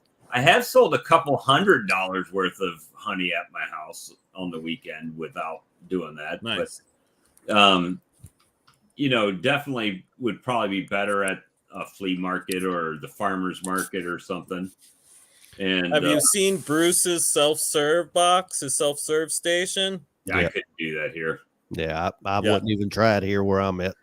Yeah. If I were to do that, I would need a camera and say, you're on camera. Yeah, I need multiple angles. Yeah. Yeah, I get people that walk this road all the time, right? Oh, sure. So it's like, yeah, I don't know.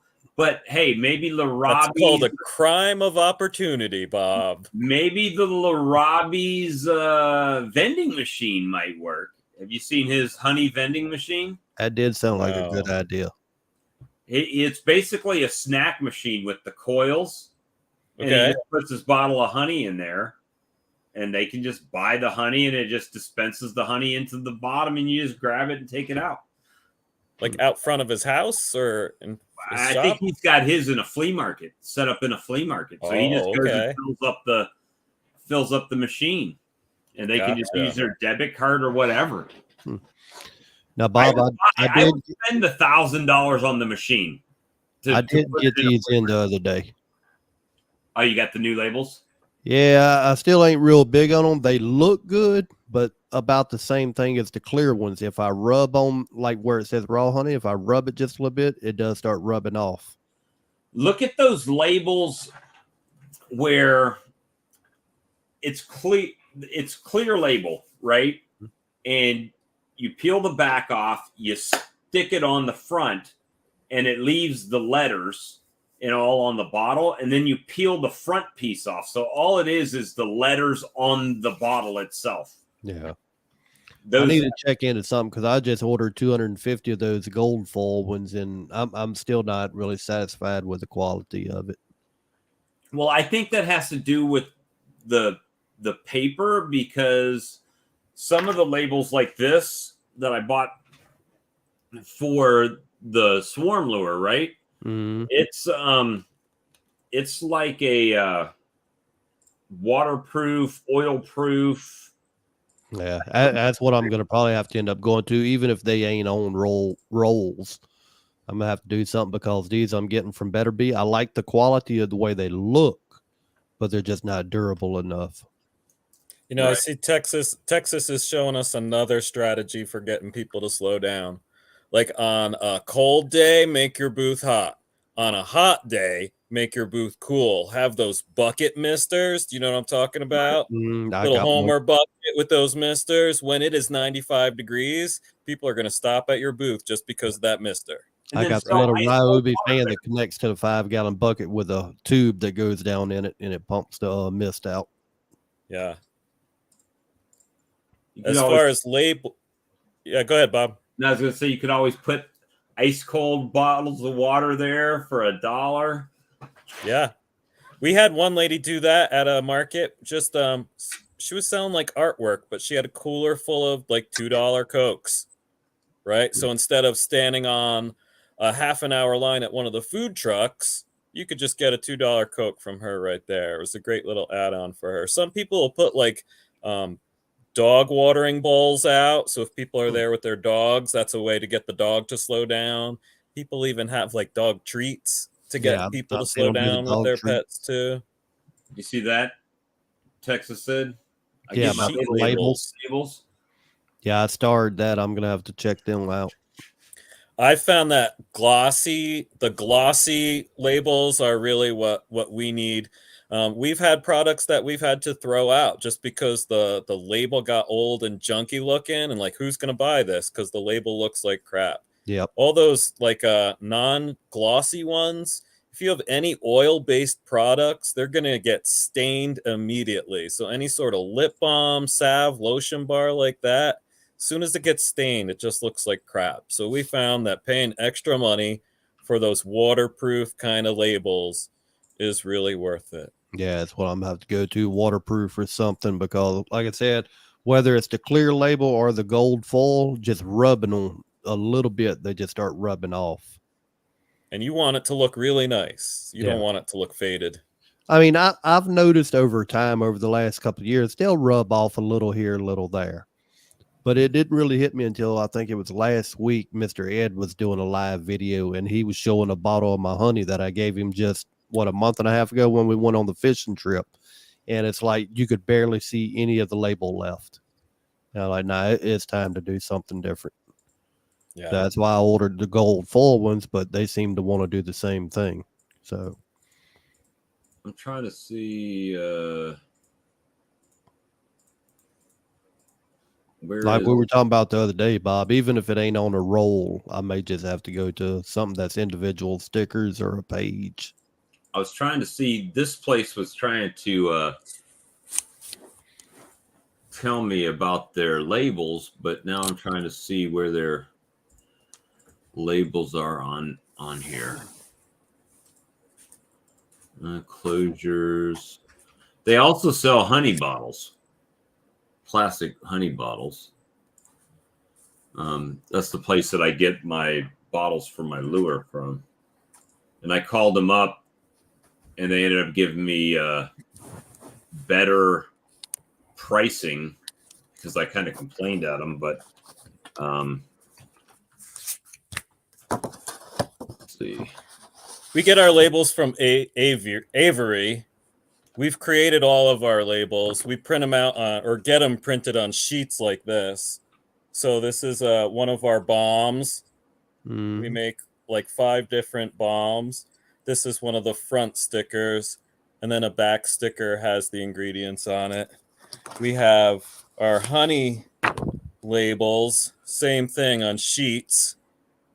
And we actually have the exact same label for 3 different sizes. It fits the same jar, or 3 different jar sizes, this 2x4 label. They're more expensive, but we don't have to worry about them getting janky or anything. Okay. Yeah, they're still kind of expensive for their jars. Yeah, can't do that. Not the price they got. They got bears. Their bears are $1 a piece for a 16-ounce bear. 97 cents. So you might as well say $1. Yep. But if you order over 185, they go down to 70. But I don't think that comes with the lid. So you're at $1 with the lid either way. 1 gallon pails.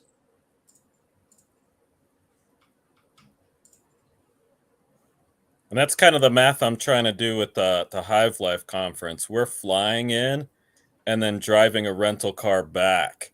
So if I get that solar farm gig, I know I'm going to be buying a lot of equipment.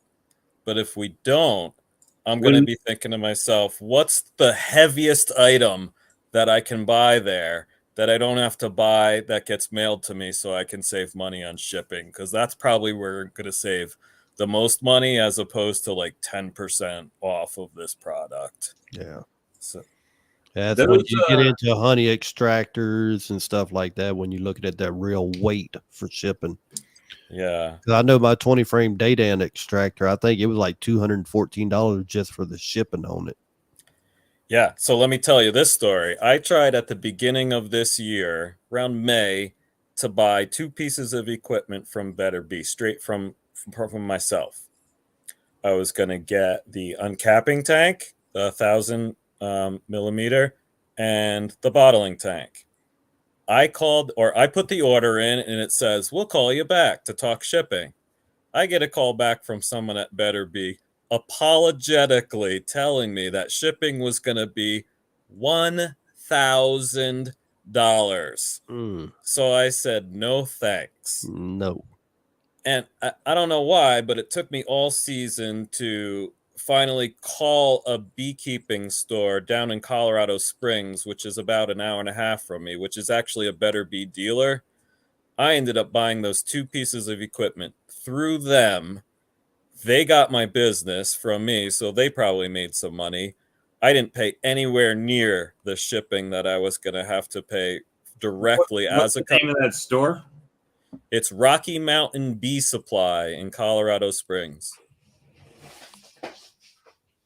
And they're a Better Bee affiliate. Super nice folks. I never dealt with them before because they're like 90 minutes south of me, but they were the closest one that could get it shipped in. So when they got it in, I drove down there, put it in my truck, drove it back. But it was well worth the money. Too? Yeah, I got my, you see it there? Is that the license? 18-gallon license bottling tank. You got the water jacketed one, though. The water jacketed one, and I'm getting the no drip valve at Hive Life. I don't know if you can see over there, but I got the 16-gallon max scent. How do you like that? I like it. I got the 1 drip valve on it. Okay. He just ordered his 1 drip valve. Yeah, that's what I was hearing earlier. What, $205 now? $205 through Dogwood. Dogwood, is that right? Mm-hmm. One of those companies going. And I think Better Bee had it for like $245, $250. So as I was going through one night, I saw it. I just jumped on it.